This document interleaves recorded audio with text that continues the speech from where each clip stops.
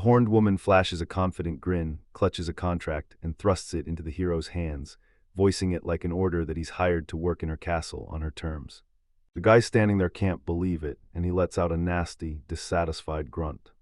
The hero stares at the contract crumpled in his hands, stunned and rattled. Then he stumbles back fast, barking that he won't be played by a deal this perfect, and you can tell he's already suspecting the trap behind the offer.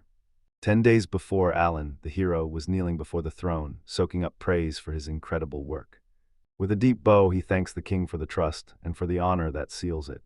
The king barks an order, hand over the reward earned for the hero's efforts, no questions. Alan's eyes widen with pure surprise and excitement as he yanks open the massive chest, fully sure something valuable is about to jump out. But he's stunned to find just one lonely coin in there, staring at it like it can't possibly be the whole payment. Alan shoots the king a stunned look and asks, "That's it, that tiny reward is all I get." He tells you he crushed one of the most terrifying demons alive, the demon king Lucifugus, an S-rank threat that tore cities apart, and even after laying out why the mission was so dangerous. The hero spots that the reward doesn't match the danger, and pure irritation surges as he glares at the king, so hard the king gets scared. The king hears Alan's rant and stays stone calm, telling him that the reward is exactly the right amount. He admits the hero crushed a terrifying enemy, then hits him with the truth: this fight tore the city apart. So he lays it out: part of the payment has to go straight to rebuilding, leaving Alan fuming, totally speechless. Alan scrambles to defend himself, insisting the city was already wrecked before he ever set foot there, because the demon king Lucifugus had smashed it to pieces and swallowed everything in roaring flames. He says he just kept fighting through the chaos, and the stuff that was already shattered got torn apart even worse once the battle really kicked off. Rage erupts in the king's voice as he screams at Alan, demanding that he live up to being a hero. He needed to fight while his mind mapped the city, then shove the whole battle somewhere else instead. He snaps that he's not acting like the strongest hero, demanding he prove it, right now, so he can live up to the title he carries. Alan, stunned and seething, goes silent as the king hurls those brutal words at him. Alan drops his gaze, swallowing his pride as he finally admits the king is right. Worn out, he lets out a heavy sigh as the king warns him not to screw up again, yet the words still slam into him, weighing him down. Alan slumps into resignation and swallows the weight of it all, because if he's going to stay the strongest hero, he has to take the pressure head-on. While the king keeps his mouth shut, 3 men stride into the hall and start needling Alan, noticing his growing dissatisfaction.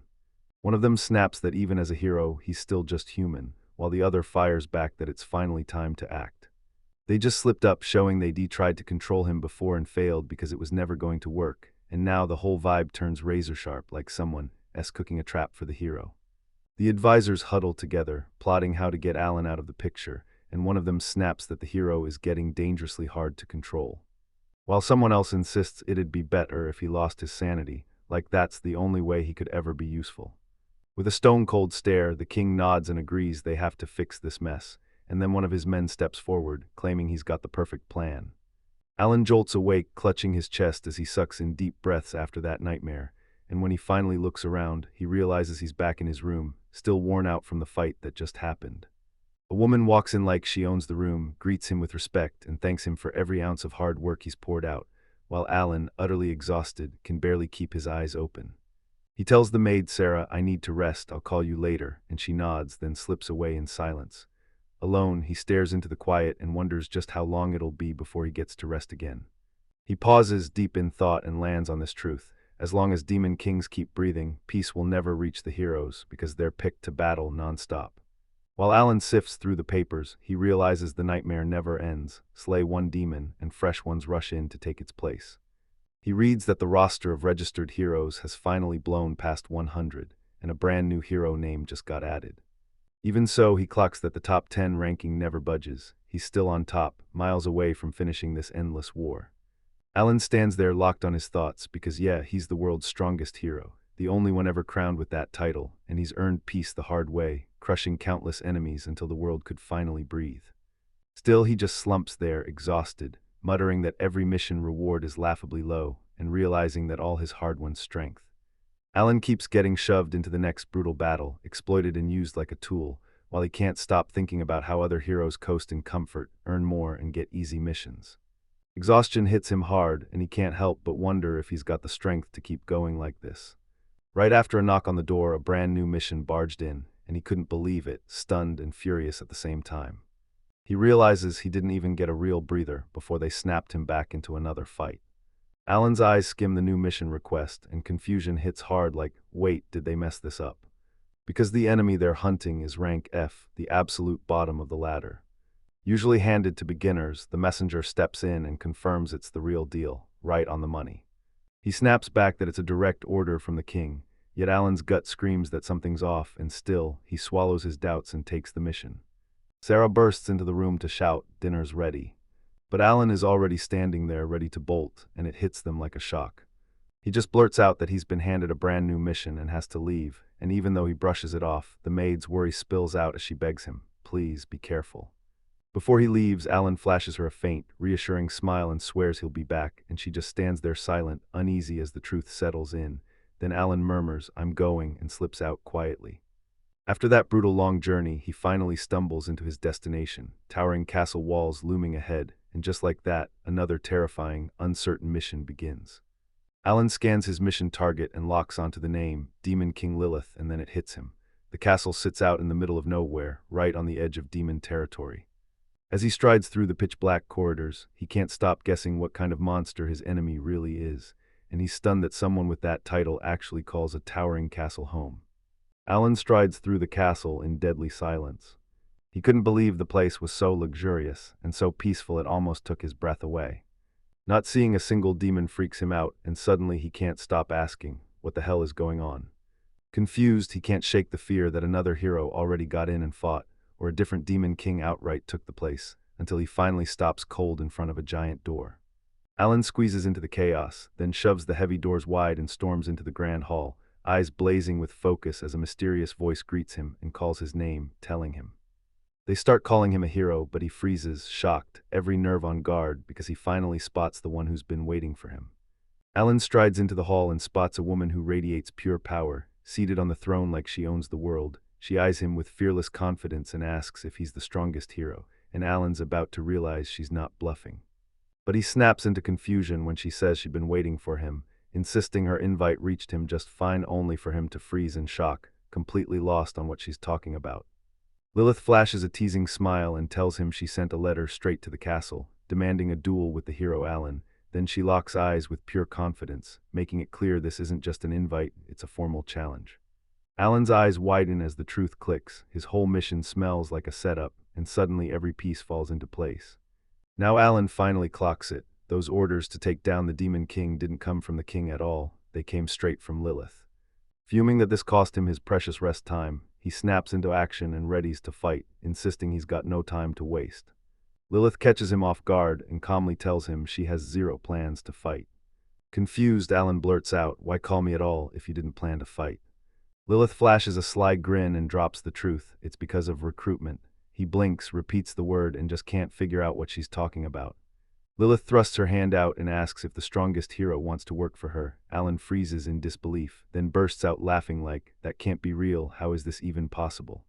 He blurts that a real hero would never kneel to a demon king, then reminds her they've been at war for over 1,000 years, and warns that if either side falls, the losers get erased.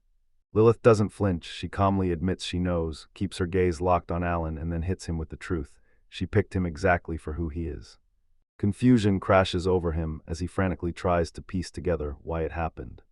And she tells him straight up, she knows he's sick of his life, sparring with no rest, getting almost nothing back.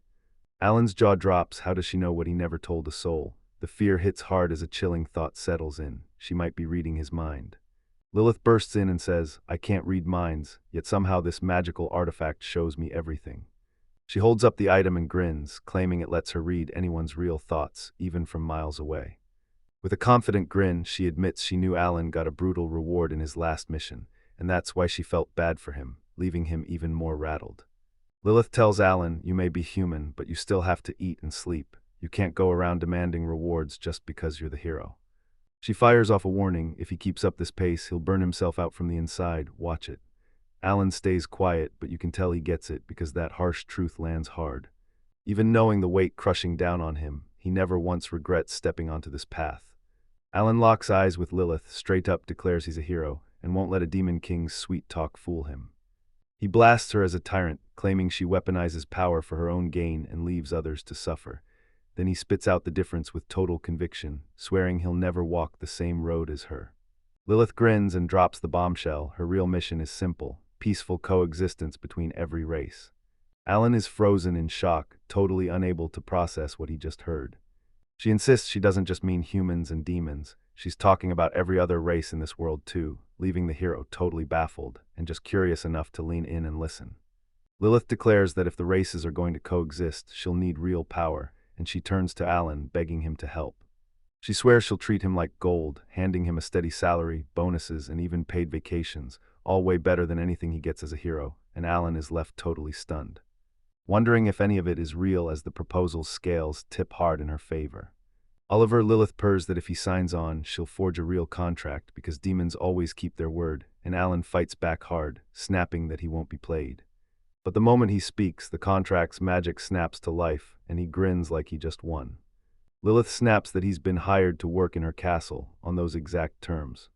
Alan goes numb with shock when he realizes he's fallen straight into the biggest dilemma of his entire life. Lilith keeps pushing Alan, dangling even bigger perks, free castle meals and a personal servant, until his nerves spike and he struggles to hold the line, chanting to himself that he's a hero and he can't fold, even as his mind goes, yeah, sure, anyone would snap up this deal without a second thought. Lilith leans in with a smug smile, bragging that she's got him exactly where she wants him, while the clock to his choice starts to run out fast. With growing impatience, Lilith triggers the contract's magic, and Alan is still stuck wavering. A blinding light erupts in front of him, and the floor lights up like a trap. He scrambles to react, but it's already game over. The spell is finally done. Once the light dies down, Alan is left standing there, utterly alone. He whips his head around, totally baffled, because the second the light vanishes, everything turns silent and unreal. Lilith suddenly spots something off and blurts that 5 whole minutes have already gone by. Then she stares at Alan and calls him a child, and that lands like a punch to the chest. Alan freezes, utterly shocked, and demands, "What do you mean?" Lilith narrows her eyes and grills him, wondering if he's really the hero. Alan answers, but she doesn't buy it, because she can't wrap her head around how a kid like him could possibly be the strongest. Lilith, totally baffled, blurts out why the Demon King standing right before her looks like a little kid. Alan scrambles to figure out what she means, but before he even gets the words out, voices thunder through the hall, bouncing off the walls like a battled cry. He spins around and spots a pack of knights rushing in, shouting for him like it's an emergency, only leaving him more rattled and clueless about what's going on.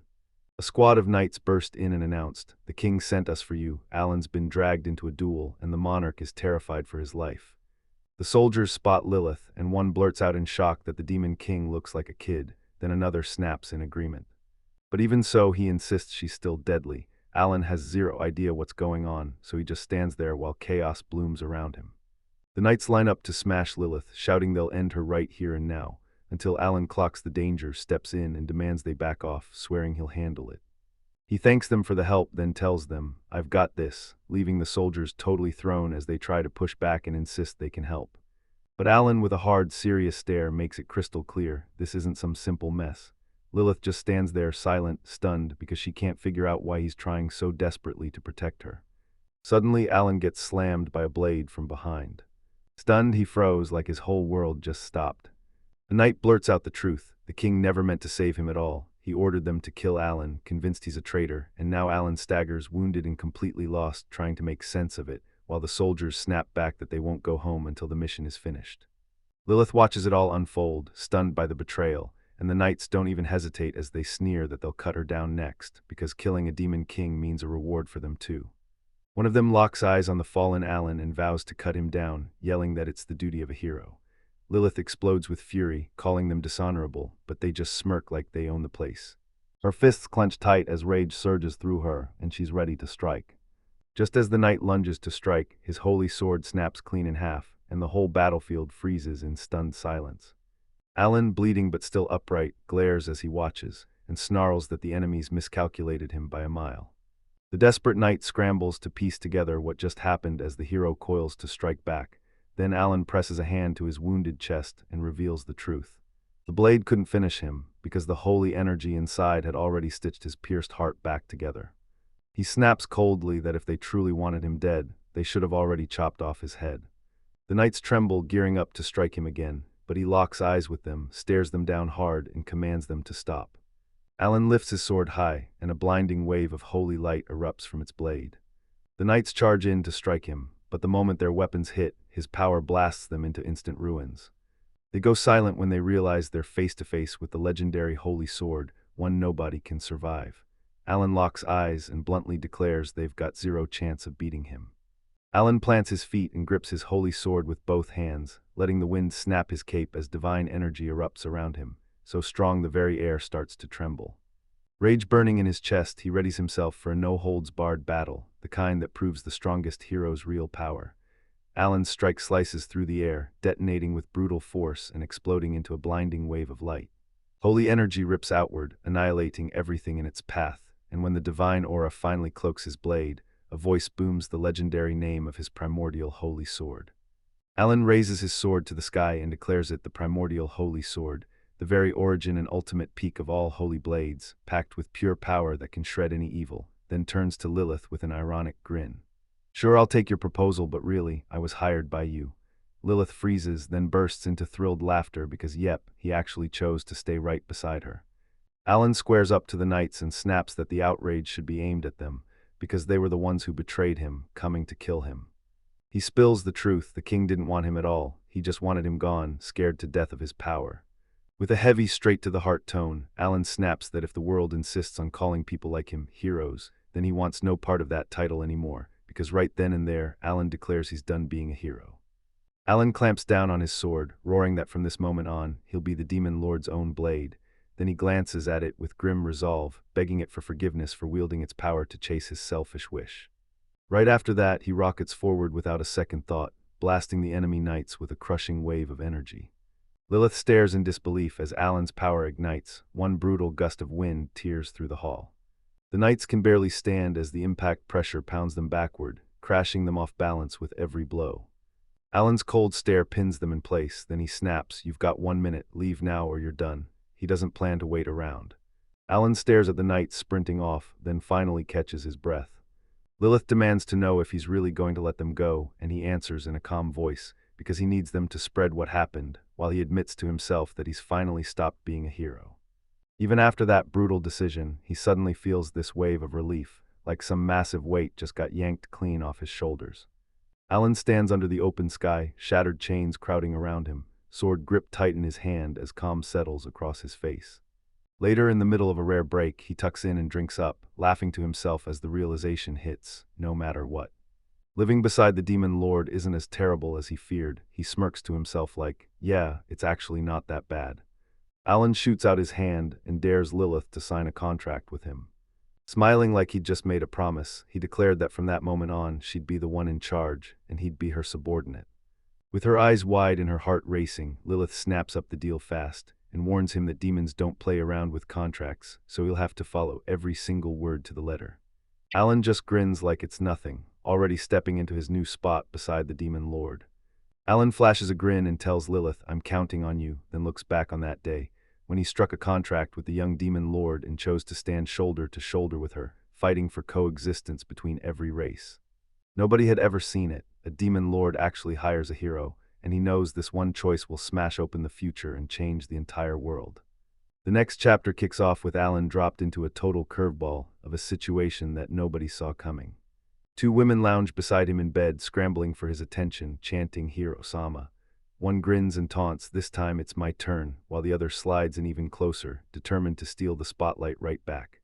With a sharp look of impatience in her eyes, she snaps, "I can't wait anymore," and you can tell right then things are about to spiral fast.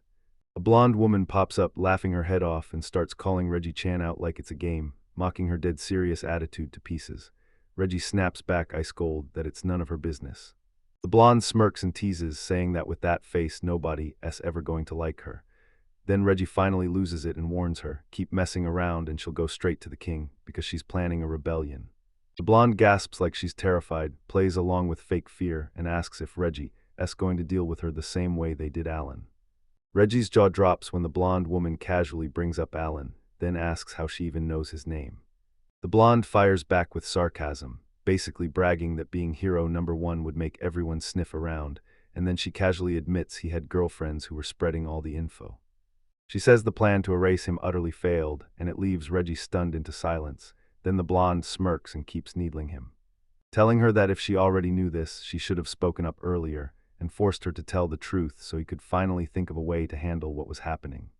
The blonde snaps that the king must have picked the wrong crew for the mission, because there's no way 3 rookie heroes can pull it off. Then Reggie shoots back, asking if she's basically insulting the king.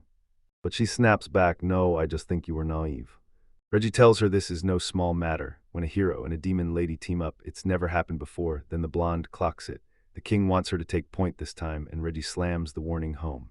One wrong move, and she could rattle the royal family's trust for good. Reggie tells everyone the king just signed a brutal new order: erase Alan, the strongest hero. The blonde woman freezes in shock, then flashes a confident smile. Reggie leans in and says it all traces back to the alliance between Alan and Ms. Demon Lord, the very woman. The blonde bursts into laughter, finally getting why the king plotted all of this. Then she shrugs and says she has zero issue killing Alan. If he were a woman, she might have even protected him, but since he's a man, she'll take the mission and waste no time at all. Reggie tells her she'll report the mission's approval to the king, and the blonde casually tosses out a strangely specific request for a reward. Well, 100 beautiful girls. Reggie asks if they can do it the usual way, and she grins. Yeah, this time 100 people is all we'll need. In the end, Reggie stands up and tells her she's counting on her, while the blonde flashes a confident smile and steps in to wipe Alan out. Reggie trudges through the corridors, exhausted, her mind stuck on the man she's about to face. Meet Sieg, the hero ranked 7th, famous for flashing charm like a weapon, a blatant womanizer, and that over-the-top, I'm head over heels for women, obsession everyone can't stop talking about. Every time he wins a fight, he demands a beautiful woman as payment, and somehow his lovers have racked up past 1,000. Reggie can't stand it, staring in disgust, thinking, how is this guy even a hero? And he starts to wonder if the king truly plans to let him keep doing it. Alan gazes at the castle, and relief washes over his face in a bright, relieved smile. It still feels like he's dreaming. After all that time getting used and shattered, he finally feels like he's been set free. With no hero title weighing him down anymore, he declares that a new life starts now, while Lilith studies him with sharp curiosity as he savors that freedom and walks away from the burden and chains of his old role. Alan squares up to Lilith and snaps that she's got a lot to explain.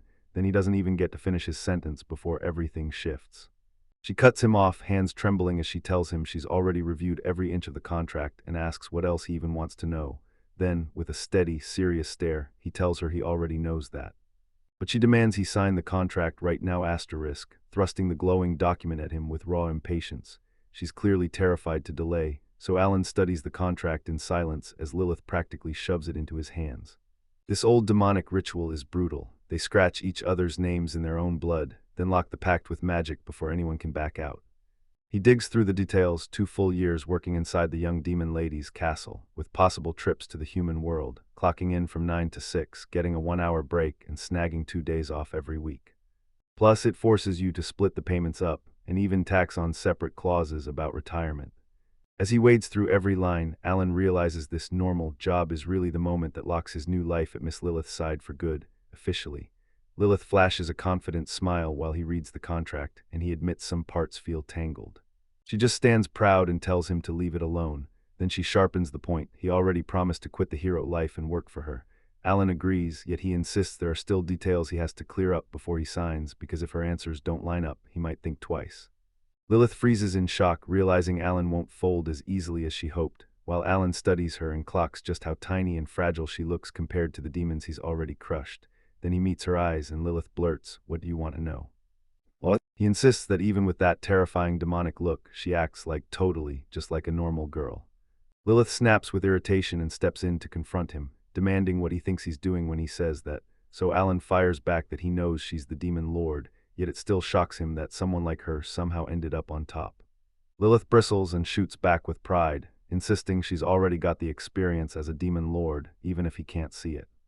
Alan notices Lilith looked way more mature the first time they met, and Lilith laughs it off. That was my adult form. Curious, he leans in and asks if she's got some kind of time-bending power, but she snaps it down, saying that it's just a run-of-the-mill transformation demons all know about. Then Lilith drops a bombshell. This sword isn't hers at all. It's an artifact her father left behind.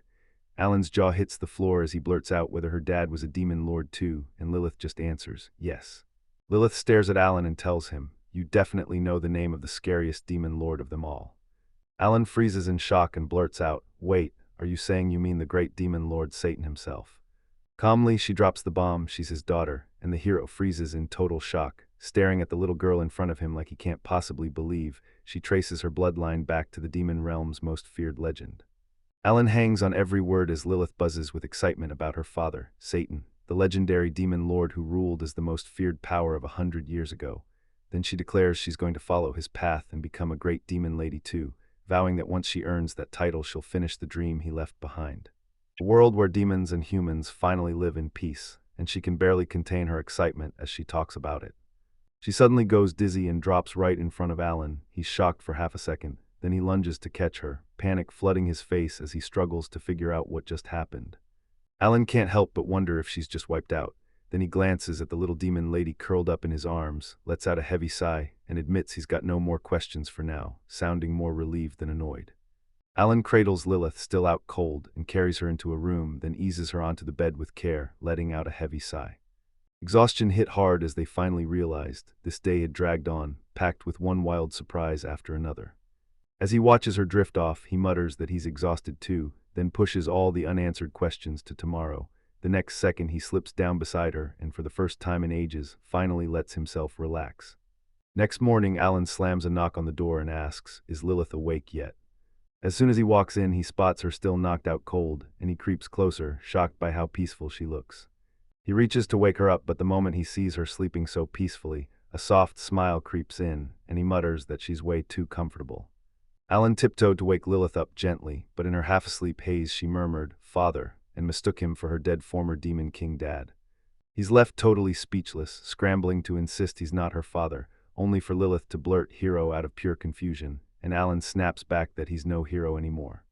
Out of nowhere, she jerks fully awake, jolts in panic, and screams his name so loud that Alan freezes in total shock. Lilith jolts awake, terrified and lost, demanding to know what Alan did to her and why she's locked in that room. Alan scrambles to explain, saying he only brought her there because she fainted, but then she bursts into screaming accusations, claiming Alan did indecent things while she slept, so Alan snaps back, irritated, insisting he's got no interest in a little girl like her. Fuming with rage, Lilith snaps that someday she'll grow up, blossom into a stunning woman, and flaunt a body that's absolutely flawless. And then he'll regret it the second he charges in with raw fury, leaving Alan totally speechless. Alan spots the necklace Lilith's wearing and fires off a question. Did it come from her father? Lilith nods and says the pendant was left behind by him. It grants her the power to transform into her adult self, so she can finally live on her own. Alan picks up the conversation and fires off the question, does she have subordinates? Lilith beams that she does. Then Alan admits he can't sense a single one inside the castle besides her, and Lilith's pride instantly turns to awkward embarrassment. Alan scans the castle and says he only feels her there, then demands to know just how many underlings she's really hiding, so Lilith panics and blurts that it's 200. But the moment she's caught in the lie, he exposes it, right then and there. He claims he's got a blessing that keeps him from getting played. Then when she's backed into a corner, she finally blurts the truth, there are only 2. Alan exhales like he already knew, murmuring that he'd expected this. When he asks when the rest will come back, she averts her eyes, clearly refusing to give him an answer. Lilith scrambles to justify herself, claiming one subordinate went off to train as a warrior and the other left for research, but then she has to admit 10 long years have already passed. Alan stares at the truth. She's basically been living by herself in that giant castle for ages, and it hits him hard while she still tries to act confident. Lilith lingers in silence, and Alan can't stop thinking how crushing it must be for a kid to be alone. Because yeah, demons may live for ages, but for her, that forever has to feel painfully long, cold, and isolating. Alan grins and praises Lilith, saying she's incredible and has already said enough. Then he slowly rests his hand on her head, which hits her like a shock. She freezes, eyes wide, cheeks blazing red, and then embarrassment crashes down hard. First, he blurts out that his hand moved on its own while she's still trying to make sense of the gesture. Then he declares he has no more questions, and Lilith, still flustered, mutters that she understands, even though she has no idea what to do next. Alan blurts out that living alone in a monster-sized castle has to feel crushingly lonely, and that truth makes Lilith squirm. He adds that a normal kid with barely any subordinates would be in deep trouble like that. All confused and buzzing with curiosity, Lilith turns to him and asks what he's talking about. Then Alan grins like he's already won and demands the contract, promising he'll sign it right on the spot and leaving Lilith utterly stunned. Lilith's eyes widen, she can't believe it, and she asks, all thrilled, if he's really coming to work with her. Alan flashes a smile back, and she fires off a warning to follow every single contract rule to the letter. He nods and agrees. Then he pleads with her to stop calling him a hero, insisting he's no longer worthy of that title. Lilith agrees, and he just laughs, saying society will probably brand him a disgrace anyway. Still, she keeps her promise because she trusts him, and Alan declares that people can address him by his name alone, no titles. Lilith smiles and tells him it's all good. She beams and greets him like a pro, telling him it'll be great working together. Then Alan flashes back the same warm gesture with a smile. But right before they can keep talking, a thunderous crash erupts from the door, and it snatches every bit of their attention. Alan feels something ominous closing in, so he snaps into action and goes to investigate. A stranger storms into the castle, grumbling about the place being a total mess. Then the light hits their face, and Alan and Lilith freeze in stunned disbelief. Alan spots him at once, this confident guy with a sneering grin, already asking if that castle really answers to the demon lord, and Alan fires back, "I knew it was you." The man chuckles like they're old friends, greeting Alan with pure sarcasm, and saying it's been way too long since they last met. Alan squares up to the newcomer, spots him as the hero Siegs, and asks if he's come to save him. Then Siegs bursts into laughter and says, "Nope, it's the opposite." Then he whips out a glowing holy disc built by the legendary blacksmith Rampad, and it can teleport you between two spots in an instant. Alan stares at it and mutters that it's way too expensive for him to ever buy. Meanwhile, Lilith stares on, wide-eyed, while one of Siege's men whispers that the kid in front of them might be the demon lord. Then another soldier adds, with a smug grin, that Siege's isn't just a powerhouse, he's also got a ridiculously over-the-top weakness for women. Sieg smirks like he owns the place and tells them not to fret, any kid's welcome, as long as they've got a bright future ahead, yet Lilith can't shake the unease, thrown off by his smug tone. Alan snaps at her to watch every move, saying Sieg's act might look polite at first, but the moment women get involved, he's totally unhinged. Lilith stands there tense, trying to piece together what's really going on. Alan strides forward, declares he'll take care of it, and tells her to step back. Lilith suddenly feels something off, her strength drains fast, and she can barely stay on her feet. Alan senses something's off, rockets toward her, and blurts her name, consumed by worry. While Sieg stares in, grinning like he's already won, he grips a magical item in his hand and tells Alan, "You figured it out too late, because the poison, or whatever spell it is, has already sunk in." Cold and arrogant, he says it, "Too late, there's nothing left to do." Then Sieg grins, raises his sword, and names it, the Holy Blade, Lover's Asterisk Asterisk. The second he activates it, a violent burst of energy erupts through the hall and slams Alan backward.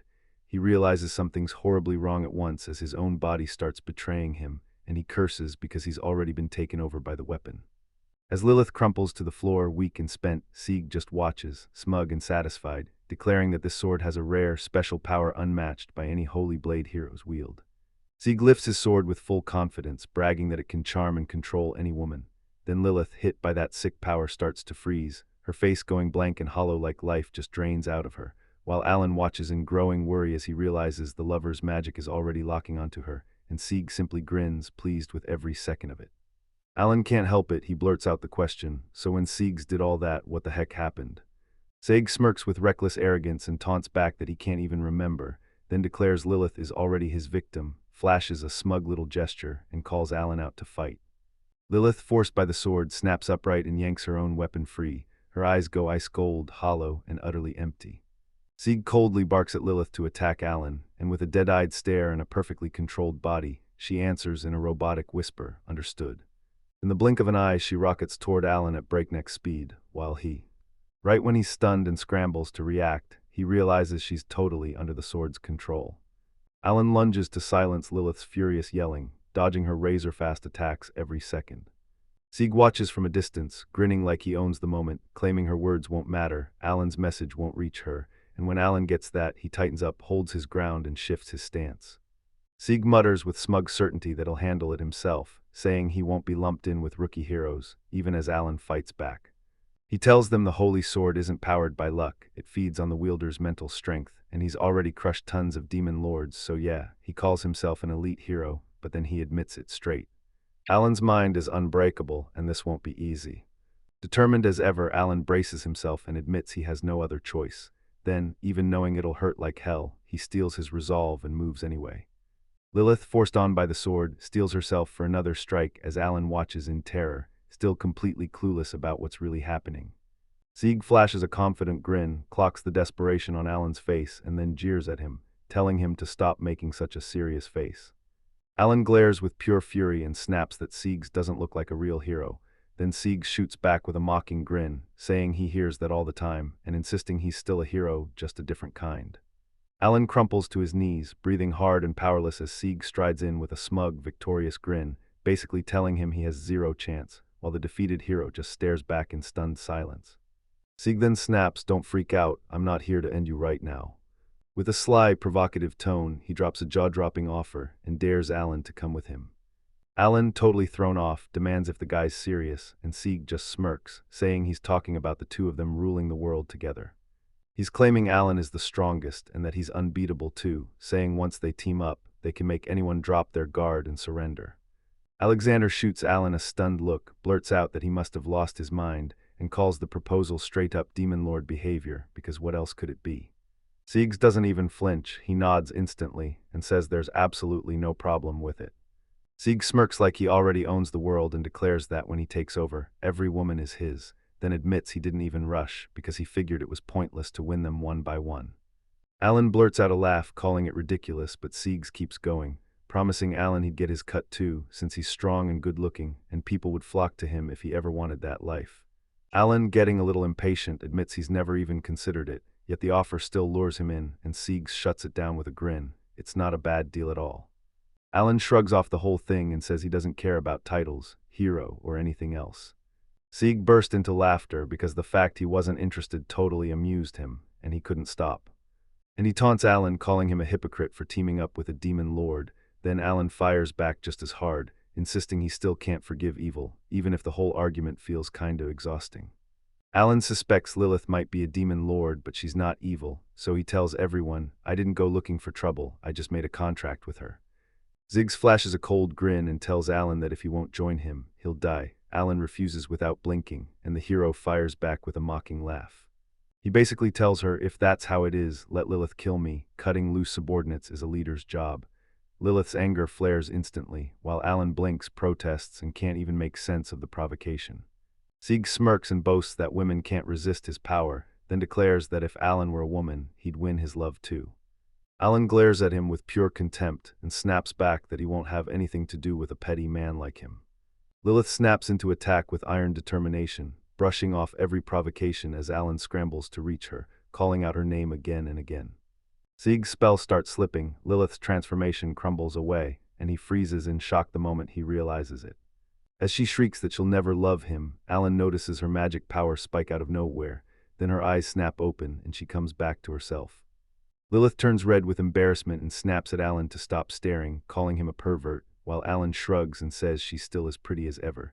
Then Siegs praises her body with a loud laugh, admitting he's always on the hunt for every woman he can find. Lilith seethes when it hits her, he played her, and Alan calmly explains that her power didn't hesitate, it reacted on its own the moment danger struck. Siegs smirks like he owns the room and says this is only a temporary slip in the effect, Lilith isn't immune yet. Then he throws that arrogance right in her face, swearing he'll take her again and declaring loud and clear that he wants her back. But the girl refuses hard. Annoyed, he decides to crush the truth with force and prove that no woman can beat him, and then something bizarre happens and he finally realizes something's seriously wrong. Alan, wearing that smug confidence, leans in and asks if he's finally caught on to what's going on, then drops the bombshell. He's already cracked everything about Siege's sword. He tells them the hero was tossing special particles into the air to control the women, because once they inhaled them, it was game over. Then Alan lifts his sacred sword, Odin, the holy blade of the storm, and grins, claiming he'll control the air itself. He'll blow the particles away so Lilith can't get hit by that spell, and with one sharp motion he whips up a brutal gust that wipes the particles from the sky, breaking Siegs's hold and freeing Lilith. He explains that no ability is unbeatable once you crack how it works, and just when Sieg's irritation flares, he snaps back into position with a cold grin.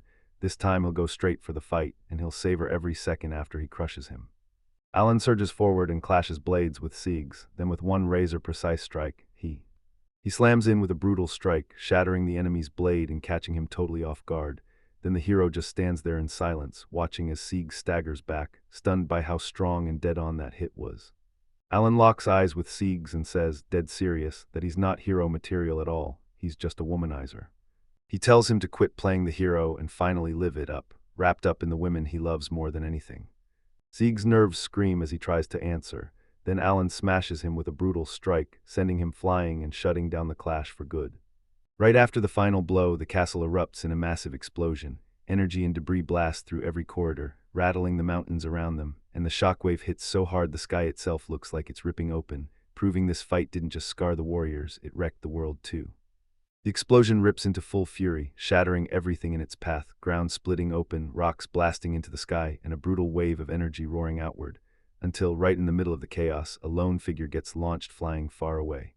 The battlefield gets swallowed by pure destruction as Lilith glares at Alan and calls him ruthless, but he shrugs and says the enemy probably won't even die. Then Lilith reminds him that heroes stay unshaken even after their holy weapons are gone. Alan tries to dodge the topic and demands to know if he'll get paid for what he did, but she shuts him down cold and says no, so he snaps back, insisting he finish the job. Still, Lilith beams with excitement, thanks him, and tells him she can't wait to keep working with him from here on out. Alan crosses his arms, smirks, and tells her he'll forgive her this time. After all, he's her subordinate now. Lilith stared at him, completely thrown off, her eyes flickered with surprise, and then a tiny smile slipped onto her face, like she was secretly shaken by every word he said. Lilith flashes a satisfied, confident smile, and finally lets out a long-breathed calm after everything she's been through. Out on the mountainside, the Demon Lord's castle looms like a nightmare, and Alan's voice blasts through the air, loud, fired up, and shouting that excited, yeah, kicking off a brand new chapter for the both of them. A young maid named Sarah, right as the story starts to bite. She jolts in shock the second she hears knocking at the door. A man storms in, demands to know if she's there, and confirms, right to the point, that she's the hero Alan's personal maid.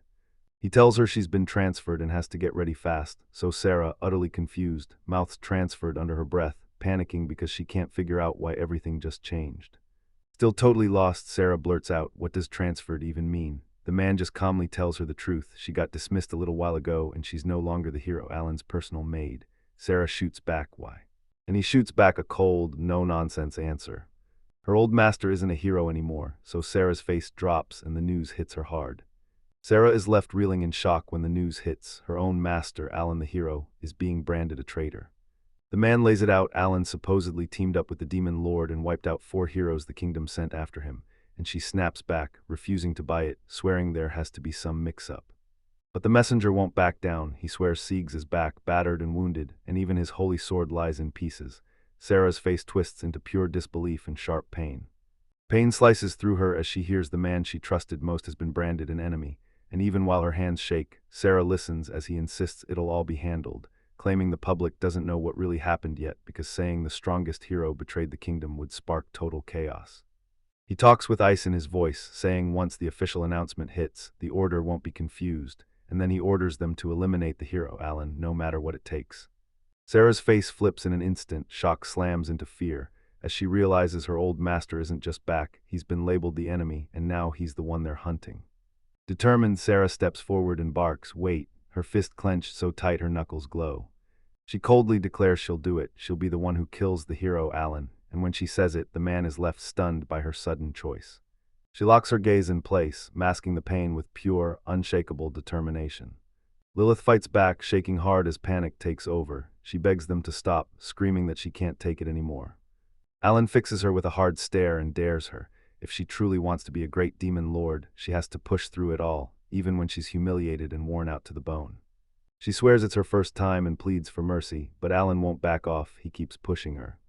Mocking her, he forgave way too fast, then spit, pathetic, desperate. Lilith lets out a blood-curdling scream, swearing she's about to die, thrashing against the chains that are pinning her in place. Alan sits stone calm, stopwatch gripped in his hands, calling out the seconds with razor precision while he keeps total control of everything. Exhausted beyond breaking, Lilith crumples to the floor and groans that she can't take it anymore. Alan snaps the training to a halt, telling her straight up she'll never get strong if she keeps this up. Then she shoots back that he's heartless and can't be trusted to keep his promises. As they bicker, Alan's mind flashes to the crazy terms she demanded, regular days off, free meals, even a personal servant, yet he admits none of it ever got delivered. Frustrated to the bone, Lilith storms up and vows she'll handle everything alone, grumbling that she's the one who's suffering the most. Alan stays cool and says, yeah, I live here too, and I want this place spotless and organized, but she snaps back that the castle is hers. But he shuts it down and doubles down. If she wants to grow, she's following his rules, and then he finally lifts his hand and tells her straight, eat right, sleep right, train hard, and she'll get strong. Still seething, Lilith relents and follows Alan's command. Then he tells her training kicks off tomorrow. But she pushes for a real deal, begging him to keep at least one of the promises he swore he'd honor. Alan agrees, and the second she asks for a servant, it totally throws him off. Lilith lights up with excitement, dashes off, and promises she'll get ready right away, leaving Alan totally baffled by her sudden burst of energy. Right after that, Lilith pops back in wearing a maid outfit and calling Alan master. Alan freezes, baffled, and blurts out why she's doing it. Then she beams and says she's just honoring her end of the deal by serving him as his maid. Alan lets out a drained sigh, finally getting it. The demon lord took the request way too literally. Lilith steps in and boldly declares, "I'm Alan's maid, ask me for anything." But Alan, worn out, shoots back, "No, I can't have you as my maid." She pleads with her to stop everything and just train, no distractions. But right as she's begging, another girl's voice cuts in and steals the moment. He said it so calmly, "If you're hunting for a maid, she's right here," and that single line instantly snapped both of their attention toward him. Alan and Lilith freeze when they spot Sarah standing in the doorway. The moment he sees her, it clicks instantly, and he blurts her name like he's been waiting too. Sarah flashes a small, tired smile and says, "You took too long," then decides to come get him herself, addressing him respectfully as Alan-sama. Alan freezes, stunned, and blurts out if it's really Sarah, and she grins, tells him she's his personal maid, then asks if he's forgotten her. He snaps back right away, swearing he could never, ever forget. In the dead quiet, Alan spirals over her. Did his betrayal crush her? Did it hurt her? And he can't shake the worry that's been stalking him ever since he arrived. Lilith blurts, "What's going on? Do you know that girl?" And before Alan can dodge, she points out she heard the words maid. Alan finally snaps it straight. Sarah was his personal maid back in the capital. Sarah stays dead serious and snaps that she already knows everything, down to the fact that he quit being a hero and started working for Lilith, the young demon lord. Alan rushes to apologize for making that choice alone, but Sarah shuts him down fast. She tells him she's his maid, so she'll stick to whatever path he picks, no questions.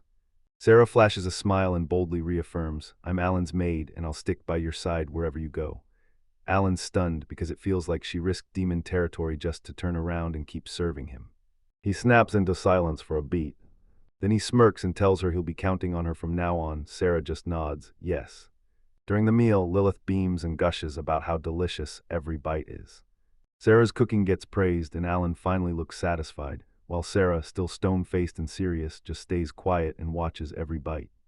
After all that noise fades, she speaks softly, calm as ever, and says she just needs a little rest. Alan nods, tells her to rest well, and Sarah dips in a quiet bow of respect before she slips out. Lilith pushes herself up from the table, says she's going to sleep, clearly worn out, while Alan stays cool and tells her good night. Once she's gone, he's left alone for a beat, lost in thought. Then he snaps back and decides it's time to get ready for sleep too. The scene cuts to Lilith already tucked in bed, wrapped up to her neck, finally letting out that long overdue breath after an exhausting day. Lilith sinks into a deep, peaceful sleep, her face serene like nothing in the world can reach her. But just as the room feels like it's holding its breath, something starts to crawl and move along the floor, shattering the silence. A hairline crack slowly spreads, and something slips out inch by inch, creeping toward the bed in total silence, pure menace. Sarah slides in beside Alan's bed in total silence, blade held tight in both hands, like she's about to strike. She watches him sleep with a stone-cold, determined stare, her face totally blank, yet her eyes burn with raw tension. The blade lifts slow and deadly, while the whole world tightens and turns heavy with dread. The gleam on the metal snaps the room's light back at us, screaming that she's about to move. Sarah strides in, shouting Alan's name, then stops cold and goes dead quiet the second he's right in front of her. He spots the weapon in her grip, then speaks in a calm voice and asks if she needs something from Lilith, who's still fast asleep.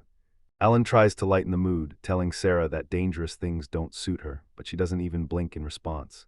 She just locks her eyes on him, tense and rigid, staring straight through his words, and you can feel the real purpose of her visit hanging in the air. Sarah plants her grip on the sword, ready to strike, but Lilith yawns and stirs, so Alan snaps over and grabs her arm, stopping the blow cold. He forces a casual laugh to cover the tension, insisting it's all an exaggeration, especially since this is just a prank against someone who's clearly asleep. Sarah goes stone still, jaw tight and eyes blazing with pure conflict, while Alan keeps the blade raised to stop disaster before it starts. Then Sarah yanks her aim toward Lilith and snaps, enemy of humanity, telling Alan to step aside. Alan stays cool and tells her, I knew you'd come with that plan, then admits he's done playing hero. Lilith isn't evil anymore, she's just an unbearable boss he can't stand. Sarah lunges in, begging him to listen. She says the kingdom has branded him a traitor, and the order is to execute him too. Alan just nods, eyes cold, admitting the truth, and accepting he's no longer one of the heroes. Sarah blurts out through tears that to her, Alan has always been the greatest hero ever, and right then, memories flood back to the moment she first met him. With a warm, gentle smile, Alan introduced himself, then told her he couldn't wait to team up from that moment on. Sarah, cheeks burning with shyness, repeated the same words, never once guessing that one simple encounter would slice straight into her life forever. Sarah still remembers the day she stepped into the royal castle, fresh as a new maid, and somehow assigned to Alan, a rookie hero just like her. He kept grinning, told her to breathe easy, and promised they'd learn side by side until that turned into a steady routine. Sarah cleaned up every mess he left behind and jumped in to help him after the fights. Her memories aren't flashy, just packed with real companionship and deep respect. Sarah still remembers the moment Alan started rising, turning into the kind of hero everyone couldn't stop talking about. Crushing demon lords left and right, and people were already buzzing that he'd skyrocket in rank, and maybe even swap those maids out next. Even with those rumors swirling around her, she didn't waver, she stayed locked in. And the moment he came back from his mission, she'd light up with a smile and say, "Welcome back." But deep down, Sarah was terrified Alan would rise higher and leave her in the dust. Alan thrusts a pendant into Sarah's hands and tells her he snagged it from a demon lord's castle, thinking it was made for her. Shocked, she blurts out if it's truly meant for her, and he tells her the gift is his thank you for every bit of help she's given, then admits he once got an offer to switch maids, but he chose to stay with her instead. Sarah clutches the pendant, choked up, unable to mask how deeply those words hit. Alan tells them he wouldn't swap out the maids, he wanted to stick with Sarah and keep things the way they were. She gasps in shock, asks, "Are you sure?" And he leans in with a sincere grin, then admits, "I'm not good for much except fighting." But he always finds peace the moment he comes back from battle, and there she is saying, "Welcome back."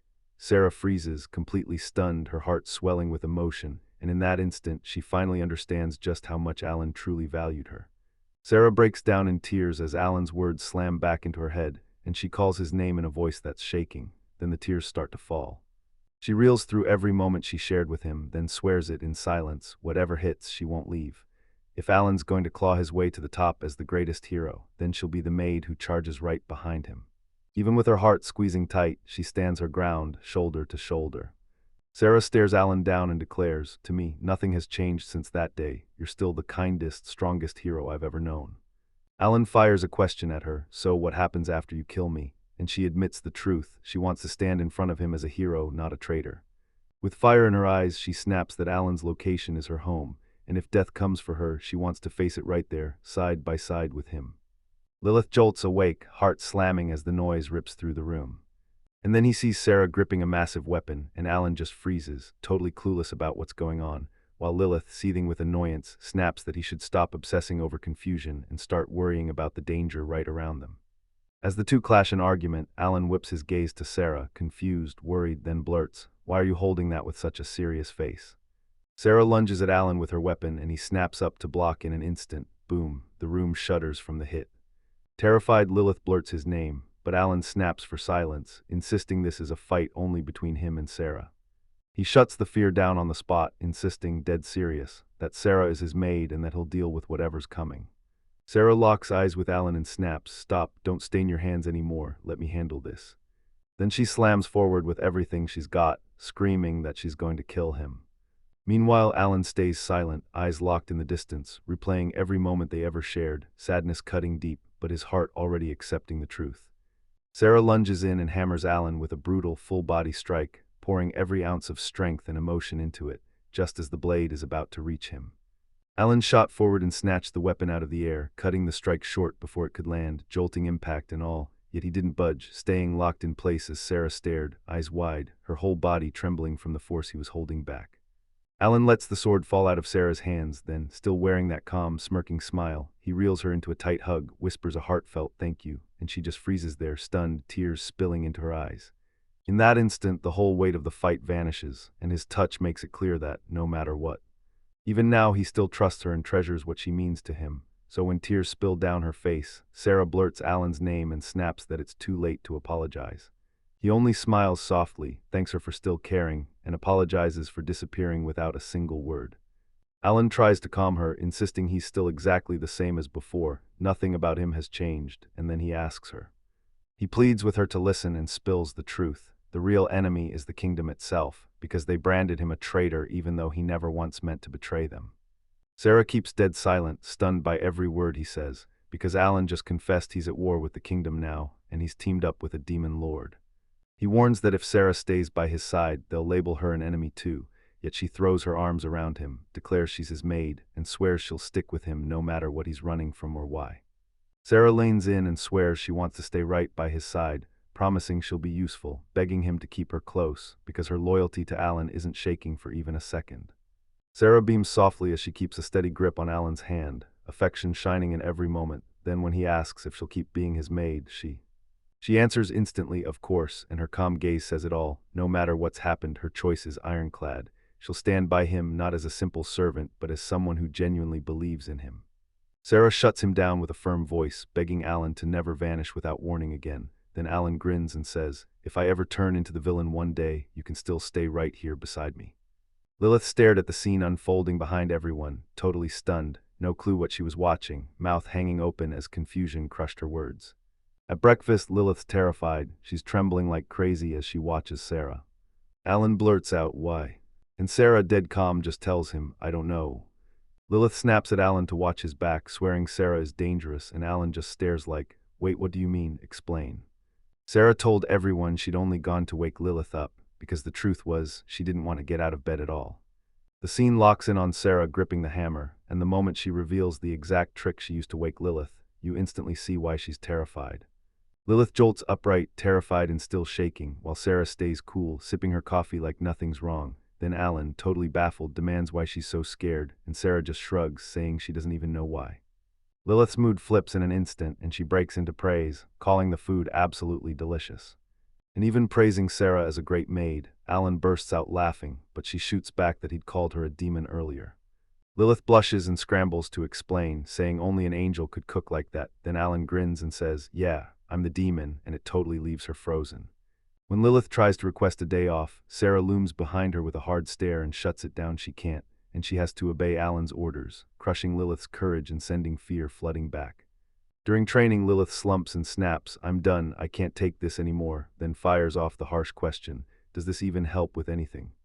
Alan stands his ground and tells her the truth. She won't reach that goal unless she gets strong too.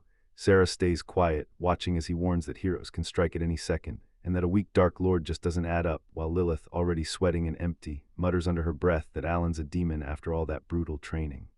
Lilith shoots Alan a shaky look and warns him, if she swings at him, she might not make it out alive.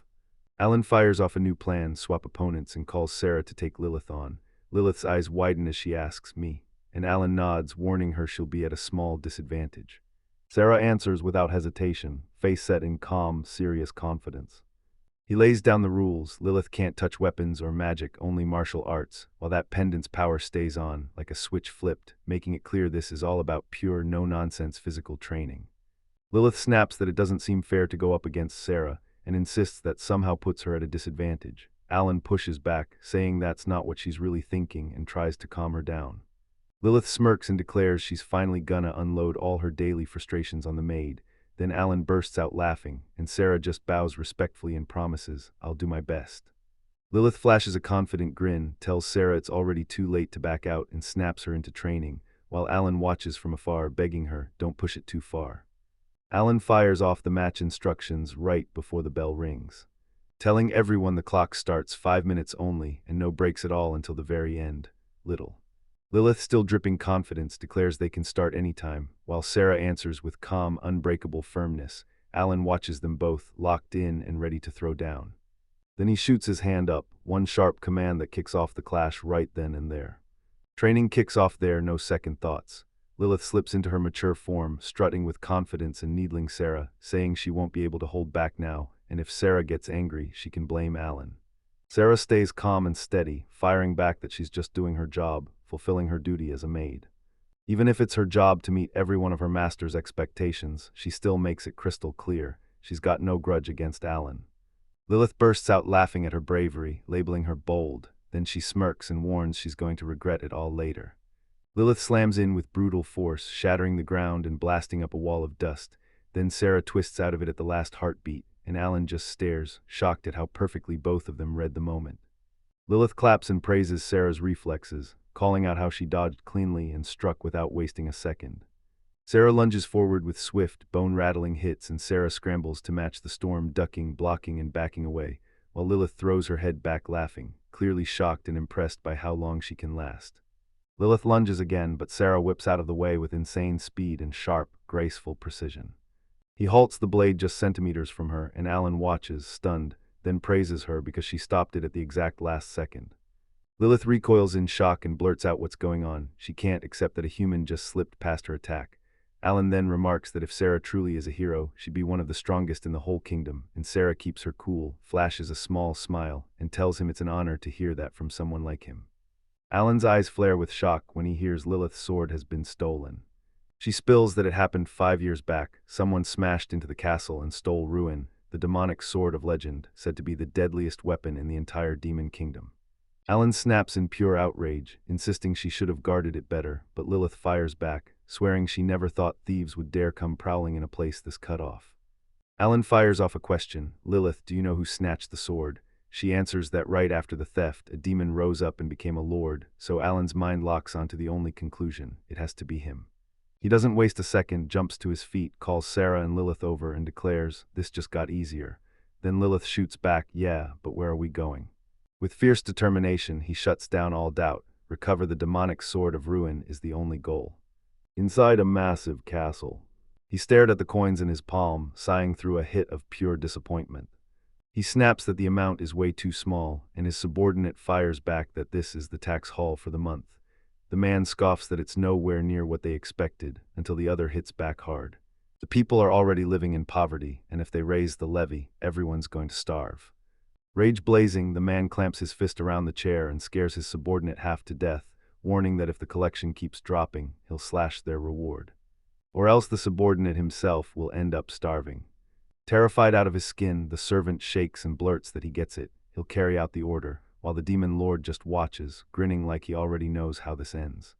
A demon with a cocky grin clutches the demonic sword of Ruin, basking in its terrifying power, and then he bursts into a satisfied laugh, swearing that with that blade, becoming one of the lords of mortal sins will be a piece of cake.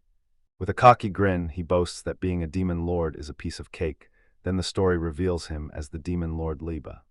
The crew finally bursts in front of a towering castle, all geared up to strike. Alan fired the question at everyone, are we ready? And Sarah hit him back with a solid, fearless yes, while Lilith, nerves fluttering, swallowed hard and said they could go on. Then Alan clutched his sword and roared that it was time to start. Alan surges forward with pure determination, then, boom, he tears loose a devastating magical strike that blasts open part of the castle, erupts into a massive explosion, and hurls debris flying everywhere.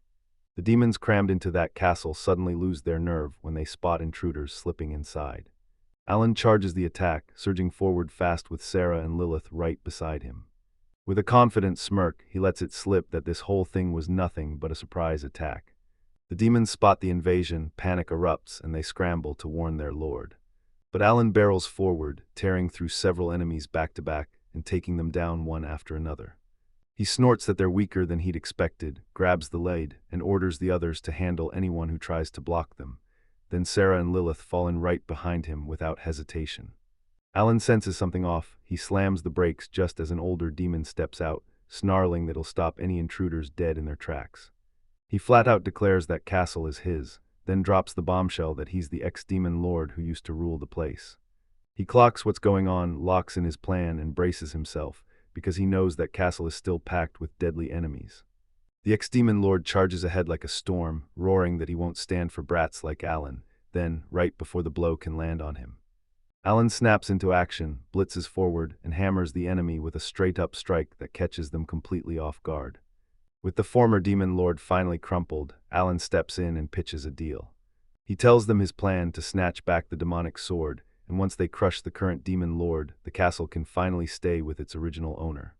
So he flips the script. If trouble hits, you've got my back and I'll back you, he says, making it crystal clear he just wants to team up, nothing more.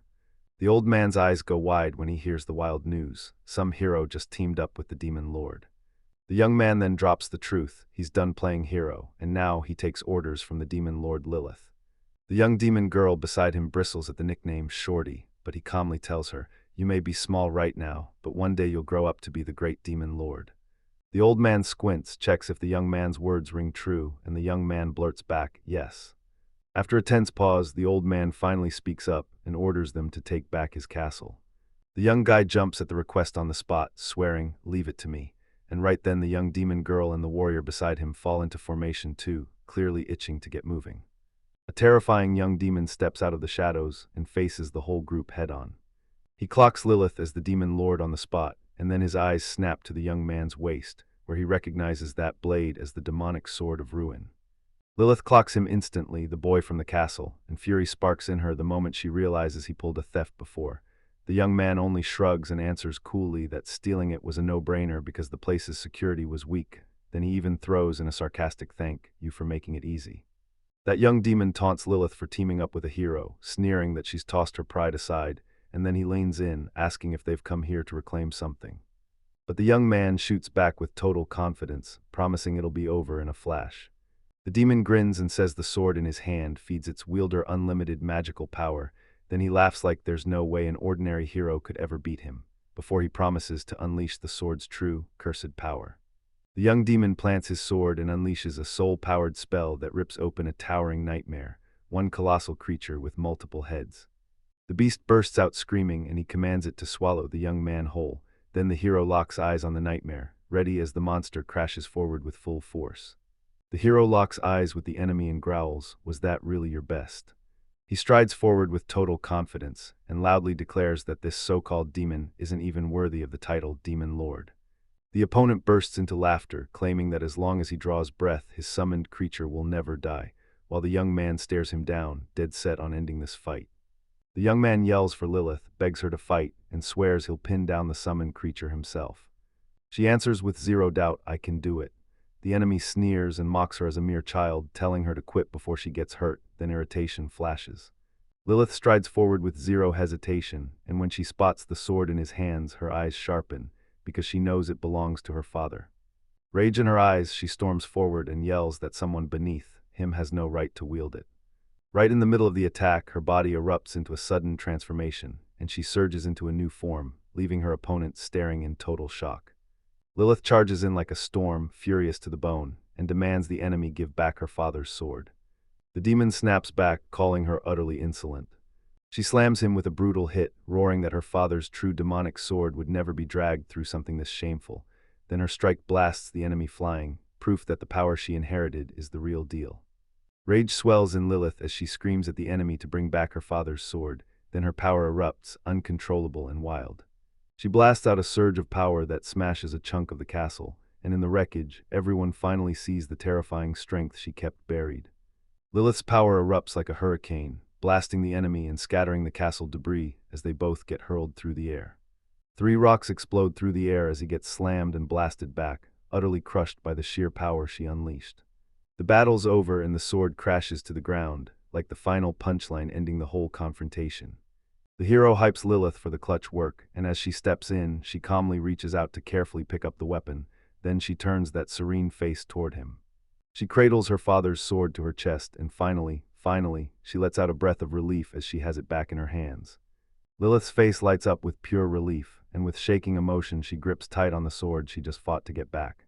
Dropping into a seat, she's wiped out but still beams at the hero, soft-eyed with pride and pure gratitude, because he actually kept her father's legacy safe.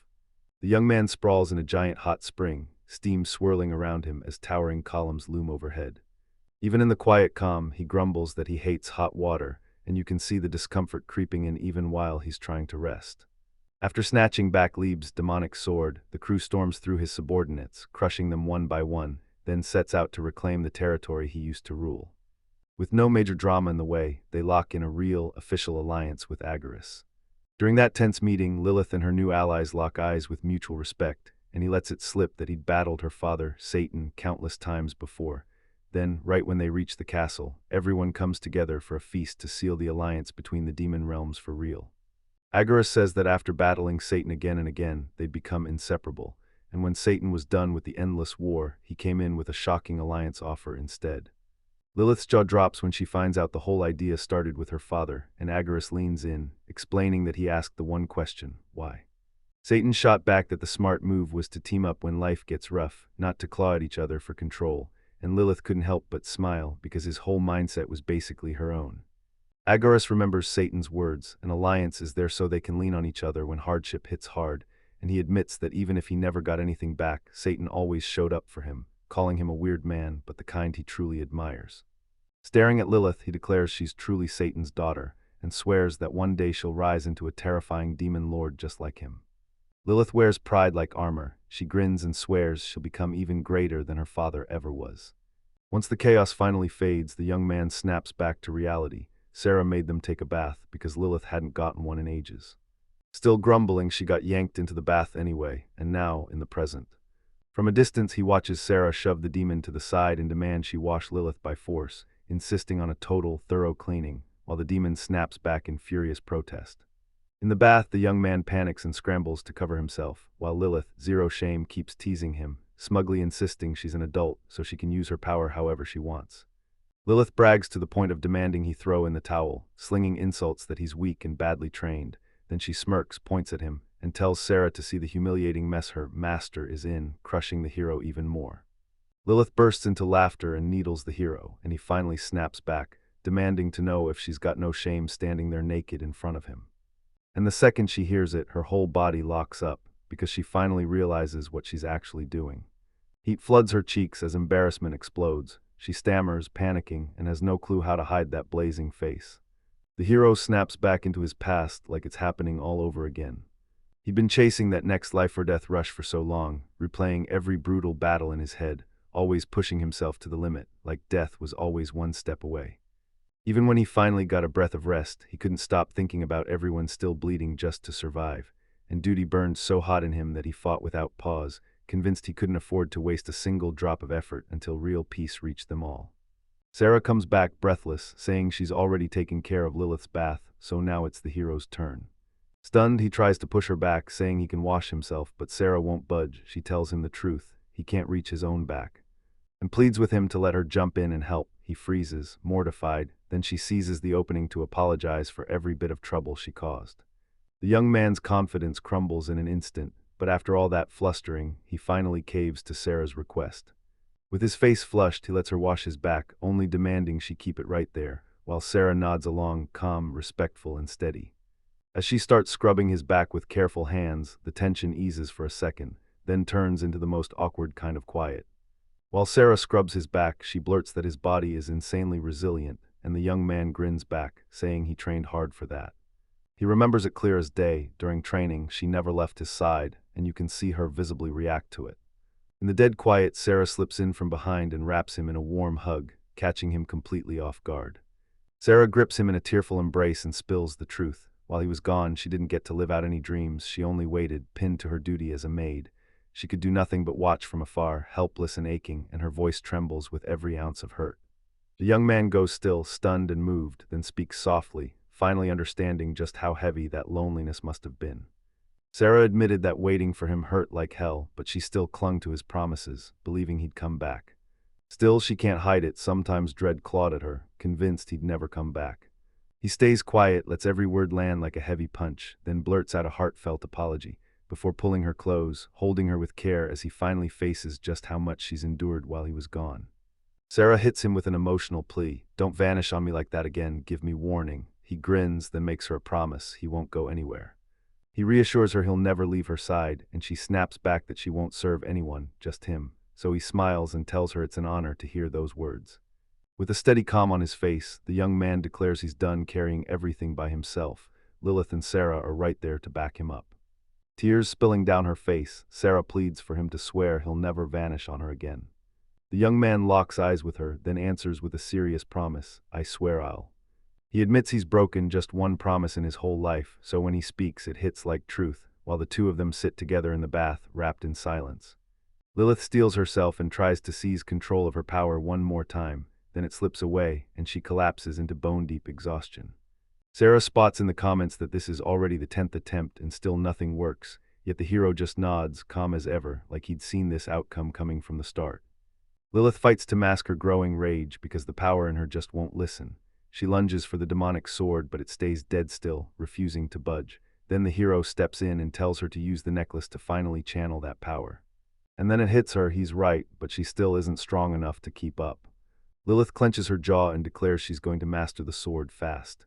The young man nods right away, saying time is running out, and they kick off a brand new training session. 3 days later, Lilith bursts in looking wrecked and tells the hero she just wants to rest, like she saw this exhaustion coming from the start. Sarah reads the comments and admits they still have to grind through the most mind-numbing parts. Then she snaps, admitting she's lost focus and even tries to defend herself. Lilith finally admits her body feels weighed down, like a strange fatigue is dragging her down, and the hero clocks something's off, suspecting that the demonic sword is sucking out her life energy even while it hands her unlimited magical power. Lilith tries to talk her way into needing a break, but the hero shuts her down and won't let it happen. He promises he'll train her a whole new way, use her brain, not brute force, and he declares that raw physical strength never decides who wins the battle. She snaps at him, calling him stricter than usual, and he finally admits the truth. Something feels off, like a bad omen is creeping in, but he can't tell if it's an enemy closing in or the uneasy alliance they just made. The hero blurts out that his gut feeling is tied to the human kingdom. It's been way too quiet ever since he left, and he's sure they're about to strike, especially now that the demon alliance is spreading, right as. While he's chatting with Sarah, he warns that if the kingdom dares to go up against them, it'll have to pick heroes strong enough to take him down. Wiped out, Lilith tries to slip away from training, but he yanks her back and growls that if she wants to be a legendary demon lord like her father, she's got to keep pushing and not quit. Motivated, Lilith storms forward and declares, "I'm going to become a great demon lord, just like my father." The hero flashes a confident smile, tells her to go all in, and swears he'll help her crush that goal. Then they jump right back into training, burning with determination. As the days roll on, Lilith keeps pushing, grasping the demonic sword more and more, and you can practically see her training level up every single day. Lilith starts nailing the demonic sword with real progress now, even if her swings still look a little clumsy. As the hero watches, she realizes she needs a real opponent to level up faster. Then Sarah spots his distraction and snaps, "What's going on?" He admits he's hunting for the right challenger. She then points at Agar's, but the hero snaps back that he's way too protective of Lilith and won't be rough on her. Still, Agar's just smirks and accepts the challenge with total confidence. The hero spots something off, snaps to full alert, and feels a presence closing in fast. Philip and Sarah feel it too and confirm someone's inside the castle, and when he lays it out, he says, "If we slip past that barrier without setting off the defenses, then whoever's in there can't be an enemy." Soon a hooded figure shows up and calls out to them politely, then freezes in shock because it's a demon everyone knows, and he never expected Sarah and Lilith to be standing together. A messenger bursts in and tells them, "A dragon just tore across the skies above our territory." The hero presses for the truth, then demands to know whether anything was damaged, because the real problem is still hiding in the aftermath, but the demon snaps that there's been no real destruction, yet the residents still tremble with fear, and when the hero hears that, he wastes no time. He asks if Lilith and Sarah are ready to ride with him. They both lock in with sheer determination, then storm out together to track down what's going on, while the messenger hurries on, insisting that the Garrus will spill the details once they reach the scene. As they sprint straight for the castle, Lilith drops a bombshell. Her dad's old companion was a dragon lord. The hero's jaw hits the floor because he's still convinced that guy died in the final battle with Satan. Lilith tells him she's even ridden his dragon a few times and says he's always been gentle at heart, no matter how terrifying he looks. But it feels weird. How can something so gentle spark this much panic? It makes her question whether the dragon scene is truly the same one she remembers. Alan grins and tells Lilith that once she lays eyes on the dragon for herself, everything will finally click. She studies him with wide, curious focus, but you can still feel the nerves in her chest. Right after the crew finally slips into that meeting room where they sit across from Agar's, trading sharp questions as they study the territory map, desperate to figure out what's really going on. Agari says he never thought he'd see Lilith again this soon, and Lilith fires back with the exact same shock. He confirms he saw the dragon lord with his own eyes, and there's zero doubt, no mistaking his face. Lilith tenses up instantly, because if the dragon really showed up, then was it the very same former ally of her father? Agras finally admits they look identical, but he can't swear it's the exact same creature. Lilith clenches her fists and fires back, "All right, where do I find him?" Agar slaps his finger on the map and shows the exact spot where the dragon was spotted, the very same city they'd just wrested back. Lilith can't contain her excitement. She lunges to leave right away, but the hero slams the brakes and tells her to wait, warning them to dodge anything that could wreck the city if a fight kicks off. With a heavy sigh, she agrees, reluctant but committed to trying. Agar's fires off his gratitude, then quickly apologizes for needing their help again, but the hero just waves it off. If the kingdom is in danger, then they're in danger too. Right before they leave, Agrez warns them to watch their step. Then Lilith grins and cheerfully admits she thinks this mission could be the perfect test for her. Then the group finally rolls into the city, only for it to hit them totally off guard, way beyond what they thought would happen. Everything feels calm, too calm. Alan blurts out in shock at how peaceful it is, while Lilith scans the place, totally lost, trying to figure out why nothing's off. Then Alan spots a resident he knows and rushes over, stunned to find the familiar face standing right there. A woman sprints up to Alan, begging to thank them for saving the city, but when she calls Lilith the hero's daughter, Lilith's blood boils, because she snaps back that she's the demon lord herself. Lilith tries to dodge the question and blurts out, "What about the dragon?" And the woman tells her it's been circling overhead for days, yet somehow everyone stays weirdly calm. Alan can't believe the calm and blurts out, "Aren't you scared?" And she admits that she panicked at first, but now she's completely used to the creature hanging around. Alan says they've got no clue what the dragon's after, it's not going anywhere, so it's probably hunting for something specific, and Lilith jumps in that the smartest move is to go see it for themselves. Suddenly a brutal wind slams through the air, and both she and Alan feel something huge closing in, so they whip around, hearts pounding, startled out of their wits. Alan instantly feels the surge in the air. He snaps his head up to the sky and declares it's here, and right then soldiers and residents around them start panicking. A massive dragon crashes across the sky, sweeping over the city and yanking everyone's eyes upward. Alan freezes in pure shock. She blurts out, "Is that really Rode, the man who used to be Lilith's father's ally?" And she answers herself in total confidence, then frantically waves and screams his name, but the dragon just won't budge. Alan deadpans, "Of course, it can't hear us." Alan wastes zero time, he bolts straight at the dragon. Lilith scrambles to stop him right as he declares he'll end it. But he flashes her a smile and promises he'll take it easy. With his sword ready, he snaps that they've got to switch locations, fast, and warns it's going to sting a little. Then he pours his energy into the air and rips everyone away to a safer spot far from the city. Alan charges straight at the dragon without a shred of hesitation, sword up as energy surges into his blade, and with a brutal shout he commands the strike, "Launch it now," to blast the creature back. Power detonates around him, blasting a blinding wave of radiant energy straight toward the dragon, and rattling everything in its path. Alan's attack slams into the dragon dead on, and the beast howls, stumbling midair like it's lost control. A massive explosion erupts across the city, blasting debris into the air and crackling energy through every street.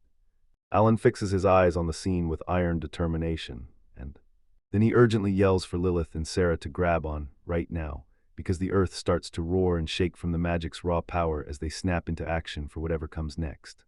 Alan clenches his focus and fires up his magic blast, sending him, Lilith, and Sarah rocketing through the sky at full speed as they streak across the clouds and leave the city's chaos far, far behind. Lilith and Sarah cling to him like their lives depend on it, while the hero locks his eyes on the dragon, refusing to back down. Alan surges with raw power and launches them into the sky with a thunderous leap. The trio rockets through the air at breakneck speed, charging straight toward the dragon now tearing over the city, and as they close in, watch Alan's face, he's ready to strike. Alan hauls both of them straight up to the mountain where the dragon touched down, then snaps a warning, "Don't even try to talk, because the second they hit the ground, they're going to have to fight." Lilith nods along, no clue what's going on, but she agrees anyway, like something deeper is pulling her in. The second they step in, the dragon barrels into view, huge, razor-focused, and while Lilith hurls his name at him, she prays he'll finally react. The dragon snaps to life in an instant, whipping its tail forward at full speed like a missile. Alan spots the attack at the very last second and slams his sword up to block it. Alan slams the strike back with raw force, boom, the ground shudders, while the dragon keeps surging forward, driving Alan back step by step to dodge the next hit. Alan hurls himself into the block just as the dragon's tail crashes forward, knocking the impact straight up through his arm. Dragon lunges forward, jaws wide with deadly fangs, but Alan stays rock steady, eyes locked on every move, waiting to strike back the moment it opens up. The ground is torn up by their last blows, and both of them lock eyes as they measure the distance, ready to explode into the next clash. Alan snaps back at the very last second, and Lilith and Sarah get yanked away to a safer distance. The dragon slams the ground with a deafening roar, smashing out a brutal crater, and above it all, Alan stares at the blast impact size the whole nightmare, and then exhales when he realizes he dodged it in time and still kept the two safe. Alan tells them, "I'm good," standing right in front of Lilith and Sarah while they shake off the scare. Lilith stares at the dragon, completely baffled by why it's tearing into everything. Then the massive beast locks eyes with her and roars with shaking power, like it's answering its name the second it's called. Alan clocks the dragon's hatred still burning and braces for a brutal follow-up, warning him this time it won't be a light hit. He lunges ahead, sword blazing with raw energy, ready to smash it down and end this for good. Before the impact can land, a shout slices through the air, "Stop," and he slams on the brakes at the very last second. Lilith insists she'll do it herself, even with the danger staring them down, and when Alan locks eyes with her, he realizes she and the dragon are both witnessing something beyond his reach. After a quick stutter in his breath, he nods, accepts her request, and drops his weapon, like he's finally choosing to trust her judgment. Alan hands the responsibility to Lilith, telling her he'll trust her with everything. Lilith flashes a confident grin and swears she won't lose, then leans in and tells him to watch every second because she means it. She rockets straight at the dragon, shouting for the road as she steels herself to meet him head-on. Lilith rockets through the air just as the dragon slams down with full force, charging in to smash her. She grips the demon's sword with both hands, and magic circles flare into existence around her, sucking up power like a storm. With her strike poised, she clamps down on the blade and squares up to take the hit head-on. Then Lilith rips her magic upward, and a storm of light beams rains down on the dragon. The creature snaps into action, blasting into a high-speed dive to dodge, fast enough to leave a blur behind, and she watches every move, realizing it's still dead set on charging straight at her. Lilith snaps back just in time as the dragon rips through the earth, blasting a massive crater into the ground. With its mouth wide open, it charges forward and demolishes everything in its path. Lilith makes her keep backing up in midair, or the impact will swallow her whole, while she stares at the dragon roaring forward, relentless as a storm. Alan stays right on its tail, and he's stunned by just how tough that creature really is. He spots an old wound on the dragon's body, and his gut drops. This isn't what he thought, it's far worse. Alan locks eyes with the dragon, and as it breathes, he realizes it's holding back, dragging its strength like an ancient, slow beast that isn't even going all out. It's still bleeding magic from a nasty wound, and that's exactly why its attacks felt so weird. Lilith knows everything and still charges ahead, swearing this is the whole reason she fights. Alan tries to pull her back, but she's already made up her mind. Lilith digs in and lunges forward with everything she's got, no holding back. Alan sees her resolve and, knowing this is what she's meant to do, lets her push on. The dragon slams down from the sky with full, unstoppable force. She lifts her sword high, squares up to the incoming strike, and commits. She's done waiting, and she's ending this for good. Lilith surges forward with iron resolve, mustering every ounce of power for the next strike that will end it all. She slams her spell into action and unleashes the final, crushing assault. The dragon takes the full force of the hit right on the nose. Lilith detonates a blinding radiant blast that swallows the whole area. Rocks and sparks rocket through the air. Then she just hovers above the wreckage after the last hit. Alan charges ahead without a single hesitation, stepping through the wreckage like he's reading a battlefield, eyes locked on the damage, ready for whatever hits next, and then the dust starts to settle as massive cracks rip across the ground. Sarah tiptoes through the wreckage, eyes locked on that dragon still thrashing inside the glowing crater, and even after the massive hit, she refuses to retreat. She pushes on to see what's left of the attack. Cracks spider across the ground as rocks continue to tumble down around them, and Alan and Sarah march right through the still scorching impact site. Staring at the massive hole the strike carved into the ground, Lilith stays locked in her stance above it while the dragon scrambles to recover inside the crater. Everything around them trembles, but they press forward anyway, no hesitation. That giant sphere of light starts to die out, and then the dragon tumbles out of control, slam, crashing into the ground. Lilith drops the last bit of altitude and tumbles straight into Alan's arms, utterly spent after the final attack, and he lets out a soft smile, praising her effort like it means everything, while Lilith fights to keep her cool, even as a quiet burst of pride slips through the cracks. Alan closes in as Lilith lanes in, studying the dragon's body in sharper detail. He demands to know if it's really true. Did Rode actually chop years off his own life? He's desperate to figure out why anyone would do that. Lilith confirms it with a cold nod. Rode did it willingly by his own choice, only he could have picked that kind of fate. With a tired, gentle smile, she looks up at Alan and asks, like a kid begging for approval, if she passed the test, and then Lilith steps toward the dragon just as it finally loosens its guard, like it's surrendering to the end. She reaches out and touches its head.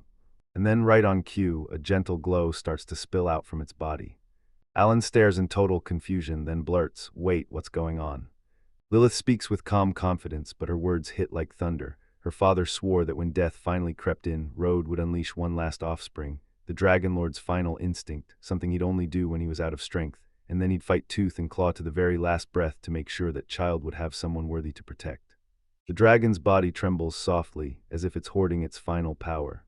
Then the dragon drags its head down slowly, like its own weight is crushing the air. Right then, something suddenly hits the ground with a soft little thud. The three freeze, eyes bulging wide, because a massive egg looms right in front of them. Rhodes lit up like he'd just been reborn, because that was his last gift and his only child. Right when Alan's life hit its breaking point, everything left Ro behind, because Alan insists Ro didn't really die at all. He simply got reborn as an egg, and only a truly trustworthy protector could keep him safe until it was time. Lilith cradled the egg with shaking care, finally realizing that every ounce of the dragon's effort was meant to lead to one worthy soul.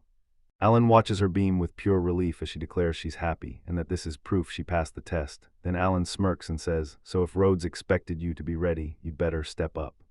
Lilith exhales in relief, hugging the egg to her chest as she grins, wishing she could soar on this new dragon again like she did with her father, her eyes already sparkling with the future she can't wait to see. Meanwhile, a brand new rule gets stamped into Demon Castle records. The rules now allow familiars to be raised inside those walls, and that single change kicks off a whole new chapter for her and Rhodes' little heir. Alan sets the egg atop a pedestal inside the castle, making sure it finds a safe place to settle and rest. Lilith leans in, eyes wide with curiosity, and blurts, "So when will it hatch?" Alan just shakes his head and tells her it could be years, so she exhales hard, grudgingly accepting the long wait. Soon Alan snaps that it's time to train, and Lilith groans that they're starting way too early. He just grins, then promises he'll be even stricter now that she's actually progressing with the demon's sword. During training, Lilith slumps in exhaustion and snaps, "Alan, are you trying to kill me with all this effort?" He stays perfectly calm and tells them everything's going great, but that's exactly when they need to stay on guard. Lilith snaps back, insisting she's getting stronger too, and that they could finally catch their breath. Only Alan locks eyes with her and goes dead serious, warning that it's exactly in moments like this that a little carelessness can get someone hurt. Alan can't believe it. Lilith got way stronger in no time, and it all clicks when he recalls how she took down a hero, snatched back the demon's sword, and even grabbed the Dragon Lord's egg. She blushes hard when the compliments hit because the truth lands fast. He's been praising her nonstop lately. Meanwhile, the two realize the enemy kingdom is way too quiet, and Alan clocks it. They're branded as a threat, yet nobody's moved. Lilith narrows her eyes and mutters that something is seriously off. Alan leans in and demands to know what Sarah thinks about the enemy, not moving at all. She shoots back that if she were the king, she'd move way more carefully, after messing up twice already. Sarah snaps that there aren't many heroes brave enough to take Alan on, and if the enemy makes a move, they'll only throw their elite at him. Alan nods, dead serious. Only the very highest level fighters can stand against him. Then Lilith's mind flashes straight to the two strongest heroes. Lilith presses Alan, demanding to know who they were talking about, but Alan shuts his mouth and refuses to answer.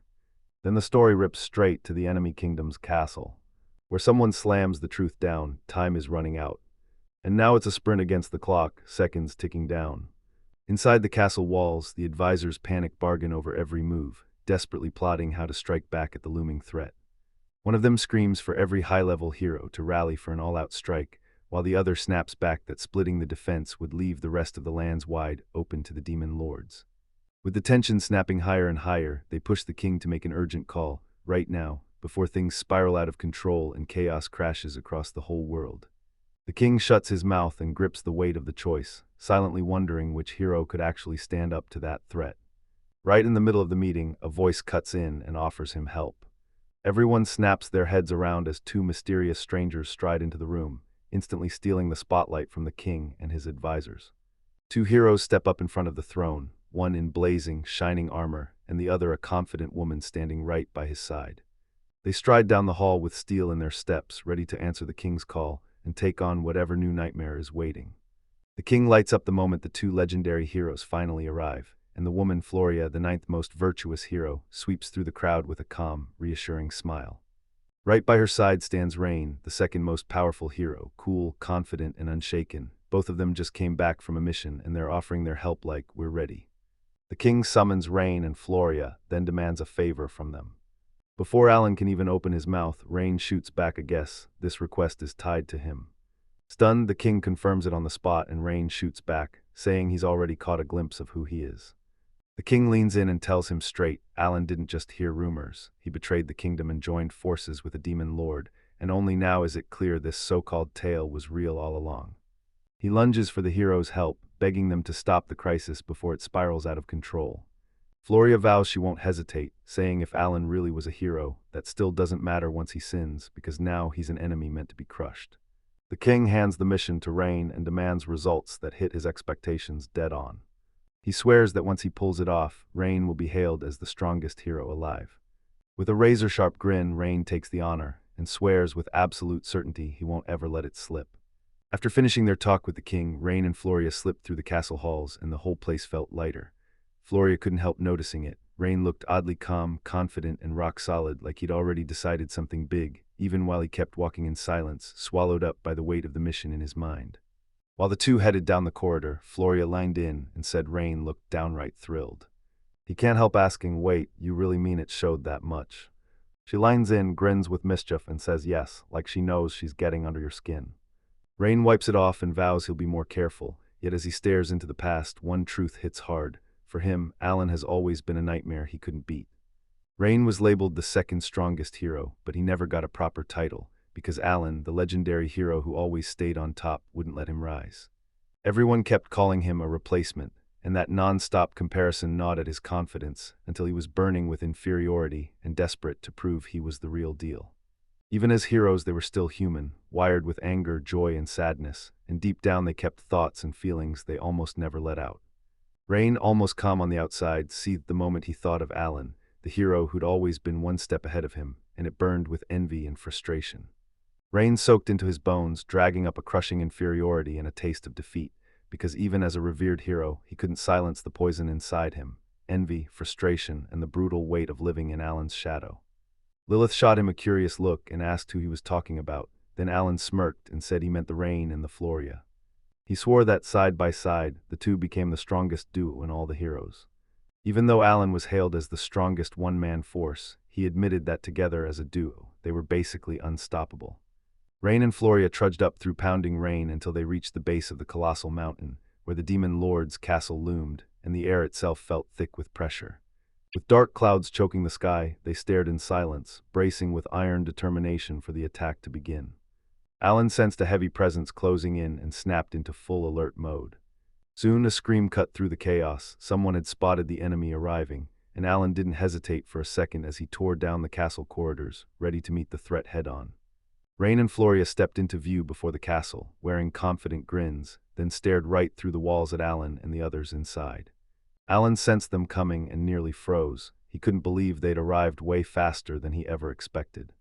Alan finally ran into Rain and Floria again, but they stared at him like he was nothing, Rain snapping that he'd turned into evil's servant, while Floria watched his fall and broke down in bitter grief. They kept staring at Lilith, saying it felt unreal that a kid was the new demon lord, yet Alan snapped and warned, don't let her looks fool you. Alan stayed icy calm, telling everyone, don't rush, think first, before impulse took over. He caught on fast. Rain and Floria were there under the king's orders to kill him, and when Rain spoke up, she flat-out said Alan had betrayed humanity. While Floria sobbed that the hero of justice had turned to evil, Sarah snapped back, insisting Alan would never, ever sink that low. Floria sneered at Sarah, taunting her that even the maid had been swallowed by corruption, so Sarah snapped, her irritation flaring as she swore she'd never forgive anyone who dared insult Alan. Then Alan shot her a name, pressed something bright into her hands, and told her to guard it with rock-solid confidence. Sarah snapped her attention to the object, stunned, and her mind raced as she tried to figure out exactly what it was. Alan told everyone he was ready to make Lilith and Sarah square up to Floria, because he fully believed that, side by side, they could actually win. Sarah's nerves exploded as she nodded and agreed, while Lilith shot back a firm yes, and Alan stood there, bracing for what came next. Alan figured that if they could knock those two down first, they'd weaken the kingdom and finally buy themselves time. Then Alan braced for the impact as Rain and Floria watched, hanging on every move. He tore forward at full speed, shouting with pure determination as he charged into the fight. The moment he hit the ground, everything ripped with the shockwave, signaling the start of the decisive clash between them. Alan and the Rain are trading brutal blows. Every time their swords collide, the impact rattles the ground and cracks it open. Their power slams so hard the air itself shakes, and neither one flinches, because when they collide, it's obvious they're throwing everything they've got into the fight. The two heroes lock eyes and glare like a standoff, then bam, they both launch forward at the exact same moment. Their swords crash together with brutal force, blasting out a roaring burst of energy between them. Alan screams and slams his full power into the attack, rattling the ground with every hit. Then he surges forward, Rain ready to meet him blow for blow. The two trade lightning-fast, crushing hits, every impact booming through the hall, and Rain grins, calling it an honor to clash with Alan, fully recognizing the strength and the respect she has for her rival. Alan gets slammed out of nowhere, and the hit leaves him reeling. A brutal slash rips across his body from the side, and he stares at the enemy in pure shock. He can't process how they hit him that easily. The hit slams into him and he staggers, and that sudden, crushing silence screams just how deep the wound really is. Alan tries to brace for the hit, but Rain crashes into him again from the side, tearing through his guard with brutal force. The wounded hero staggers as Rain grins like he's won, and he tells him he'd been waiting for this, then admits he was so close he almost struck straight for his heart. Alan bounces back from the wound in seconds, and the truth hits hard. Top-tier heroes aren't just strong, they regenerate too. He says he can still heal, even with his heart completely wrecked, but admits that if a brutal storm smashes his body all at once, it'll kill him too. Rain locks eyes with Alan, smirks that his era is done, and announces he'll be the new strongest hero. So Alan answers, steady as stone, that even after walking away from the hero title, he's still not about to stop being the most powerful. In the background, everyone else watches with bated breath, locked on the brutal fight between the two. Floria needles Alan, daring him to believe that splitting them up is the absolute wrong move. Alan shoots back coldly that Lilith and Sarah are nothing but bait, and that snaps both of them off. Then Sarah steps in, chin up, telling him he's just being arrogant. But Alan insists it's just the truth. An ordinary human and a young demon don't stand a single chance against a heroine like Floria. Floria grieves that she has no choice but to fight Sarah, snapping that even she's been duped by demons. Meanwhile, Sarah tightens her resolve, gears up, and prepares to go face-to-face with her former friend. Floria, the so-called most virtuous heroine, clings to her vow like a lifeline, striking down evil no matter what it costs her, and with her holy sword gripped tight, she steps forward ready to fight for her absolute justice. Floria thrusts a gigantic cross-shaped luminous sword into the air, blasting out overwhelming holy power. Sarah and Lilith stare in stunned silence as the heroine blazes, naming the weapon, the sacred sword of justice, Themis, and the air suddenly crackles with divine power, screaming that this fight is about to get brutal. Sarah freezes in shock at the holy weapon, because the sheer power blasting off it is way too overwhelming for any ordinary sword. Floria lifts it up in front of them, and her calm, icy stare pins everyone in place. She prays to her god, pleading that her sinful sisters find peace before the killing begins, and right as Floria braces to strike, Sarah rockets forward with pure determination. She slams her blade across the strike, and the moment it connects, a blast of pure energy erupts through the entire hall. Sarah locks eyes with Floria and corrects her, no backing down, no letting those words write her fate. Floria feels the raw power pouring out of Sarah and realizes its sacred energy, and then Sarah straight up declares, "I'm not just some ordinary human, I'm the servant of the strongest hero, Alan." Then the truth bursts out, she's the wielder of the sacred protection sword, Athena, a special blade mysteriously tied to Alan's very body. It could hand out divine power to even the non-heroes too, if they carried the object fused with it. Sarah barrels toward Floria with everything she's got, and when their sacred swords slam together, the whole hall detonates with raw, electric energy. Even resisting. Sarah snaps to the truth, she can't pull this off solo, and with a fearless stare she turns to Lilith, shouting that they'll only beat their opponent if they team up. Sarah and Lilith brace up shoulder to shoulder, ready to take on the heroine Floria. Lilith flashes pure confidence as she accepts the plea for help, then raises her massive magic hammer like it's about to swing fate itself. Sarah swears they're going to beat her, and Floria only smirks, arrogant and smug, praising their courage as admirable, while calling it straight-up foolish. The moment those two deadly forces lock horns, everything's about to explode. Alan and Rain lock eyes and trade hard, unwavering stares as the fight rages on. Alan fires off praise for his opponent's strength, and right as the Rain shows up, he hits back with a confident smile. They might sound the same, but there's a real twist. Alan has always been the strongest, and he's not even close. Rain's eyes sharpen with determination, like it's telling you this change is about to explode into something new. Rain bursts in seething, raging that he spent his entire life just to reach Alan, and now he's ready to prove it with raw, unstoppable strength. But Alan meets him head-on, dead calm, eyes burning with disappointment at what he's seeing, because he can't believe it.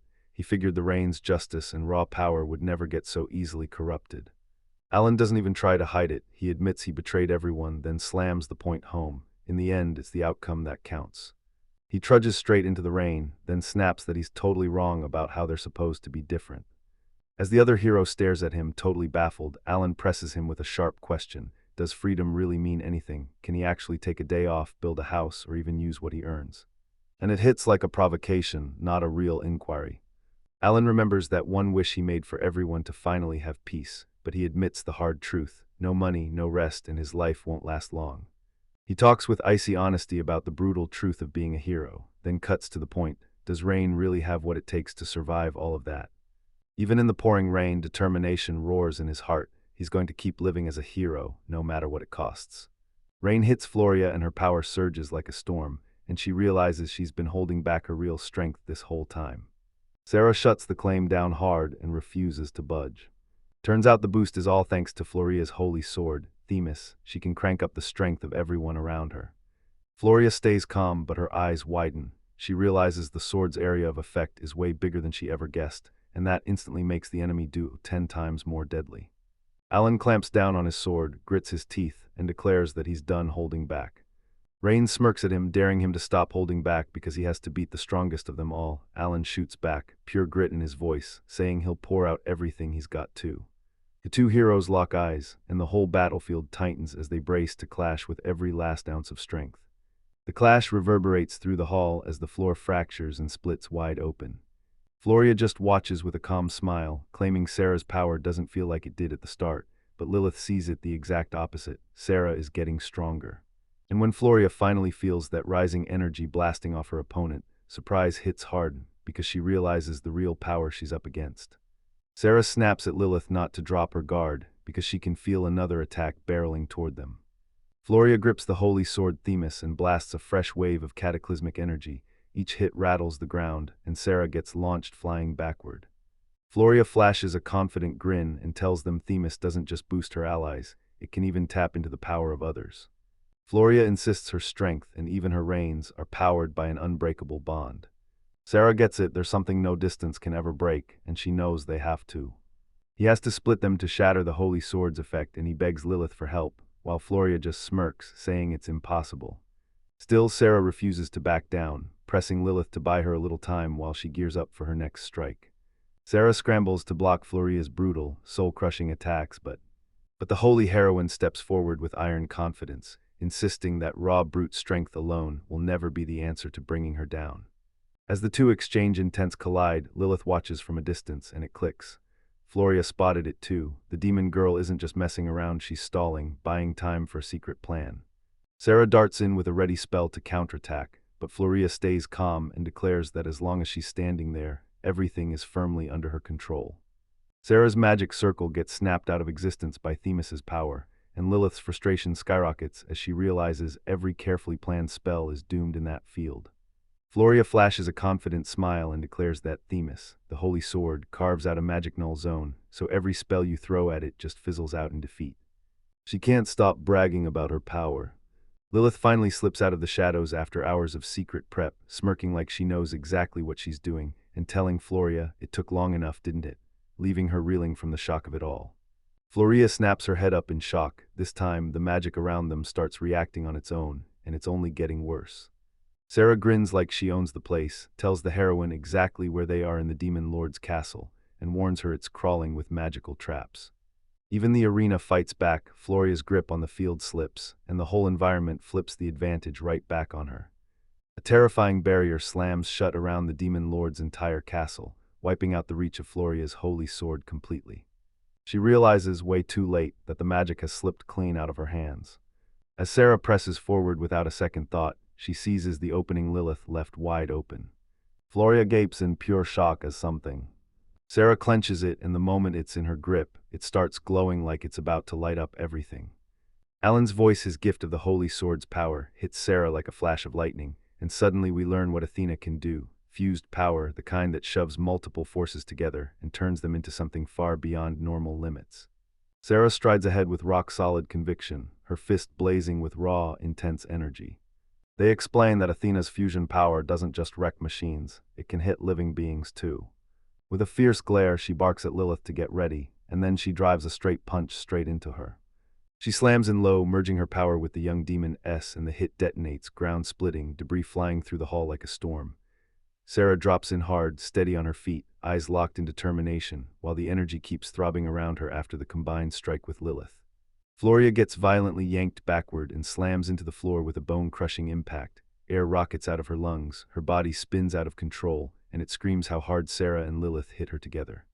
Sarah plants her feet and stares forward, ready to smash right back into the fight, while Sarah and Lilith catch themselves for a quick, joyful breath, thinking they've finally beaten Floria until they spot it. Floria's down, wounded but still very much alive and conscious. Then a chilling glare locks in as Floria spits, mocking them, saying it's heartbreaking to watch power get twisted and corrupted by evil. Sarah snaps back with steel in her voice. She's here because she chose it. Lilith fires back in a rage, insisting not every demon is pure evil, and Floria lies there, still down for the count, barely able to breathe. She bursts into laughter, flashes a confident grin, and swears that no matter what happens, this fight isn't finished. Then she slowly lifts her arm and whispers that he's still right there beside her.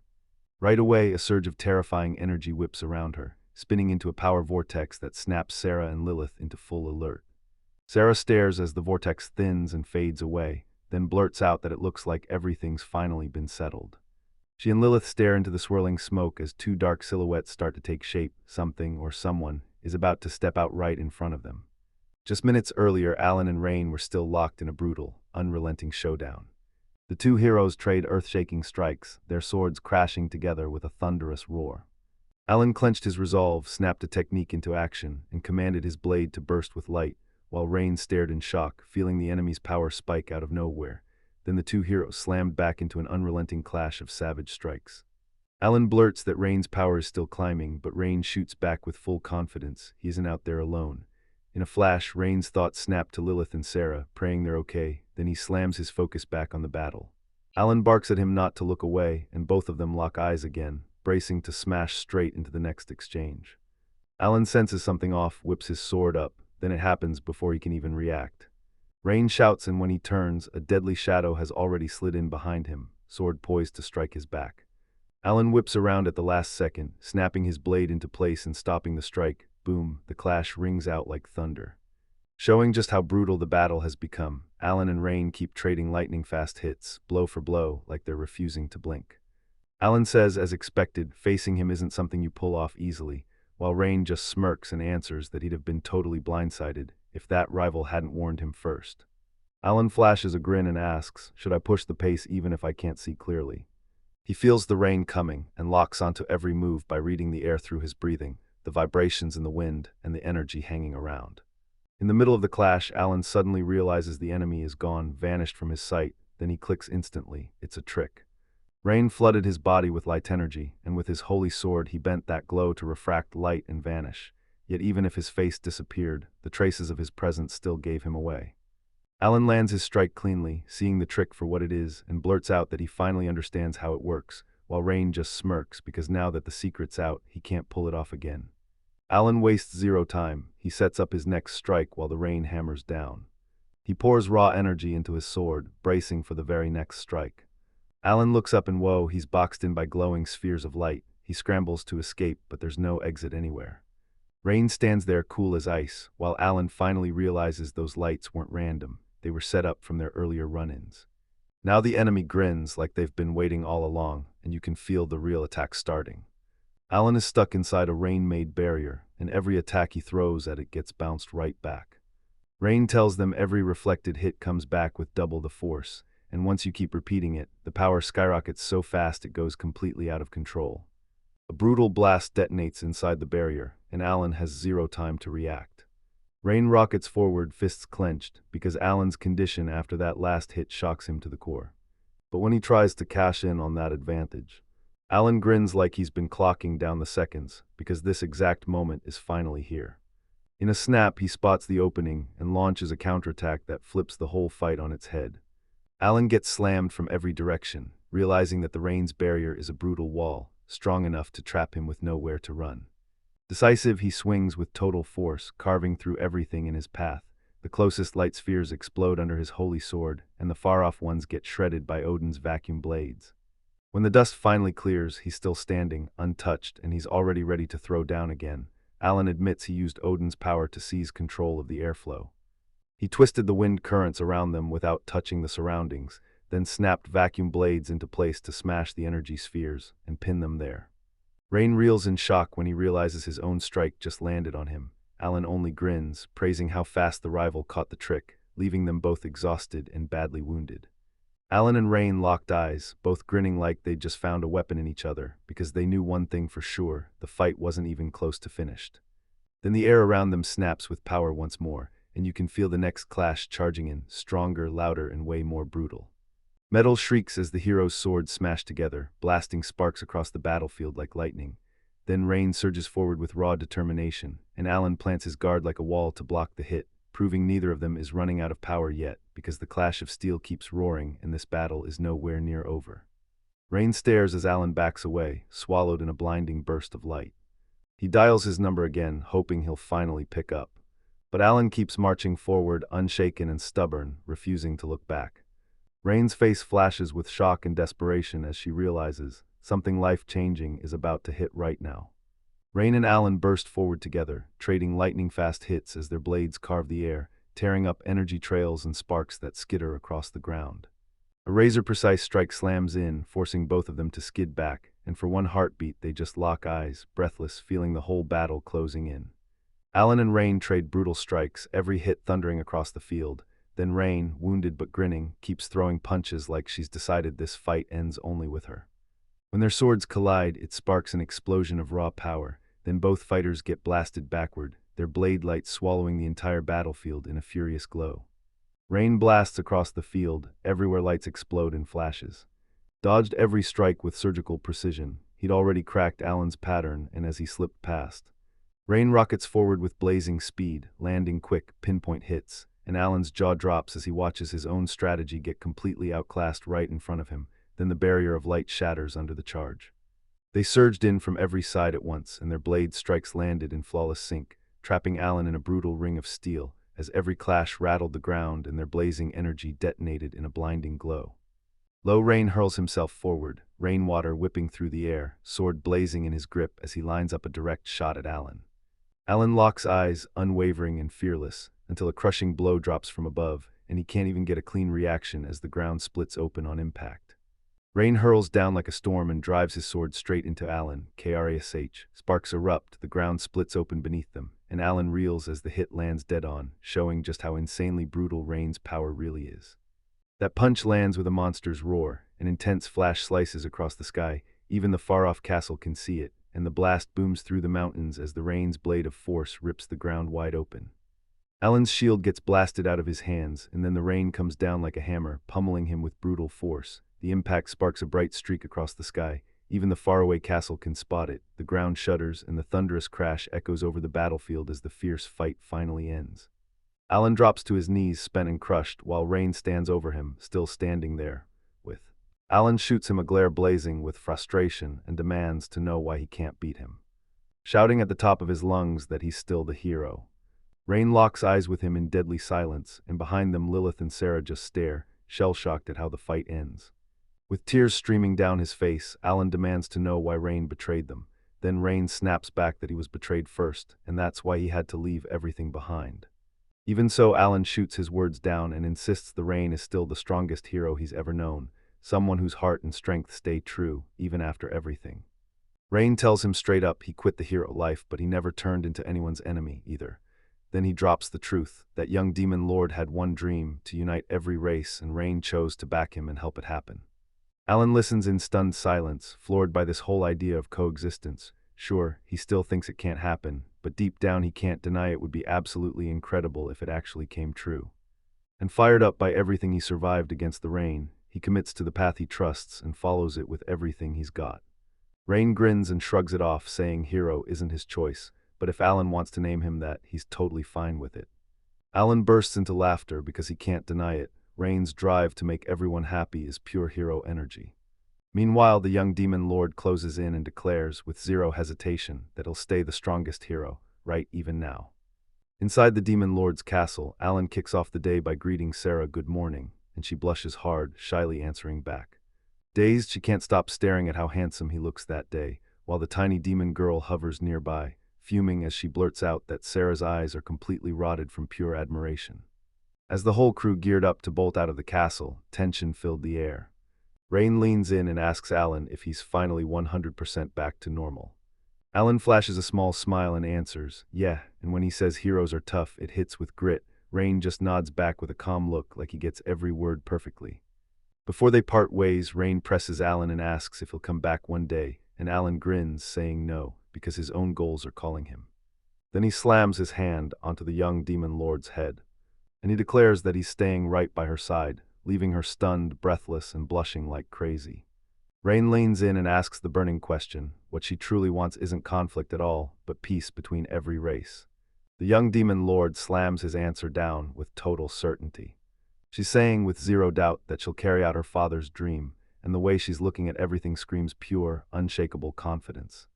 Rain says the kid demon's dream feels impossible to picture, but it's still downright admirable.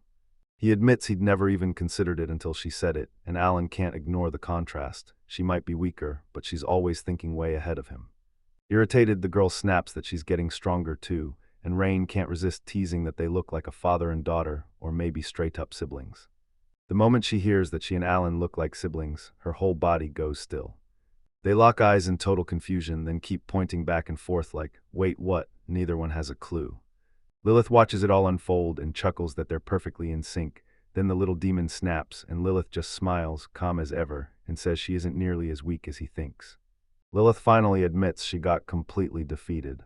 She snaps back that she still loathes evil and will keep fighting for her ideals, and when Alan apologizes for forcing his decision on her, she just grins and tells him, don't.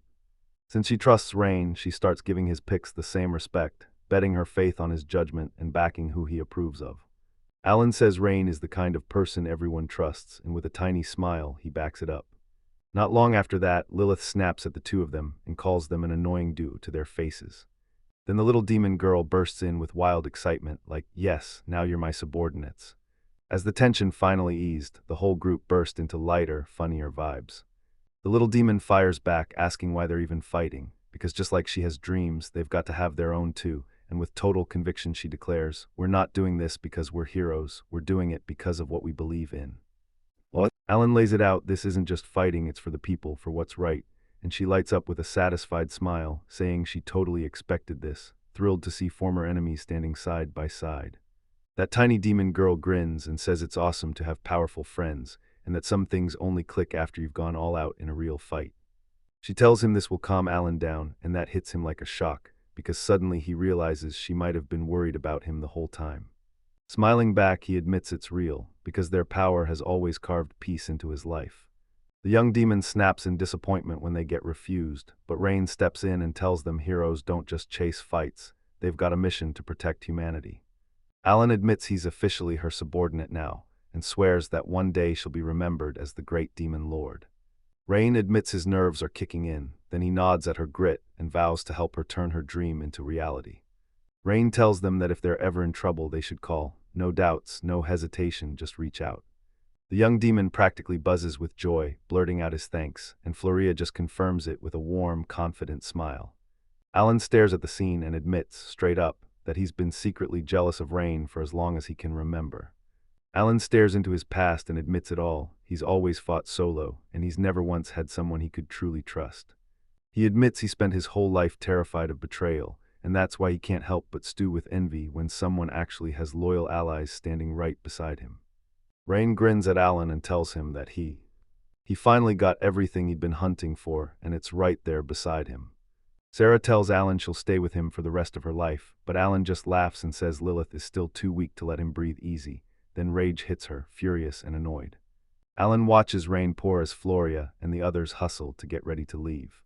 With a tiny smile, they exchange goodbyes and fire off wishes for everyone to crush it. Before they leave, Floria fires off a firm warning. If they mess up, she'll crush them without mercy, no hesitation. Alan says it feels like the storm finally blew over, while Lilith scrambles to defend every last move she made. He flashes a grin and admits that, yeah, after everything, sharing a home with her still isn't all that bad. And he realizes this new routine is starting to feel weirdly, wonderfully comfortable. Lilith grins, clearly thrilled by everything Alan just said. As he insists he'll never forget the terms of their deal, Sarah, clumsy as ever, declares, "I'm Alan's maid," and Lilith's nerves instantly spike. Alan finally stares at the castle, a small grin curling up as he murmurs that the future waiting for them is exactly what he can't wait to face. The story slams into a chilling, empty wasteland, spiked ice peaks jutting everywhere like a frozen trap. Not long after, a massive fortress clawing its way out of the mountains comes into view, giant gates, towering architecture, the kind of place that screams, something huge is about to go down. A panicked subordinate burst into the pitch-black throne room, blurting out that, up on the northern border, a hero and the demon lord stop fighting each other and team up. The horned demon freezes in shock when he hears it, Lilith, daughter of Satan, the great demon lord, while Lucifer, lounging on his throne, leans in with a teasing smile as the name of the other player, the hero Alan, hits the air. Lucifer snaps with shock when he hears the name Alan, the strongest hero, and then the whispers started. He'd been betrayed by the king, and by humans too. The subordinate can't shake the shock, wondering how on earth that wild bond between the hero and the daughter of the former great demon lord ever even happened. Seated on his throne, Lucifer smirks in the shadows, baffled and fascinated that Alan now kneels as a brand new demon lord, so young he's still green. He leans in, declares Alan one of the 7 mortal sins, and with a cold, mysterious grin, basically dares fate to make their paths collide someday. Lucifer sits on his throne, wrapped in a dark, crushing aura, and when they introduce him as the demon lord of pride, the mightiest in this era, his icy, confident stare steals the room as if he's already decided everyone's fate, which is exactly why every demon fears him and bows in respect. Lilith and Alan slam into an all-out duel inside the castle, fists flying and every strike shaking the walls. When their blades collide, the floor bucks and trembles, blasting waves of energy through the whole hall. Lilith brandishes her demon blade, steeped in a dark, hungry aura, her face locked in confident focus as she. Alan gets slammed backward by the sheer impact of that blow. Alan rockets forward at full speed, gripping his sword like a lifeline as the ground explodes beneath his feet, and Lilith just stares him down, no retreat, only a ready-to-slam counterattack. When their blows collide, a shockwave of force erupts, stones and debris blast through the air, proving just how brutal and evenly matched both fighters are. Alan and Lilith blitz each other with rapid, razor-precise strikes, trading blows again and again. Their swords smash together, sparks exploding into the night. Then after one more brutal clash, they both step back just a little, sucking in a hard breath. Alan flashes a faint smile and calls for a break, and when Lilith nods, the duel grinds to a temporary stop as the icy wind howls around the mountains. Lilith collapses on the ground, utterly drained, yelling that she can't take it anymore and just wants to rest, while Alan watches her with a grin, basically telling her that this kind of act won't touch him. Floria snipes that Lilith only won because Sarah helped her, and that stings so bad it makes the little demon's irritation flare. Sarah only nods and Alan strikes while the moments open, admitting Floria wasn't even taking the fight seriously, so Lilith rockets up, furious and mortified all at once. In a lonely mountain prison of jagged peaks, 2 demons huddle together as the wind screams around them. One of them says that after forever of doing nothing, the moment has finally arrived, time to move again. Then he adds, heroes aren't the only enemies out there. And before the other demon can even breathe, he nervously agrees, but the leader drops the truth. There are special demon lords, stronger than everyone else, and feared so deeply that nobody dares to look them in the eye. They're called the demon lords of the 7 deadly sins. Right in the dark, 4 figures burst out of the shadows, each one radiating a brutal, unique aura. They're known by terrifying titles, wrath, envy, lust, and sloth, and each one rules a deadly sin with a special power, turning them into a one-of-a-kind nightmare in the demonic world. 3 fresh silhouettes burst from the darkness, and just like that, the crew of 7 is complete, each one stamped with a deadly sin, gluttony, greed, and pride, until they all stand together as the terrifying 7 demon lords of the deadly sins, the kind of monsters that command the entire demonic underworld just by showing up. In the shadows, the 7 burst into full view, massive, terrifying, and unmistakable, each one stamped with a deadly sin, gluttony, greed, pride, wrath, envy, lust, and sloth.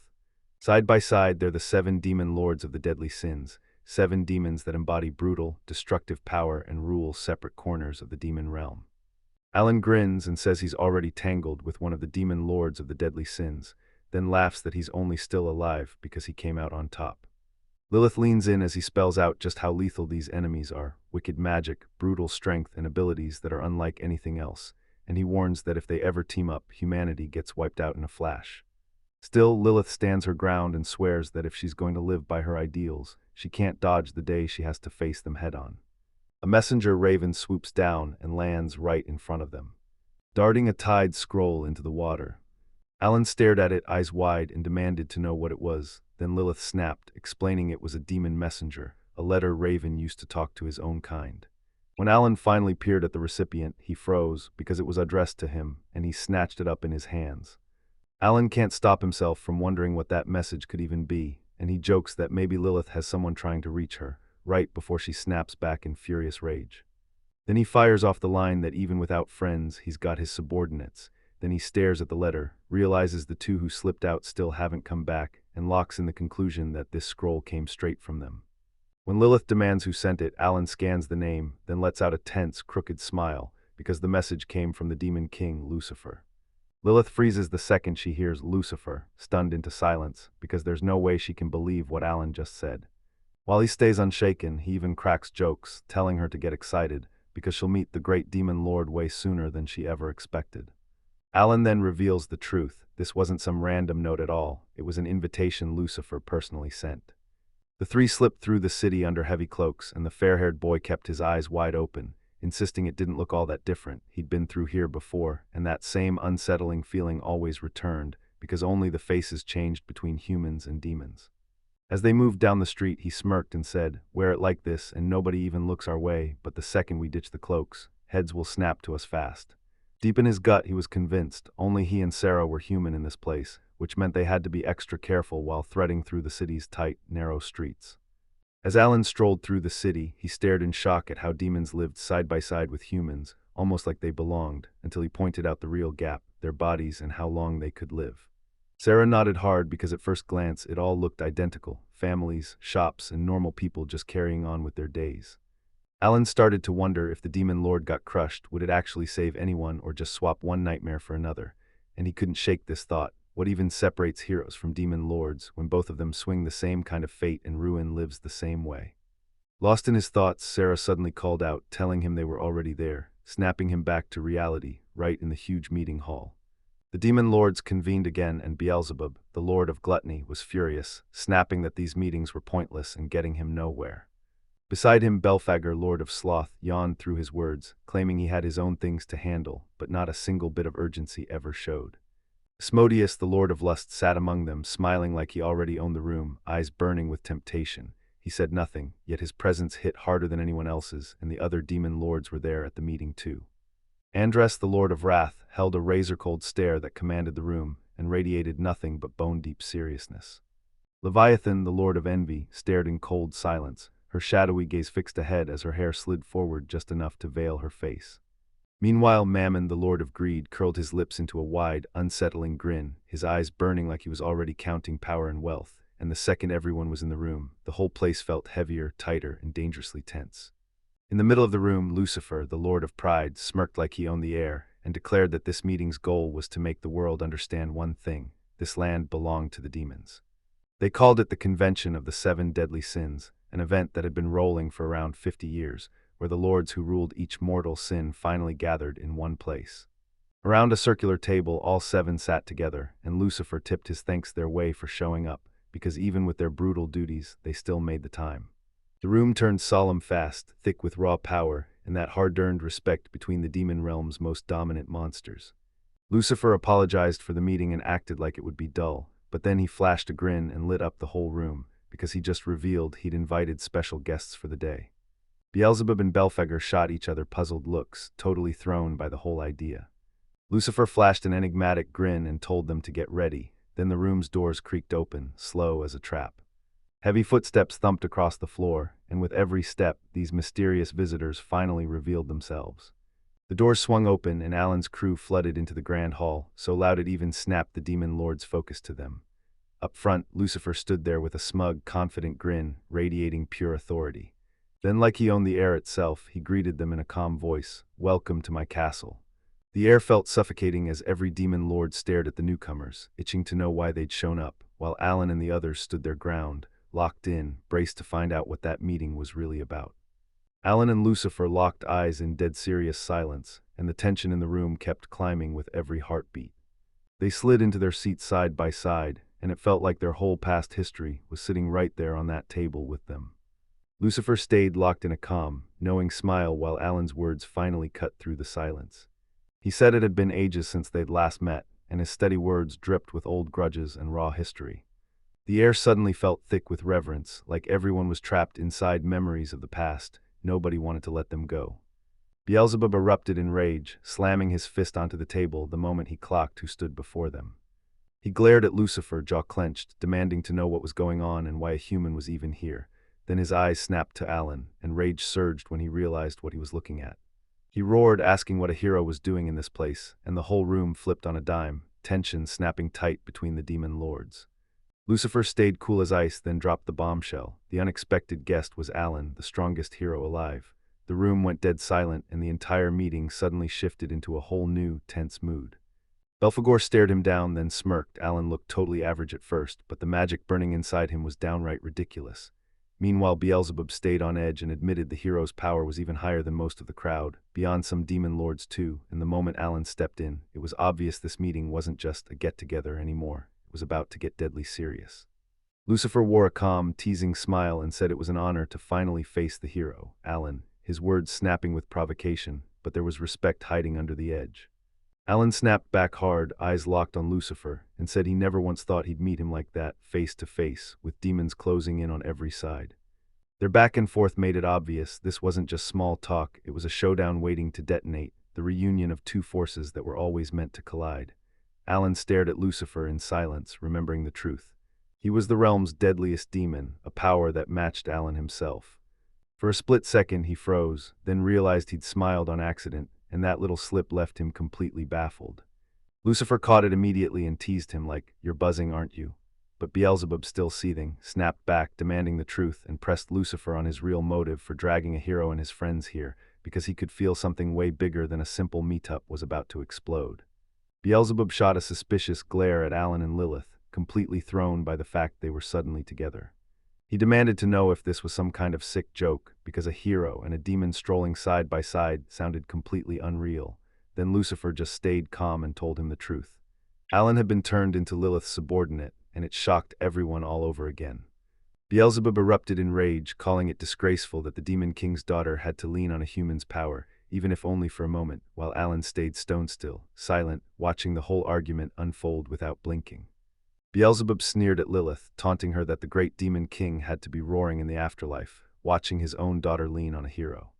His words slashed into her pride, and rage erupted as she snapped into action, ready to fire back. Just as she was about to strike, Alan snatched her arm and demanded she rein in her rage, because he told her to save that hatred. With his eyes locked on Beelzebub, Alan tried to keep the peace, but the tension kept thickening like a brawl was moments away. Then Beelzebub snapped a brutal glare at him, and it was crystal clear. Every taunt was meant for Alan too. With a steady, unshakable voice, he declared that every word hit the hero just as hard as it did Lilith. Alan froze for a beat, locking eyes as he refused to step back. Beelzebub taunted Alan, sneering that the strongest hero was only babysitting a weak demon girl, and his taunts rang through the room like a gauntlet thrown, baiting Alan for a blowback. Alan stayed stone-cold silent, his face set in a controlled, unbreakable resolve. Beelzebub sneered, convinced the hero didn't have the guts to answer. Then Alan strode forward, snapping that he'd gotten the wrong idea, and that sudden, crushing silence screamed one thing: no more provocation. Fed up with the mockery, Alan yanked his sword free and aimed it straight at Beelzebub. The entire hall went dead silent as his aura slammed into the air and crushed every last sound. The demon lord stared in tight silence, shocked that the hero wasn't here to be mocked. The air went thick with power, and in one heartbeat everyone felt the crushing weight of Alan's might, proof you don't mess with him and walk away clean.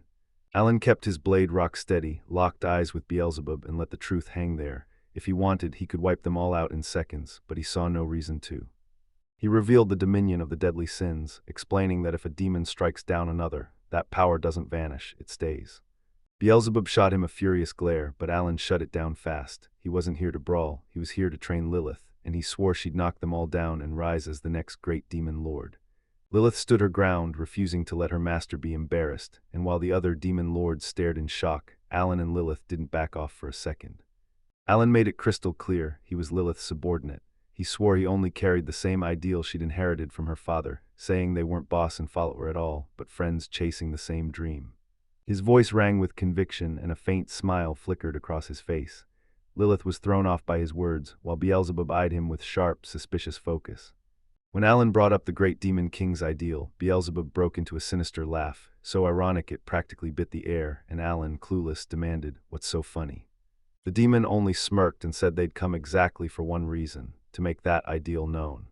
Alan shot to his feet, sword up and eyes locked on the demon lords surrounding him, and with one thunderous shout that shook the hall, he revealed their real plan, true coexistence between every race. Everyone in the room went wide-eyed, his words stunned them. Beelzebub snapped into a frown, completely lost. Belphegor studied him with sharp curiosity, while Lucifer just smirked faintly, seeing that kind of ambition as reckless for any human standing among demons. Alan swore that if the races were ever going to live as one, they'd have to unite the demon realm, so he called on the lords, demanded they stand with him, and fight for the same dream. But made it crystal clear if they fought back, he'd rip their power away by force. Beelzebub laughed at Alan, snarling that only a real hero wouldn't say something like that. Then Alan snapped back, admitting he'd quit being a hero ages ago, even if everyone still acted like he was one. The air tightened with tension, but an unspoken respect hung there too. When he finally spoke, it was clear he meant every word, like he'd bet his life on it. Beelzebub surged forward, death in his eyes, and demanded if Alan wanted to settle this right here and now. The air turned thick and Lilith and Sarah tensed up on instinct as the room's energy surged higher, while Alan stayed cool and steady, like it couldn't touch him. He lowered his sword, voice steady as stone, and said he'd already made it clear he wasn't here to fight. He wasn't chasing strength, he was here to change something bigger than himself. Still, the air between them stayed razor-tight, like one spark could ignite a battle that would devastate everything.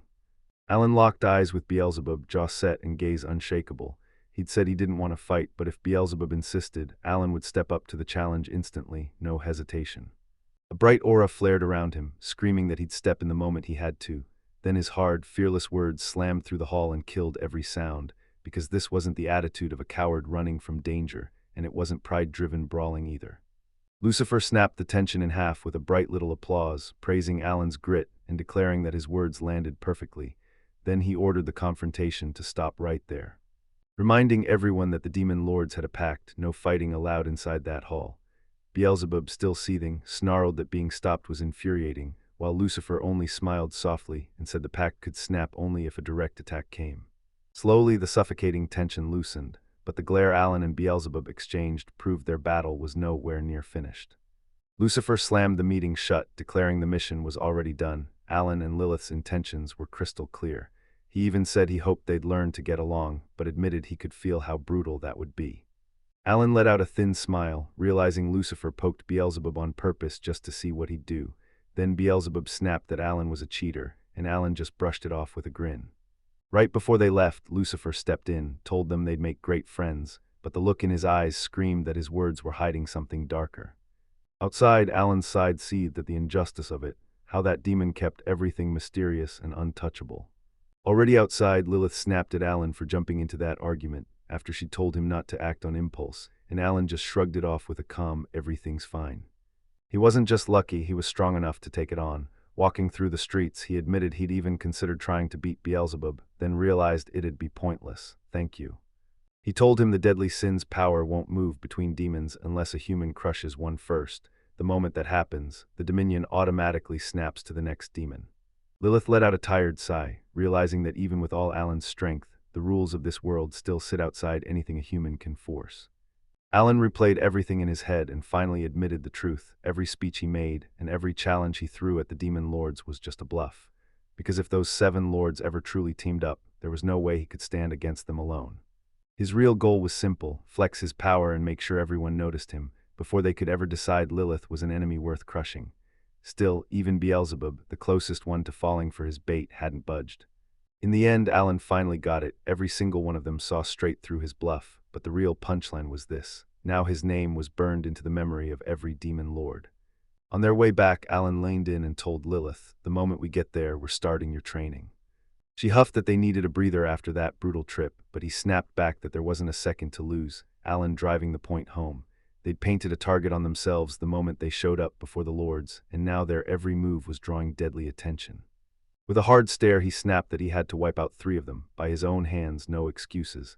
Lilith fumed but refused to back down, saying she was done being a joke, and Alan only grinned, sensing in her the hunger to get stronger.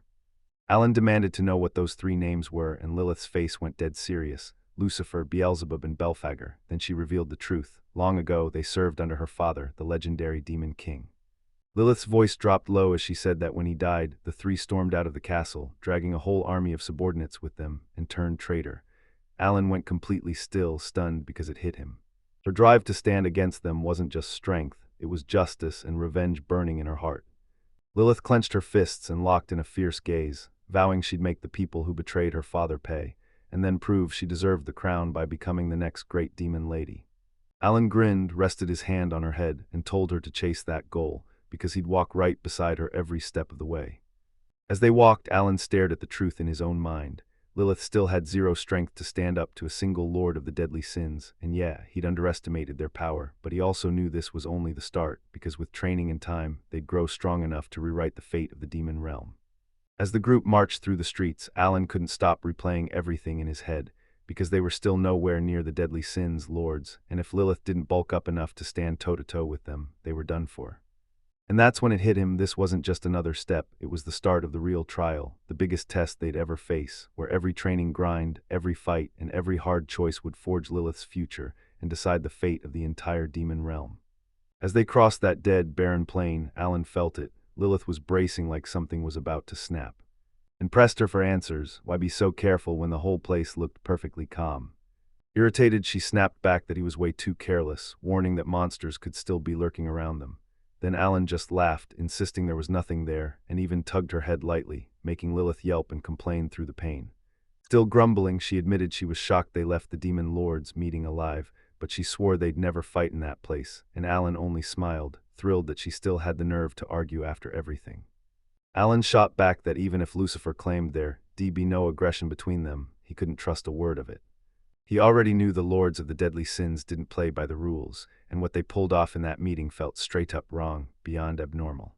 Sarah nodded along with Alan, warning that Lilith had to tread carefully, because in a world of demons, trusting blindly could get you killed.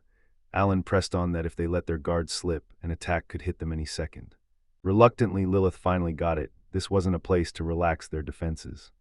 Not even for a second, Lilith snapped that Alan and Sarah were cruel to her, and she demanded to know if he could still honestly be called a hero.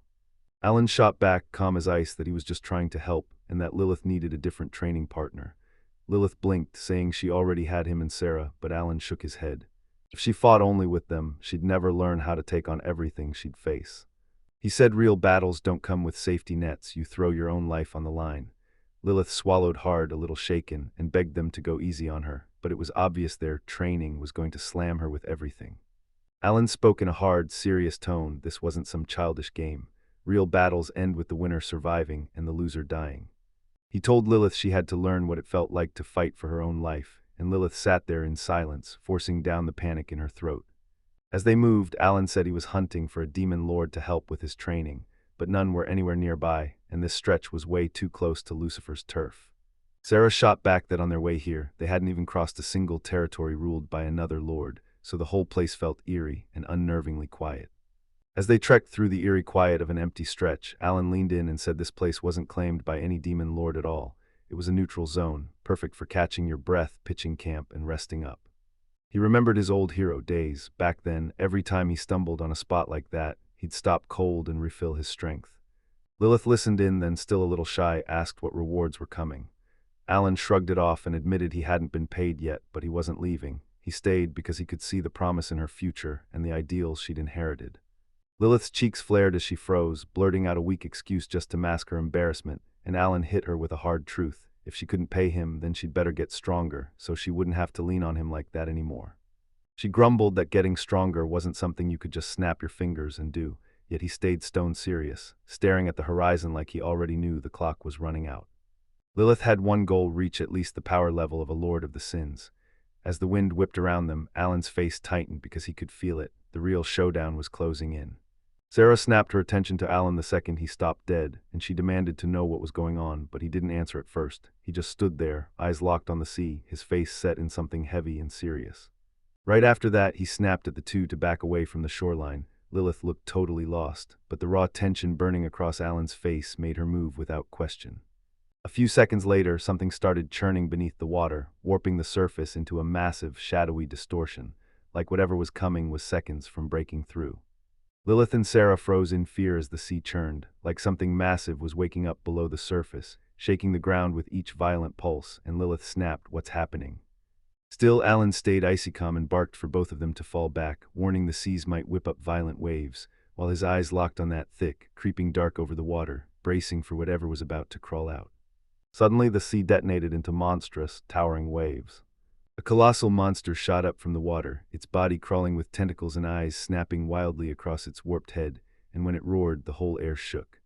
Lilith and Sarah went completely still in terror. Alan stepped up like a shield, eyes locked on the monster, ready to throw down the second it moved. He watched the giant thing rise in front of them and muttered that, of course, it was a kraken. Sarah couldn't breathe, whispering that this was the lord of the sea monsters. Lilith stared, shocked that she'd never seen anything like it before, while the sea raged and the ground shook beneath her feet. Then she blurted out that it had to be Lucifer's doing, because she just couldn't figure out why a kraken would be summoned here.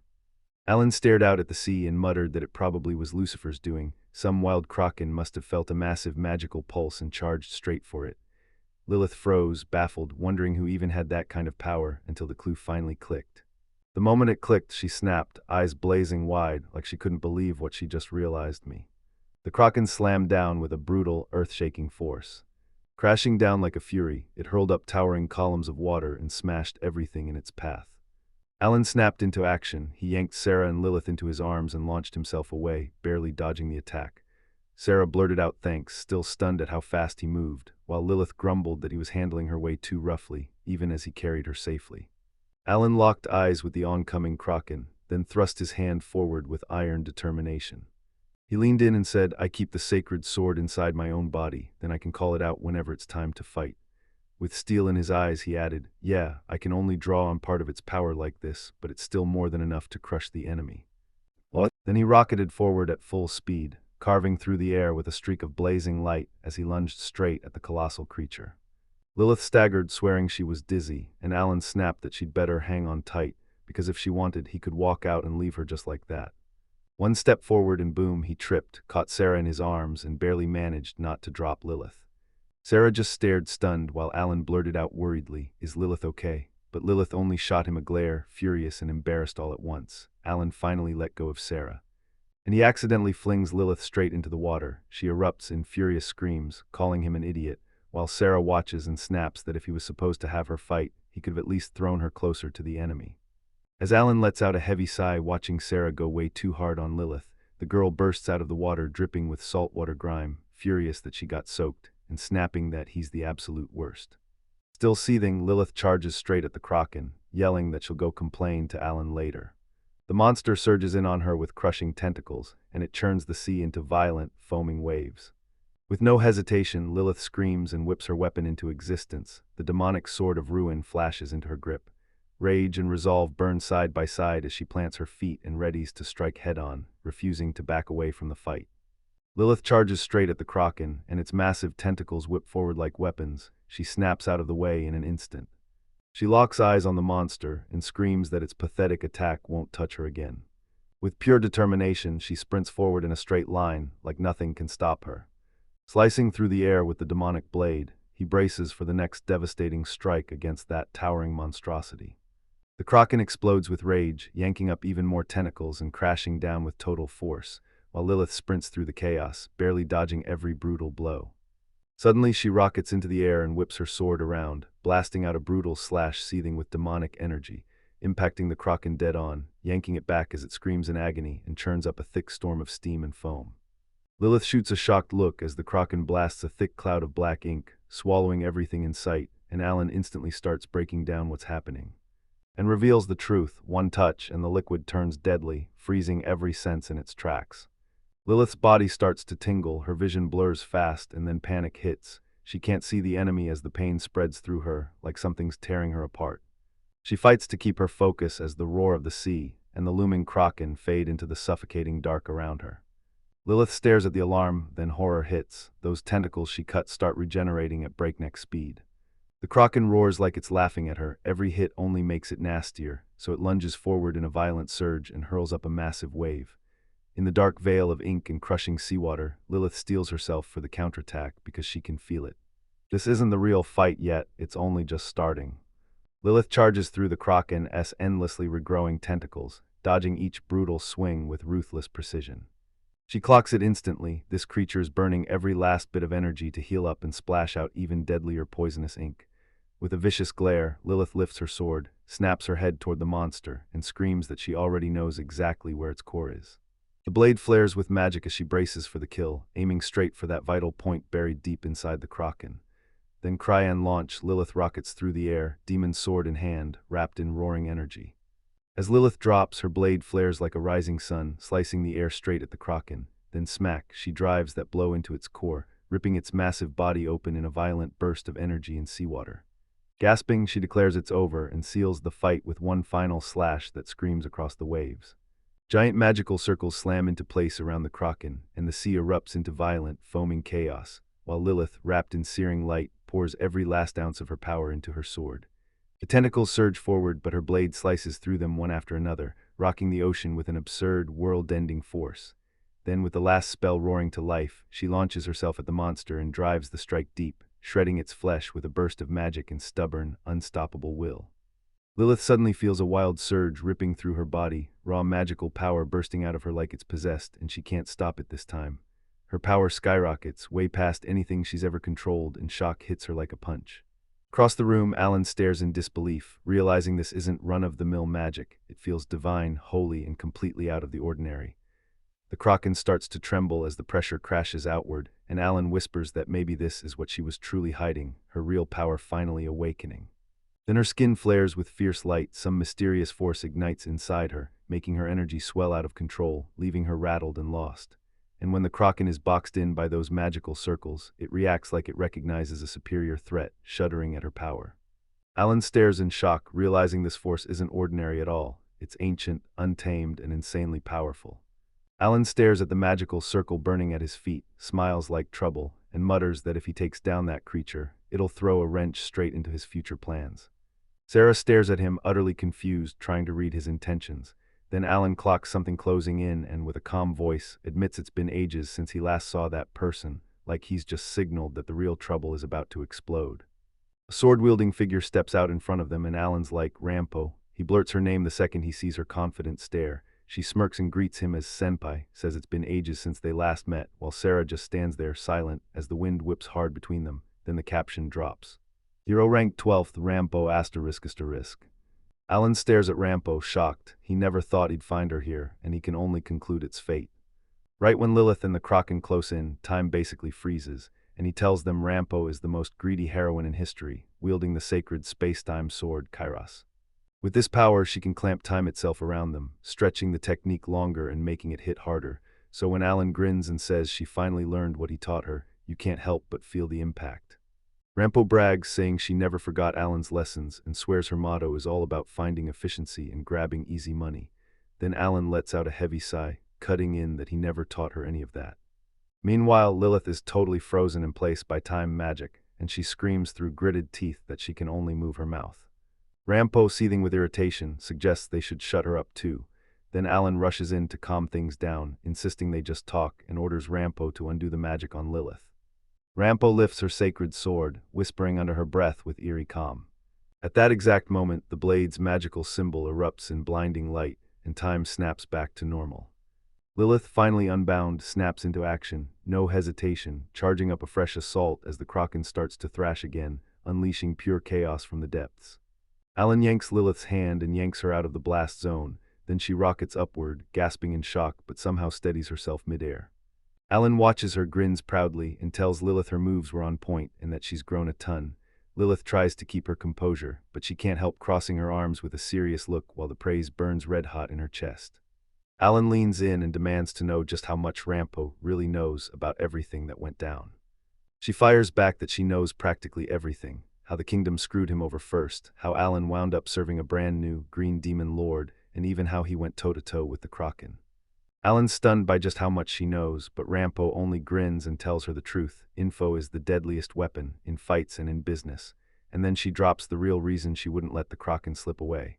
Those regenerating tentacles are worth a fortune. Lilith crossed her arms and let out a provocative laugh, claiming her way is what makes her her, while Alan muttered that Rampo still looked way more locked in on business than on fighting. And she nods with a confident grin.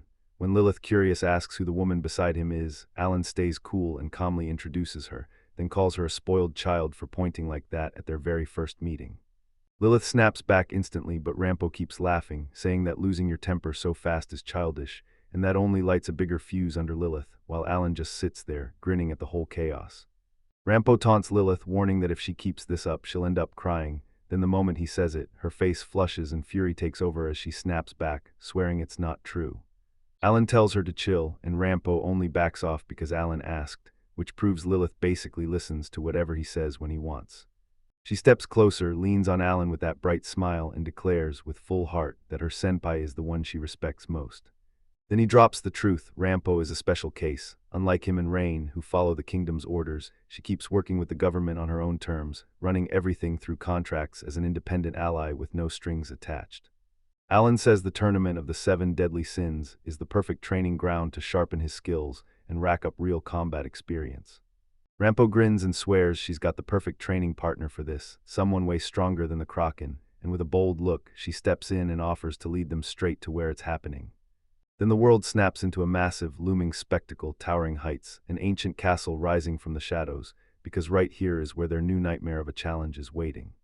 They burst into the hall, and the moment they step in, the place greets them with a warm welcome right away. By a towering woman lounging on a throne, like she owned the whole room. Leviah, the B-rank demon lord, stands there as Rampo rushes up, announcing she's back, and Alan introduces the crew. Leviah grins, says she's thrilled for the return, and eyes the new faces with sharp, curious interest.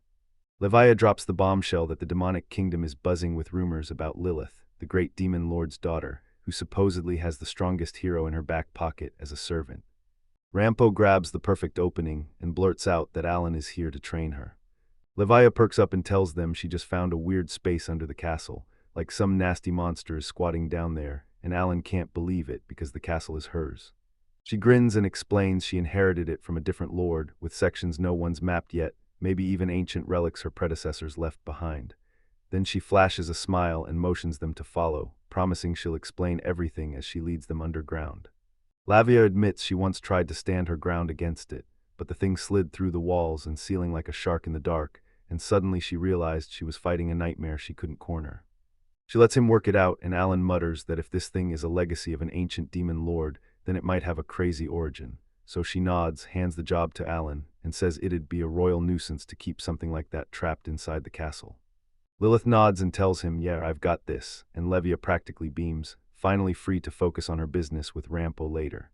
Alan notices right away that Leviah isn't like the other lords. She's chasing stability and fortune through trade, not conquest, and she'd rather keep her regions safe and thriving than seize control of anyone's territory. As they hurried through the castle's underground hallways, Leviah leaned in and told Rampo the truth. What really bonded them wasn't fate, but a shared interest that turned their friendship into a sharp partnership built on business and mutual advantage. Right in front of a massive reinforced door, Levia screeches to a stop and declares, this is the place where the monster was spotted. Alan leans in, curious as hell, and Rampo flashes a sly little smile, telling him to step inside and judge for himself whether that creature is truly worth training against, because the whole group steals up, and the moment that door creaks, you can feel it. Something ancient, something powerful, is waiting on the other side. Rampo grins and snaps, no problem at all, Alan's the strongest out of all of us, and he backs it up with a confident smile. He tells Lilith and Sarah to wait outside while he slips in, and the two agree, while Lilith tries to stay calm, even as excitement sparks in her chest and worry still lingers. Before Alan heads in by himself, Levia steps up and offers to go along, insisting she can explain what's lurking inside. Alan agrees, but tells her she doesn't have to get involved, she's just there to watch. Levia grins and says she gets it, yet makes one thing crystal clear. They'd both better be ready, just in case. Alan and Leviah stride side by side through the pitch-dark corridor, their footsteps thudding louder than the silence around them. Just before they step in, Rampo grins and tells Alan good luck, calling him senpai. The moment they shove through that massive iron door, Alan scans the empty room and feels the air go wrong. Then the floor gives a faint shudder. A deep, low growl starts rolling through the silence from somewhere deep inside, and Alan tightens his brow as he blurts, "Hey, the monster is." Before he can even finish the sentence, a giant shadow starts crawling through the depths, and you can feel danger kick off loud. The heavy echo blasts through the room, and Alan snaps around, startled out of his skin. Just as the moment turns, Leviah snaps the door shut behind them, then locks it tight. He jerks a step back, fully on guard, and she grins like she knows exactly what comes next. Leviah locks eyes with a razor-sharp glare, speaks in a provoking tone, and then, like it's all she needs, cuts it down to just the two of us. The whole vibe flips on a dime, the air turns razor-stiff, and Alan suddenly realizes this meeting isn't just about some monster lurking in the castle. Alan spots seawater crawling across the floor, and he realizes it's laced with magic. Before he can even breathe, it clicks. Leviah laid this trap to turn the battlefield into her weapon and crush him in combat. The water coils around him, throttling every move while turbocharging the enemy's strength, like this place was tailor-made to supercharge her powers. Alan forces calm into his voice as Lavia insists she didn't build that room. But it was Rampo, the heroine her best friend swore by. She says the space was crafted to crush other demon lords, and this is her first time using it on Alan. Then the hero clicks. Rampo didn't just improvise, he engineered the whole battlefield to pump Levia's power, all while leaving himself with the upper hand. Alan realizes Rampo is the mastermind behind it all. This whole brawl was locked into a contract between her and Leviah. Then the room itself got built to measure whoever stepped in, and Alan wound up being the one it picked. Leviah swears she didn't strike him out of spite, she was just finishing the deal they agreed on. When Alan presses her about Lilith and Sarah, she snaps back coldly, they're safe. But she vows that once she's done killing him, she'll drag them back to the same place, so he won't face it alone. Alan flashes a confident grin and says, "Don't worry, this magical water may slow my moves, but it can't break me. Sure, fighting normally out here would be tough, yet if a plan like this could actually stop me, then I wouldn't be the strongest." What? Levia fixes him with a provocative grin, itching to throw down, and Alan braces himself to prove just how strong he really is. He started pushing forward through the water with unshakable grit and pure determination.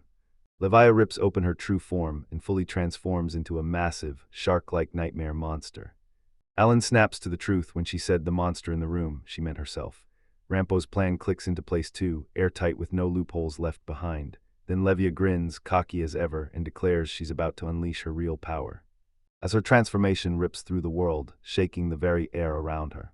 Levia slams in with brutal force, whipping up a blistering, high-speed swirl of water that tears through everything. Alan fights to resist, but the whirlwind slams into him and hurls him back, crushing the battlefield under its brutal weight. Even with water and magic swirling all around him, he stays ice-calm, watching, reading the moment, and setting up his next counter. Levia, towering in her monstrous shape, snarls that in that water, she's the absolute strongest of them all. Alan stays cool, eyes scanning everything around him, like he's sizing up the next move. He realizes the underground space is already fully in his grasp, then he decides to unleash his real power, vowing to fight without Lilith or the others, and with his hand pressed to his chest, a scorching wave of energy erupts from his body. Alan squares up, ready to unleash his real power, and with a stone-cold face he declares, the true strongest being can wipe out any plan before it even starts. The moment he powers up, a surge rips through his body, and he screams the name Odin. Alan crams every last ounce of power into one brutal strike, boom. A blinding flash swallows the area, an earth-shaking blast erupts, and the air itself rips and roars as his true power finally shows its full, terrifying reach. Alan's punch detonates with insane force, swallowing the whole world in a flash, bright, razor-sharp lines tearing through everything and proving, instantly, how terrifying his power is. Then the blast surges even harder, ripping outward with even more fury. Alan stands right in the blast and funnels every ounce of his power into one brutal strike, so bright the whole area lights up like a star has exploded, and the shockwave tears through the air, proving just how terrifyingly strong he really is. The blast slams all the way into the castle, tearing up part of its structure like it's nothing. Inside the ruined room, Alan stands his ground, still upright amid the rubble. Before Levia, wounded and stunned, could even process what just happened, his overwhelming power crashed down on everything. Alan leans in and tells you it's his sacred blade, Odin, slicing through the world, controlling and conjuring air currents with every move. He shoved the water aside and crushed Levia's power before it could even breathe. Still weakened, she fights back and swears her demonic allies will rescue her, but he stays locked in, pushing the truth. That's exactly why they call him the strongest. Rampo bursts into the room shouting for Alan. Levia, desperate to take him down, begs her to help make him taste despair, but Rampo shuts her down cold, and Levia is left reeling at the last thing she expected. Rampo's voice turned ice cold as he revealed the truth. This contract wasn't about fighting at all. It was about dragging the target straight to that location. Levia snaps that this move will wreck her business, then Rampo calmly shuts her down, saying the real loser is Levia herself. Levia strains to push herself up again, fighting for every inch of strength. She insists the demonic allies are still backing her, but Rampo cuts in, ice cold, and exposes the truth. She didn't just have them, she bribed the other demon lords with Levia's alliance and climbed up as the new leader. Shocked out of her skin, Levia realizes Rampo betrayed her, and now she's truly alone. Rage erupts as Levia furious calls him out for it. But Rampo just stares at her with dead eyes and coldly declares she betrayed him first. She spills that she's known all along. Levia planned to use her to siphon her resources, and the moment those words land, the demon lord just freezes, utterly speechless. Rampo calmly admits she clocked Levia's true intentions from the very start. She insists she's got no special blessings, but with her merchant's eye she can read the real story behind people's smiles, so she decided to use that edge and strike first. Desperate, Levia scrambles to apologize and begs her to reconsider, but Rampo keeps closing the distance, cold as ice, with zero pity. Rampo meets Levia's eyes, smirks cold, and tells her flat out that business lives or dies by trust. Her voice hits like a verdict, and every hope of negotiating dies as tension snaps tight in the air. Rampo snaps in with a quick, deadly strike, and Levia barely manages to blink. Terror floods her face as she realizes the end is coming. Rampo stares her down and spits that every bit of trust is gone. Then with a hard, unshakable glare, she announces the deal is finished and she's taking whatever's left, because the moment her words land, her attack slices through the air with ruthless force. After the fight, the whole group scrambles to make sense of what just happened. Rain and Lilith press, wondering if Rampo's a real ally or a loaded trap, but Alan just admits he has no idea either. Rampo steps right up to him, drops his guard, and sincerely apologizes for using him. Alan finally clocks it. Rampo had known the whole time, and he demands to know if she sent him there on purpose. Rampo smirks and admits it because she trusted his power completely. Alan clocks that she's telling the truth and rushes to thank her, because Rampo's help made it possible. He managed to break the contract with Levia, something he couldn't pull off by himself because that non-aggression pact was locking him in. Alan presses Rampo, asking why he's been hoarding so much money. It drags him back to the days when Rampo was still a rookie hero, fighting for justice with honest guts, before he ditched that kingdom life to chase independence and build wealth as a businessman. Rampo stays icy calm as he lays it out. Money makes life better, and humans and demons keep clashing because they're always fighting over what they lack. He's convinced that if wealth spread, the conflict would finally start to fade. Alan fires off the question about why he's hoarding all that cash, and Rampo answers with a confident confirmation. He's basically telling everyone, there's something I want bad, so I'm saving every last thing. Rampo jabs a finger at Alan and blurts that he started saving money, all because of him. Alan stunned, he demands to know why, and Rampo hits him with the truth. Their first meeting wasn't at the royal castle at all, it happened out on the battlefield. Alan still remembers the instant Rampo brought it up. Right in the middle of a wrecked battlefield, he was moments away from being crushed by a gigantic, menacing monster. Then, just by chance, Rampo burst in and saved him, standing up to the beast with pure courage and razor-sharp skill. Alan snaps his sword up and hammers the enemy, threatening Rampo with a brutal strike, unleashing a surge of energy that crashes across the battlefield and drives the monster back. Rampo stays down on the ground, stunned by his own strength, as the blast's wind whips around them. Alan gathers every ounce of strength and hurls himself forward, launching. It's a brutal, high-impact slashing attack that rips straight into the monster. The wind blades rip through the air at breakneck speed, carving. Alan unleashes a colossal explosion that wipes everything in its path, slams into the enemy dead-on, and blasts the battlefield with flying debris as the attack lands, devastating, relentless, and cut right through. Rampo swings his sword and slices through the air, then a cross-shaped explosion erupts across the field, blazing with destructive, surgical precision as it lights everything up, leaving him wide-eyed at just how hard that hit landed. Rampo still remembers the day she battled her first demon lord and got obliterated at the edge of death.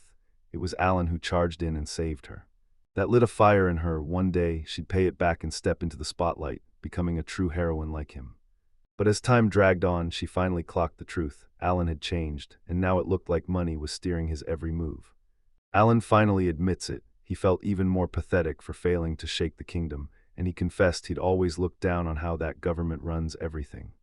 Rampo tells you that she saw Alan as the type who'd put people first before chasing money, and that's exactly why she started saving, determined to back him no matter what. She's convinced he's still kind, right even now, and that his partnership with the young demon lord is the clearest proof. Rampo grins at Alan and tells him her plan. She's going to grab every last cent in the world so he can finally stop stressing about money forever. And she'd stay by his side for the rest of his life, promising it with a heartfelt voice. Then she reaches out and asks sincerely if he'll let her buy him something. Alan thanks Rampo for her words, but shakes his head and refuses to take her request. He admits the offer looked dangerously tempting, but he's still perfectly happy right where he stands. Lilith watched the whole conversation, and you could tell she was thrown off, almost flustered. Alan even vouched that Rampo's a good guy, but moneyless, and working under that bossy attitude. Alan said it straight, and it left everyone quietly embarrassed by how honest he was.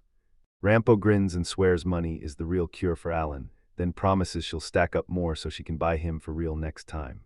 Lilith snaps with pure jealousy, shouts that it's not happening, and grabs Alan like she's about to stop fate with her own hands. Rampo bursts into laughter and admits she was only digging for intel about him, just what you'd expect from a curious woman. Then Alan stays completely calm, saying it's all pointless, shocking everyone with how unshaken he is. Alan goes quiet, replaying Rampo's words in his head, remembering how she said it was perfectly natural for a woman to act that way. Then it hits him like a thunderclap. His face snaps into total shock as he finally gets what she meant. Alan jolts in shock when the truth hits him. Rampo isn't a man at all, she's a woman, and it blows his mind. She casually admits she knew from the very start he never stood a chance of noticing. Lilith and Sarah are left reeling, and Alan blurts out an apology, admitting he'd always convinced himself she was a man. Rampo just smirks and says she'd been scared to confess too, worried that one truth would wreck everything between them. Rampo tells Alan to stop punishing himself because it's not his fault, but the serious look on their face says it all. Then they make a request. And he finally started treating her like a real girl. She drops the truth, she sees him as a hero, but she also wants to stand beside him as a woman, and Alan just freezes, stunned into complete silence by her sincerity. Rampo blushes hard, locks eyes with Alan, and blurts out that she's been in love with him ever since that day. He and the other girls are totally stunned, just staring in silence like their brains can't find the buttons to react. In his head, Alan realizes it's happening. This time, for the very first time in his life, a girl is actually confessing to him. The young demon sprints to the very edge of the sea, fist raised high as she yells with pure joy, then bursts into excited cheers with a giant grin, like she can't believe she gets to be here. Alan's jaw drops when he spots Rampo in a bikini, and she shoots him a bold grin, demanding his honest opinion. They're stranded on some hidden beach, and he's desperately trying to mask his embarrassment, because he's convinced the whole swimsuit deal, down to the model's hair color matching hers, was her idea, and now even the Demon Kingdom can't stop whispering about it. Rampo flashes a wicked grin and asks Alan straight up if he's actually captivated by her bikini. Alan scrambles to dodge the question, claiming he only figured it fit her perfectly. She blurts that it's just a prototype and begs him to give it a real look, to remember her like this, and to tell her what he thinks, leaving Alan totally stunned and speechless. Alan snapped back to what just happened a few hours ago, recounts Rampo's confession, and she flashes a soft, teasing smile. He asks if he was surprised, and she admits she tried to grab his attention again and again, but he was too slow to even notice. Rampo locks eyes with Alan and lays out the real reason behind her feelings. She swears he didn't just save her, he showed her what a real hero looks like and where her life is supposed to go. Watching him, she couldn't look away anymore, like somehow she'd started seeing Alan in a whole new light. Alan goes dead quiet, stunned by her raw sincerity. Rampo shoots an apology to Alan and the whole crew for everything that went down earlier. She insists she'll make it right. After they finally catch their breath, she plans to take everyone to one of the most special places in the demon world. They finally roll up to this gorgeous seaside coastline, and Alan just watches her new look like, "Whoa, you've finished changing, haven't you?" Sarah pops in looking a little flustered in her swimwear and asks, "Is this okay?" Alan grins and says it suits her perfectly. Then Rampo jumps in, declares it's perfect too, and that extra attention sends Sarah straight into an even bigger spiral of embarrassment. Sarah blurts out her thanks, still burning red with embarrassment, and Rampo just smirks, telling her she ought to dress to flaunt that killer figure and beautiful skin. Sarah's self-consciousness spikes, and Alan scrambles to calm it down, telling her she'd look amazing in anything, so she should wear whatever she wants. Even with the tension choking the room, he couldn't hide how visibly nervous he was. Lilith sprints up to Alan and Sarah, bursting with excitement as she declares the beach is safe and packed with no monsters, and Rampo just laughs that everyone's actually having the time of their lives. Lilith struts in her swimsuit, bragging that it lets her move freely, but Alan grins and fires back that she looks way too childish, so her irritation sparks and she's about to whip out her power and shut him up. Lilith flips her form and drops everyone into shock with the new swimsuit look. Alan can't even find words, and Rampo reveals it was her own idea, saying it'd hook any man, while Sarah snaps back that maybe teaching that is exactly a good lesson. Alan tells her to watch Lilith, and before you know it, Lilith squeals with excitement and bolts back to the beach for more fun. Rampo leans in and tells Alan, "You don't have to answer yet," like he's giving him room to breathe. She knows he never once let himself think about love. He was too busy shouldering the hero's burden and living up to the kingdom's crushing expectations, and Alan admits it too. He's never had a single moment to wonder about it. And it all felt miles away to him, like none of it could touch his life anymore, until Rampo smiled and said, "I'm free now." And now it's on him time to put himself first, figure out what's coming next, and chase his own happiness. She blurts out her love for Alan all over again, swears she won't give up, and with a soft, calm smile, she urges him to finally look at her the way she deserves. Rampo yanks Alan along with a grin so excited it's contagious, insisting they should have fun too and get in some playful games. Alan looks genuinely shocked, then breaks into a small smile and nods along as she says, "Even heroes have to kick back and breathe sometimes." Alan and the crew cannonball into the water, splashing each other like crazy while they burst into laughter. Everything feels carefree right now, like the world's holding its breath. Right when the horn girl screams that her leg is cramping, Alan stares at the chaos like he's lost, while Sarah just folds her arms and watches the whole mess unfold, pure calm. Rampo leans in and tells Sarah, "You're not quitting, you hear me." She says Sarah's acting totally normal, but she can't shake the secret she knows about that confession. Rampo admits Alan is completely lost, because he's never once stopped to think about anything like that before. Still frustrated, she admits it with a heavy, determined smile, because the truth is, the one closest to his heart isn't her. Rampo shoots back with total confidence. She refuses to quit, because someday she's going to slip into Alan's heart. Sarah stands there watching him in silence, and you can see it. Something in her finally breaks through, and she's moved. And she shoots him a sincere wish for Alan's happiness, swearing she'll keep pushing, just like she always has. Alan stares out at the endless sea, letting his thoughts crash and swirl like the waves. A shadowy figure in the distance tightens its fist. Jealousy crashed over him the second he saw how perfectly the group moved together.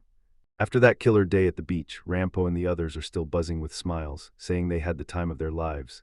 Then Alan grins and tells them that when they're back at the castle, it's back to serious training, sealing the whole fun moment with real team camaraderie. Alan thanks Rampo for letting him catch his breath, grinning that he feels completely revitalized. Then when she asks what he's doing next, he tells her he'll carry on like always, without being dragged into another fight. Then the whole scene flips and the story kicks into its next blast of action, Then that young demon girl lights up and practically drags Rampo into working with her, all smiles, playful teasing, and unstoppable enthusiasm. Lilith drops a bombshell. She grabs Rampo's attention and tells everyone she wants her right by her side, saying it'd feel comforting to have her close. Alan can't believe what he's hearing. But then Lilith drops her real motive. She didn't just want Rampo's help, she wanted him there to rake in money with her. Rampo, still a little stunned, just shrugs and says, "It's fine," leaving everyone absolutely gobsmacked. Alan's jaw drops when Rampo agrees to team up with Lilith, because he can't see what she gets out of it at all. But Rampo just grins and says, "Oh, she'll do it, trust me," because that's exactly what'll give her even more excuses to chase after her senpai. She begs to be let into the group, saying the money she earns will be fully hers, and that she'll do things her own way. Alan, with no way to refuse, finally caves, just reluctantly at first. Then everyone lets Rampo in, and the whole vibe instantly turns brighter. Lilith beams with excitement, insisting the more people they get, the better, and Alan grins right along, accepting the call without hesitation. With a soft gaze and a tiny smile, Rampo tells him she can't wait to team up with him, and she even slips in that sweet senpai, like it's straight from her heart. While Lilith tears into the enemies, Alan scoops Sarah up in his arms and shields her during the chaos. Then he snaps, asking if she's okay, and if she can keep fighting. But Sarah, cheeks burning with embarrassment and shock, freezes for a beat, yet she can't stop that tiny, happy smile as she's held in his arms right before she shifts. Sarah hesitates over the one-piece swimsuit, blushing and admitting it feels a little embarrassing. Then Rampo grins and teases that Alan will be over the moon if she wears it. Fired up by that, Sarah nods, shy but determined, and promises she'll put it on. On a calm evening, the three crowd into a room and trade stories. Then Sarah brings up Alan's tale and points out just how fiercely loyal and affectionate Rampo has been toward him. Blushing, she admits it, thinking that way makes her feel totally inadequate. Rampo flashes a calm smile, tells her not to worry, and gently prods, "Go on, tell me more." Meanwhile, Lilith, sprawled beside them, slowly sinks into sleepiness, her eyes half-litting as she listens to every word. Lilith's eyes light up, she shrieks, proposing a pillow fight to light up the whole night. Rampo forces himself to stay calm and tells them to talk, while Sarah watches with worry in her eyes. Lilith grins like trouble and gets set to strike, and Rampo snaps right back, ready for whatever comes. Then the moment lands. All three are poised to kick off their playful brawl, and the whole scene feels light, fun, and alive.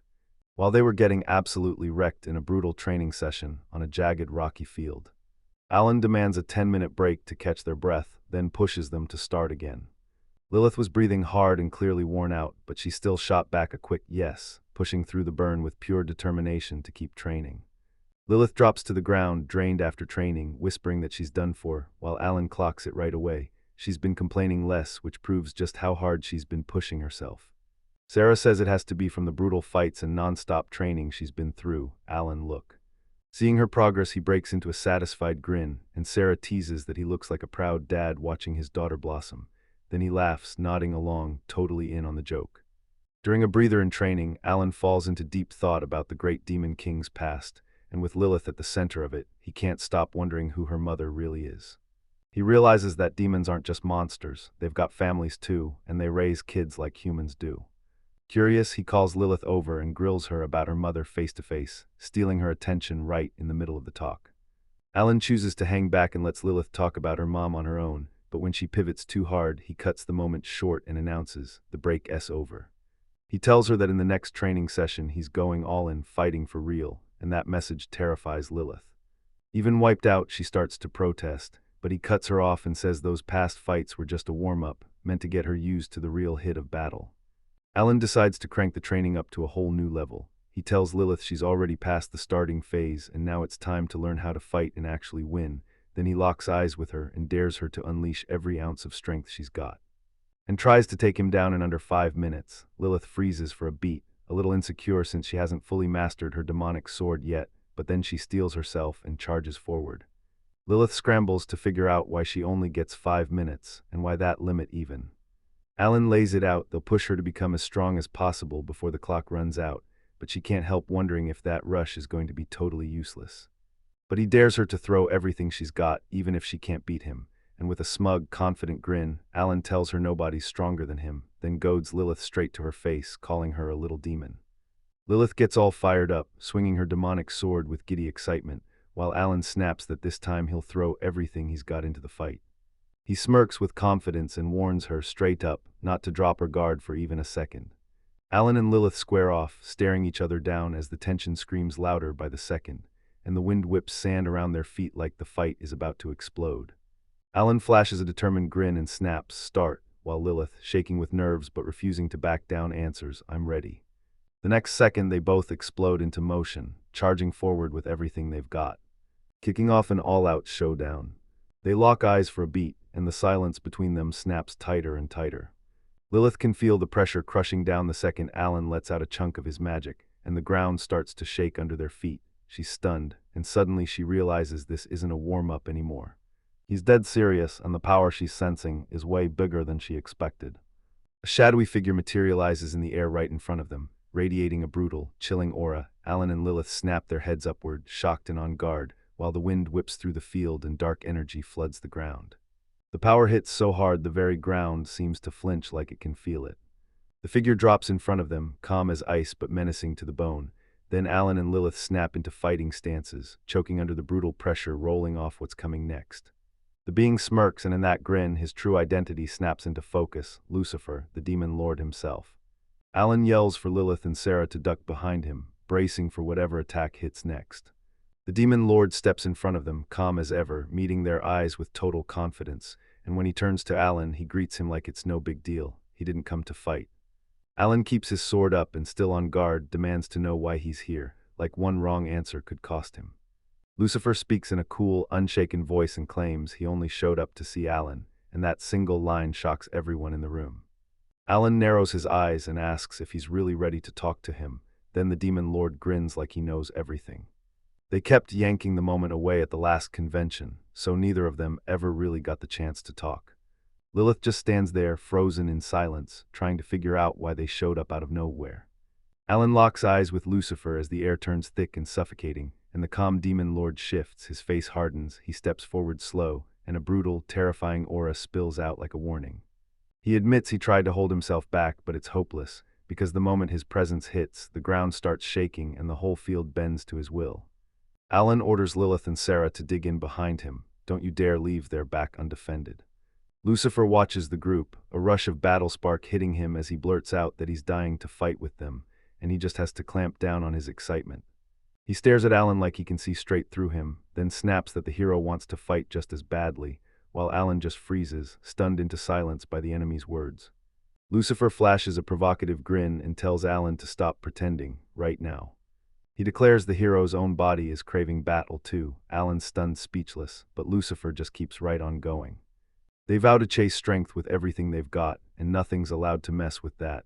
Then he hypes him as the strongest hero, saying only a title like that could never resist the pull to fight. Lucifer stares at Alan and declares, "You and I are the strongest, so we're destined to clash." Alan goes quiet for a beat, then shuts the whole thing down with a firm, blazing denial. Saying he doesn't fight for power or rivalry, he's after something way deeper. He swears that every fight he's ever thrown was only to shield the weak, nothing else. Lucifer locks eyes with Alan and dares him to measure their powers side by side, but Alan shuts him down fast. Protecting people is a hero's job, and it's not something he'll trade or compare with him. Lucifer grins, promises he'll bring him down with a single strike, and dares him to either take it head-on or slip out of the way. But the warning hits hard, cold, blunt, and deadly serious. If he can't do it, then he'll die. Lucifer gathers terrifying power and rockets into his attack. Alan snaps into action, unleashing a devastating burst of raw energy. Alan slams his power into gear to shrug off the impact, and the moment the attack lands, the ground shudders. Lilith and Sarah can only stare in terror as Alan grips his sword tight, eyes locked on the enemy with pure knotted tension. Lucifer slams his attack into the ground with bone-crushing force, blasting a massive crater and hurling debris everywhere. Dust and rocks explode upward as the impact thunders through the area, proving that one strike from him is pure, unstoppable devastation. Lucifer watches the smoke fade away, flashes a satisfied grin, and praises Alan for actually surviving his strike. He blurts out that he's impressive, praising how cleanly he held off the attack, while Alan just stares back, stunned, still feeling that brutal strength pressing on him. Lucifer steps in and with a smug grin praises Alan's feat, saying he defended them brilliantly. Even with injuries screaming through his body, Alan forces himself to his feet and flashes a confident grin. "I'm fine." He brushes it off as just a scratch, and Lilith and Sarah rush over, panicked to the bone, but the hero steadies them with a tough, reassuring smile. After the attack, Lucifer calmly turns and starts walking away, like he owns the silence. But Alan, still seething, snaps, "Hey, come back," claiming it was pure selfishness to show up, launch an attack, and then vanish the moment he pleased. The demon halts, whips around, and with that sly little smile, tells him he's just giving back the same punch he took. Alan clenches his sword and charges back, unleashing a surge of energy that slams into him like a blazing storm. With pure determination in his eyes, he squares up to Lucifer and snaps that it's his turn to strike now. Lucifer locks eyes with Alan and grins like he already knows the outcome, lightning snapping and splitting the ground around him. Then he steps into the challenge with iron confidence and declares, dead serious, that this is exactly how it's meant to be. Alan sprints straight at Lucifer, determination blazing, while the tension in the air keeps tightening. Lilith watches in panic, shouting his name over the chaos, like she can't bear what's coming. The very next second they stand nose to nose, grinning with confidence as if the final showdown is already in the bag. Lilith steps right between Alan and Lucifer, boom, everyone's caught off guard, while Alan and Sarah stare, completely baffled as she squares up to the demon with pure nerve. Her presence freezes the wind in place, and that stone-cold stare says one thing: she's about to cut in on this confrontation.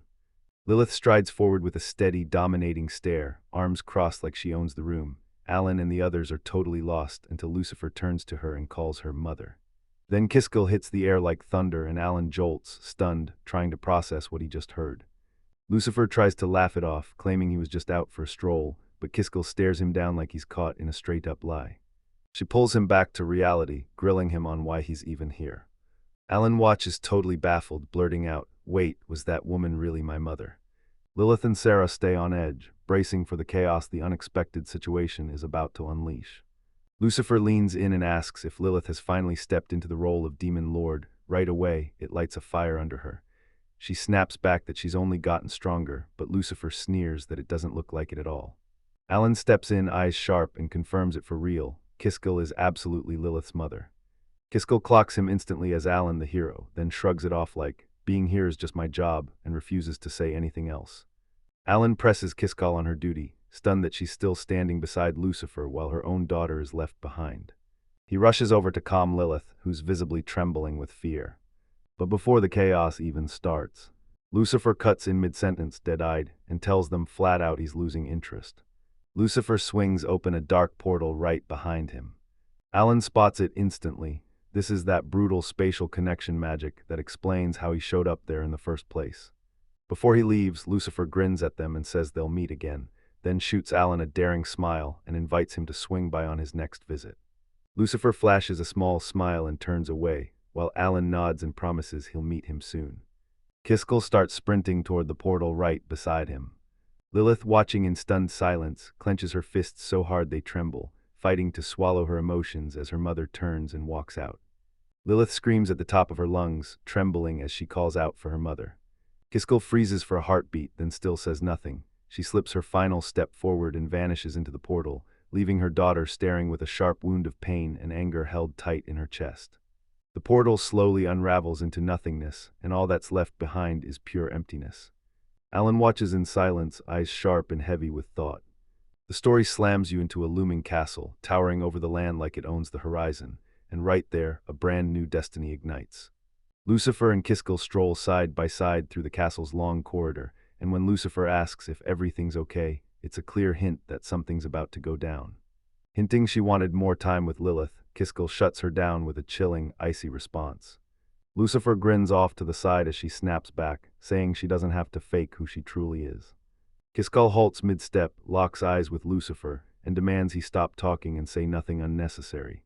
Then she declares, "I came on my own, and I was also brought by someone else, and you can feel it. Every move she makes is pointing at a bigger reason." Lucifer flashes a carefree grin and shrugs it off, like it truly doesn't bother him at all. Kiskell scolds him with a calm, sharp voice, telling him to stop wandering out alone, then reminds him that the castle is his, and that it's his responsibility to act smarter and safer.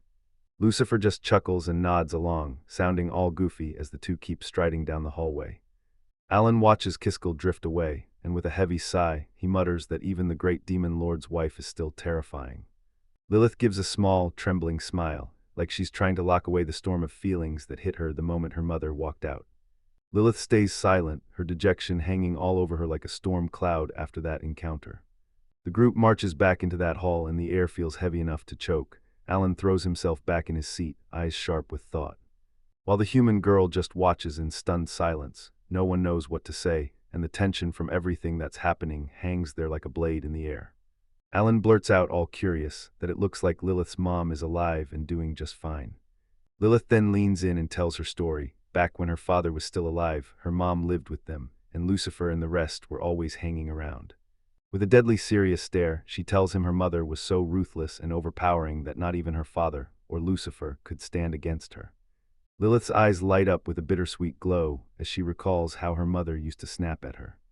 But he always took care of her, that's the kind of mother she loved. However, after her father died, everything shattered. They all scattered into their own lives, and Alan leans in, asking if she never heard from her mom again. Lilith swallows hard and admits she hasn't, never once. Alan asks Lilith if it was tough to see her mother again, and Lilith, fighting back the flood of feelings, admits her mother probably thinks she's just a nuisance. He blurts out her name, worry pounding in his chest. Lilith masks a heartbreaking smile and whispers that everyone vanished the day her father died, then she trails off, saying her mother is with Lucifer. And to them, that's proof she's still acting immature as ever. Alan and the black-haired girl press Lilith about her mother's disappearance, but Lilith snaps that it all happened in the blink of an eye. She never even got a chance to ask. The girl leans in and says maybe there's still time to get answers, yet Lilith insists the moment is long gone and the timing was never going to work. The black-haired girl drops a truth. There might be a reason behind everything that just happened, and pushes Lilith to go find the truth for herself, because she's convinced Lilith still has a real shot at finally understanding it all. Then Sarah suddenly shows up out of nowhere and calls Alan's name, leaving him blinking in shocked surprise. Alan thinks for a moment, then decides the only way to end this mess is simple. He's going to ask straight up. With a smug, confident grin, he boldly suggests they head straight for Lucifer's castle. Alan pushes for one thing, talking to Lilith's mom face to face, shocking everyone with his sheer determination, and then he insists they head straight to Lucifer's castle, because he swears that's the only way Lilith will finally get to the truth of what her mother really feels. Lilith hesitates for a beat, and you can practically feel her uncertainty crashing through her. But he catches her curiosity and tells her she can't focus on anything until she gets the answers, determined. Lilith clenches her fist and decides she'll uncover the truth herself, the real reason her mother vanished. Cut to Lucifer's grand castle. Lucifer and the others gear up, ready to hunt down the answers they've been chasing this whole time. Alan, Lilith, and Sarah storm into Lucifer's castle, right as trouble starts brewing. As soon as they step in, he's there, armed with a confident grin. Alan answers right away, like he's checking off a promise. I said I'd come back, and you can tell he expected this reunion all along. Lucifer flashes Alan a provocative grin and tells him, come on, let's pick up right where we left off. Alan keeps his cool and flat out refuses. And he reveals he's here for a whole different reason. He tells the demon that Lucifer isn't who he's hunting, then leaves the creature standing there in stunned silence.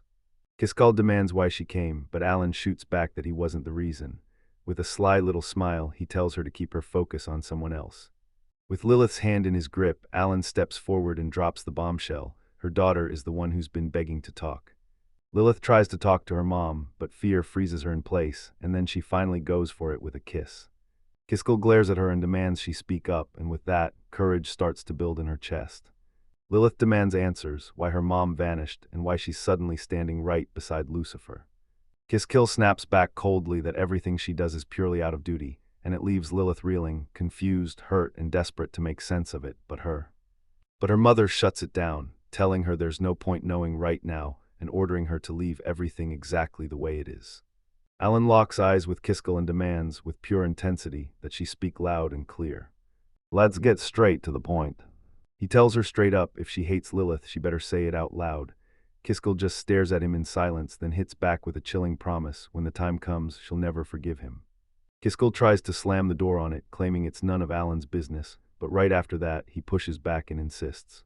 He insists Lilith deserves the truth, she's his daughter, and now he's stepping in as her guardian, so they can't keep anything from her.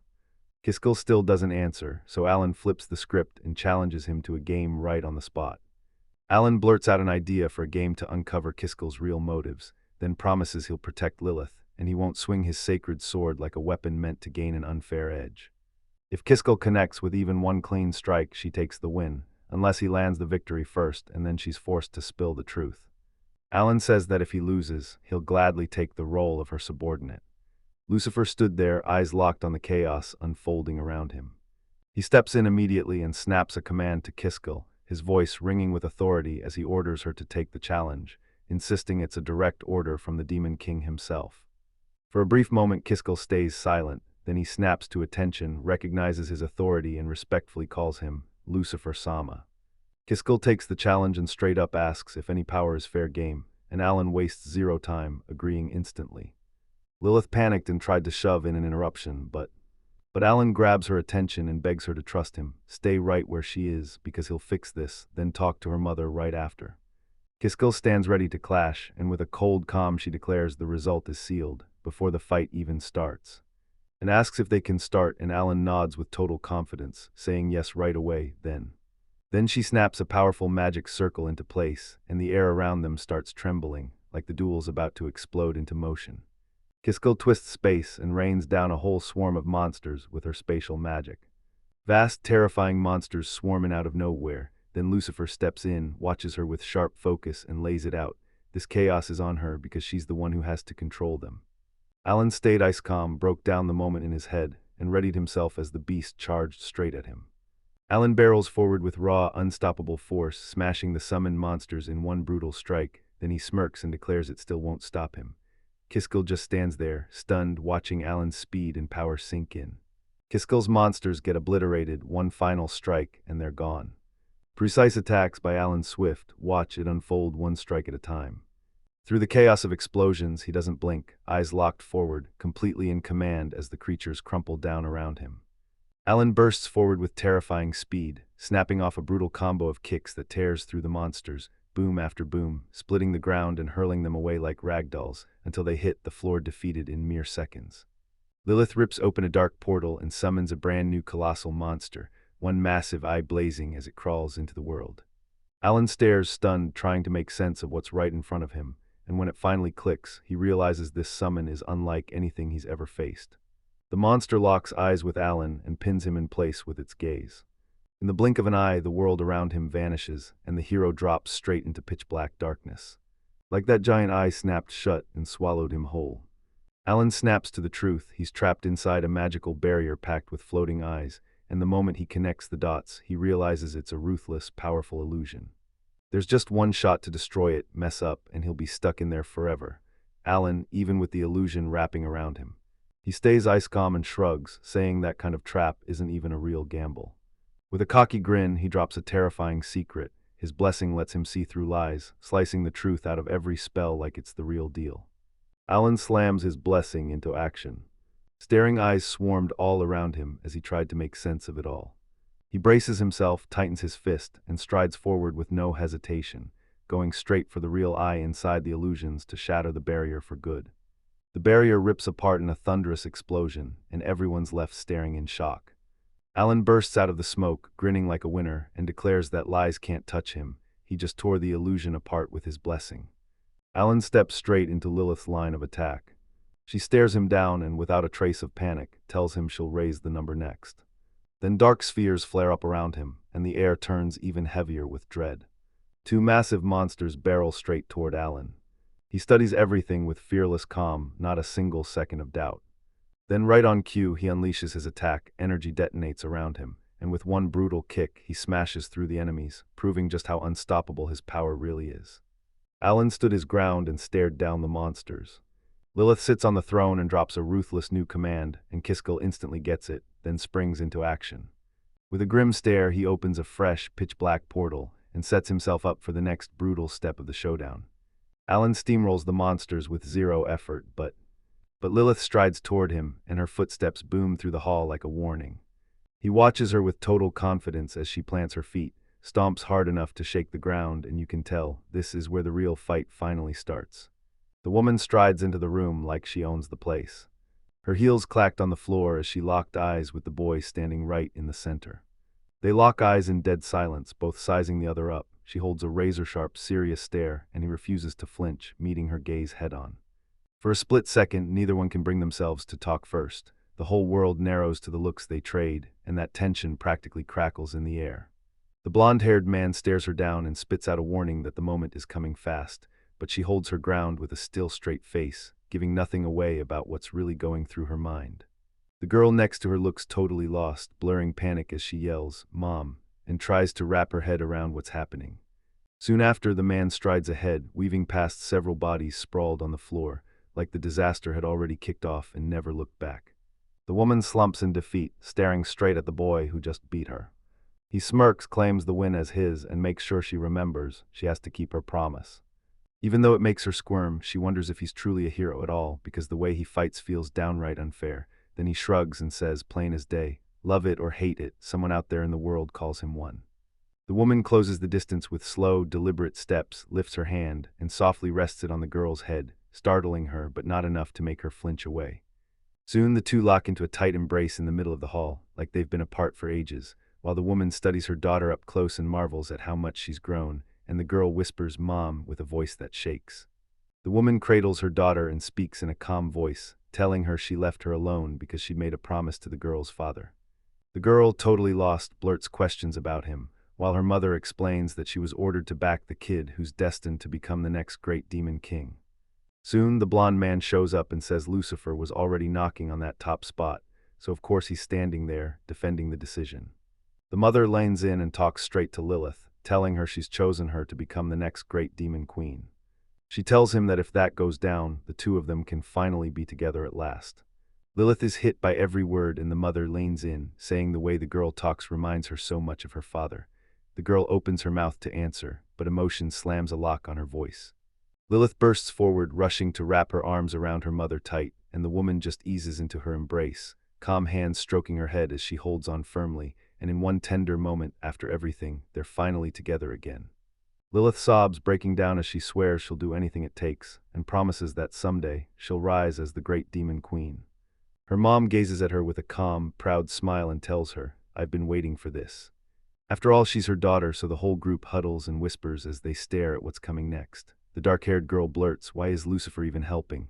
And the young man snaps back, "It wasn't real cooperation. He just figured nobody could fight clean with that kind of sadness still crushing their heart." What? The blonde shrugs in his usual carefree way and says he won't mind throwing down right there if it comes to that, but the other snaps at him to cut it out, clearly irritated. Right after that, they start heading toward the hall's exit, staying spaced apart. The light-haired boy glances back and admits he didn't want to break the tender moment between mother and daughter, so he slips away quietly, leaving them to it. The whole group starts strolling through the castle halls side by side, trading stories about what just happened, and then the light-haired boy finally cuts the silence, offering up spare rooms and insisting they all stay the night. The hero jumps back, stunned, and blurts out, "You're serious?" And the other guy just smirks and answers like it's obvious, staying calm and confident. Even though nobody fully gets why, the whole crew nods, takes the offer, and follows him without hesitation.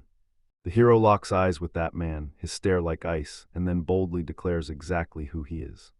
The other replies snap back instantly, flat out declaring, he's the demon lord. Even with all that tension between them, the demon swears he won't hit him out of the blue, and he goes as far as offering a contract to prove it, making it crystal clear he has no plans to fight dirty.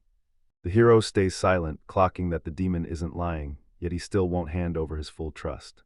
He stares at Lilith, sensing she's about to speak up, then steps back so she can finally say what's on her mind. Even though the hero makes it crystal clear he doesn't buy a word of his claim, he still steps back and promises he won't get involved, just a silent, "I understand, you don't trust me." Lilith's face lights up. She rushes over and wraps her arms around her mother, thrilled to finally get to spend more time together.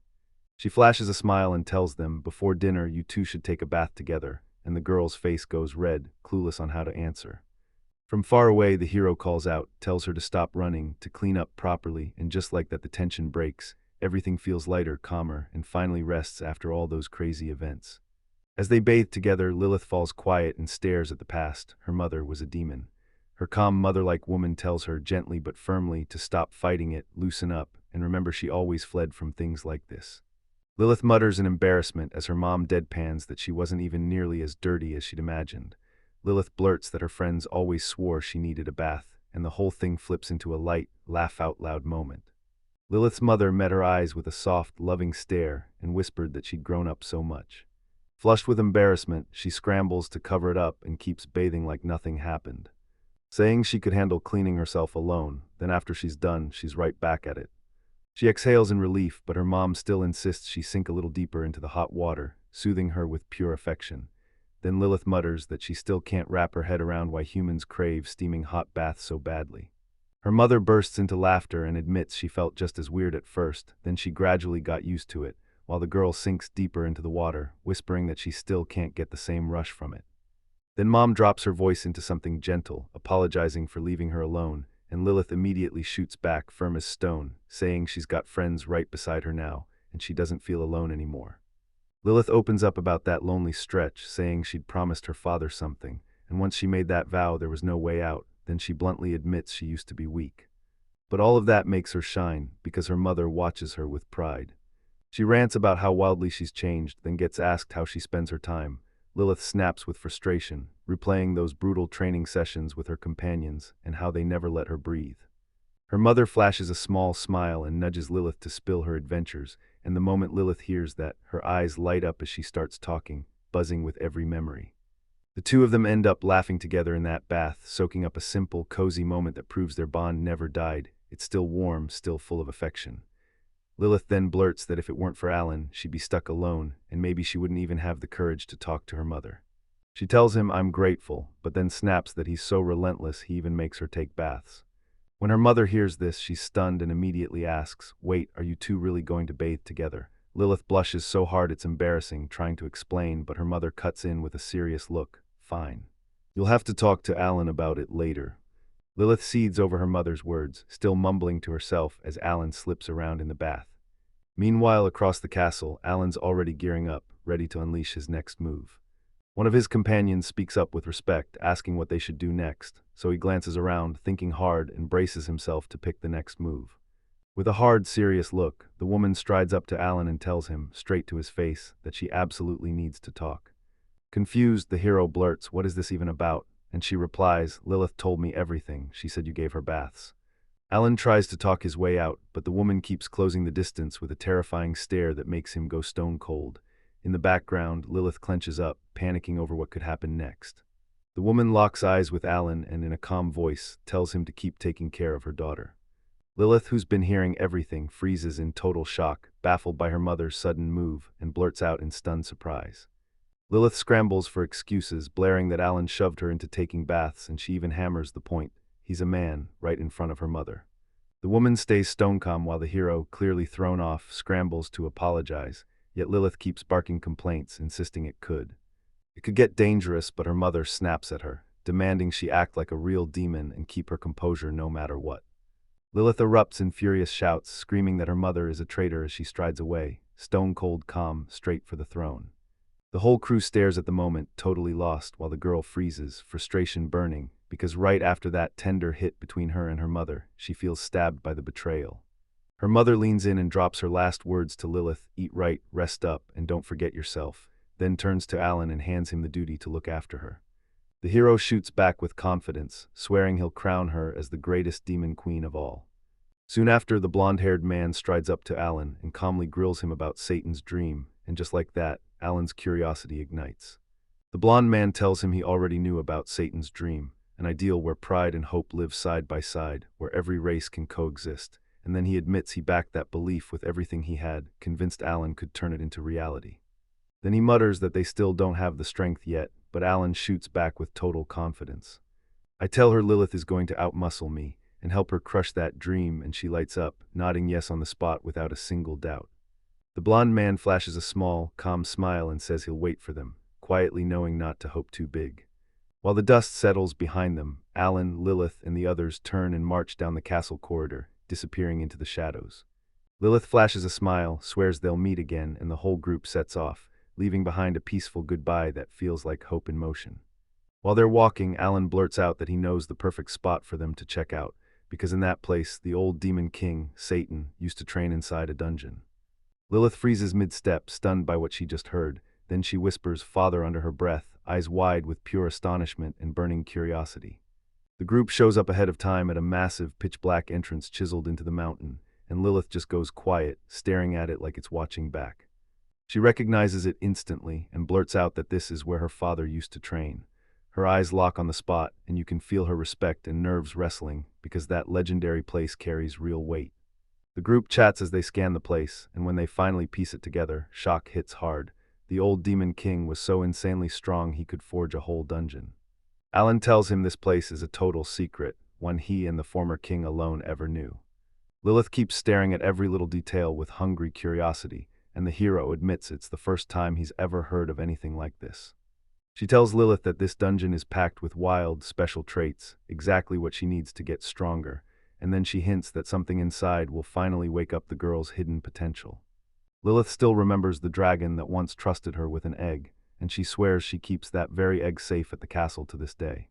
His mother straight up admits it's a special egg, one that won't hatch easily, even as time keeps dragging on. She tells them that deep in the dungeon, there's a special room with a pedestal made for the egg. Put it there, and the dragon will rise again as a hatchling. Alan jumps at the idea while they train, then leans in and demands every last detail about the place. Right before she can finish answering, Lucifer shows up with a mysterious grin, like he's seconds away from dropping a shocking truth about that dungeon. Lucifer slams the brakes, halts the whole group, and blurts out that he forgot to mention one crucial thing. He drops the bombshell: the first sin they're going to face is wrath. Alan demands an explanation, but Lucifer just smirks, telling him it's a mystery they'll have to uncover on their own, so the real meaning of his hint hangs there, unanswered and impossible to ignore. Alan sits with Lucifer's warning, then admits they can either heed it or toss it aside, depending on what their hearts think is right. Right after that, he leans in and tells Lilith the truth. Inside the dungeon, she's going to fight solo, while he and the others stay close by to back her up. While she keeps out of the fights as part of her training, Lilith is shocked. She can't figure out why, until Alan steps in and tells her it's exactly what she needs to learn and grow on her own. Alan tells him this dungeon was built for demons, and the monsters only drop when you use demonic magic, so there's no way he can fight back. He makes it crystal clear that everything hinges on Lilith, pushes her to go all in, and then, even though he already knows that, armed with sacred power, he could crush this in seconds, so Alan steps back and refuses to interfere, turning the battlefield into her private training ground. Alan slams the signal to start the dungeon dive, pushing the team onward through the chilling stone corridors. He blurts out that Kisakil told him about this route, and that's how he knows. Then he'd take the lead like, come on, and guide the way. But it still leaves every scrap of combat on Lilith's shoulders. She lights up confident as ever, and vows to take the challenge head-on alone until Alan drops an unexpected condition. She tried to reach for magic and that demonic sword during training, but nothing worked. Then it hit her. She couldn't use either. Shocked, she demanded answers, and he calmly said it's better for her growth, just as she opened her mouth to argue. Footsteps thunder down the corridors, screaming danger as the enemy closes in. Then 3 humanoid foes step into view, their armor flashing in the dungeon's dim, faint light. Lilith, stunned, blurts out what those creatures are, and Alan tells her they're enemies that only exist in that exact place. No hesitation, she lunges straight at them with her own hands, swearing she can beat them clean without magic, and that it's going to be easy. Lilith bursts forward, confident and loud, screaming that she's going to annihilate every last enemy. She snaps into motion with a sharp leap, smashes the opponent's head, and blasts energy across the ground as it starts to quake. Then the soldiers get hurled away, energy roaring out while the earth shudders again.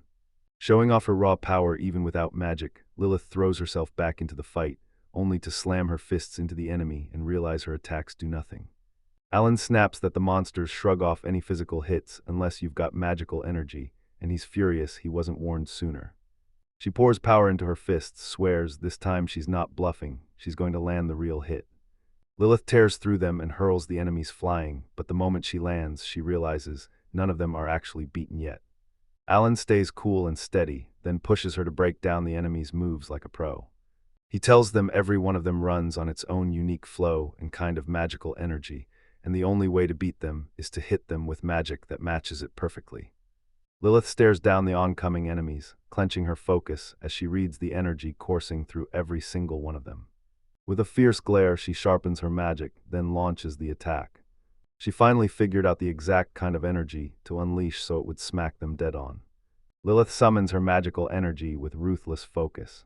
She swings in and unleashes a crushing punch, pouring every ounce of her strength into that fist, and the hit makes the enemy's body rattle and flare, proof she finally nailed the exact kind of energy.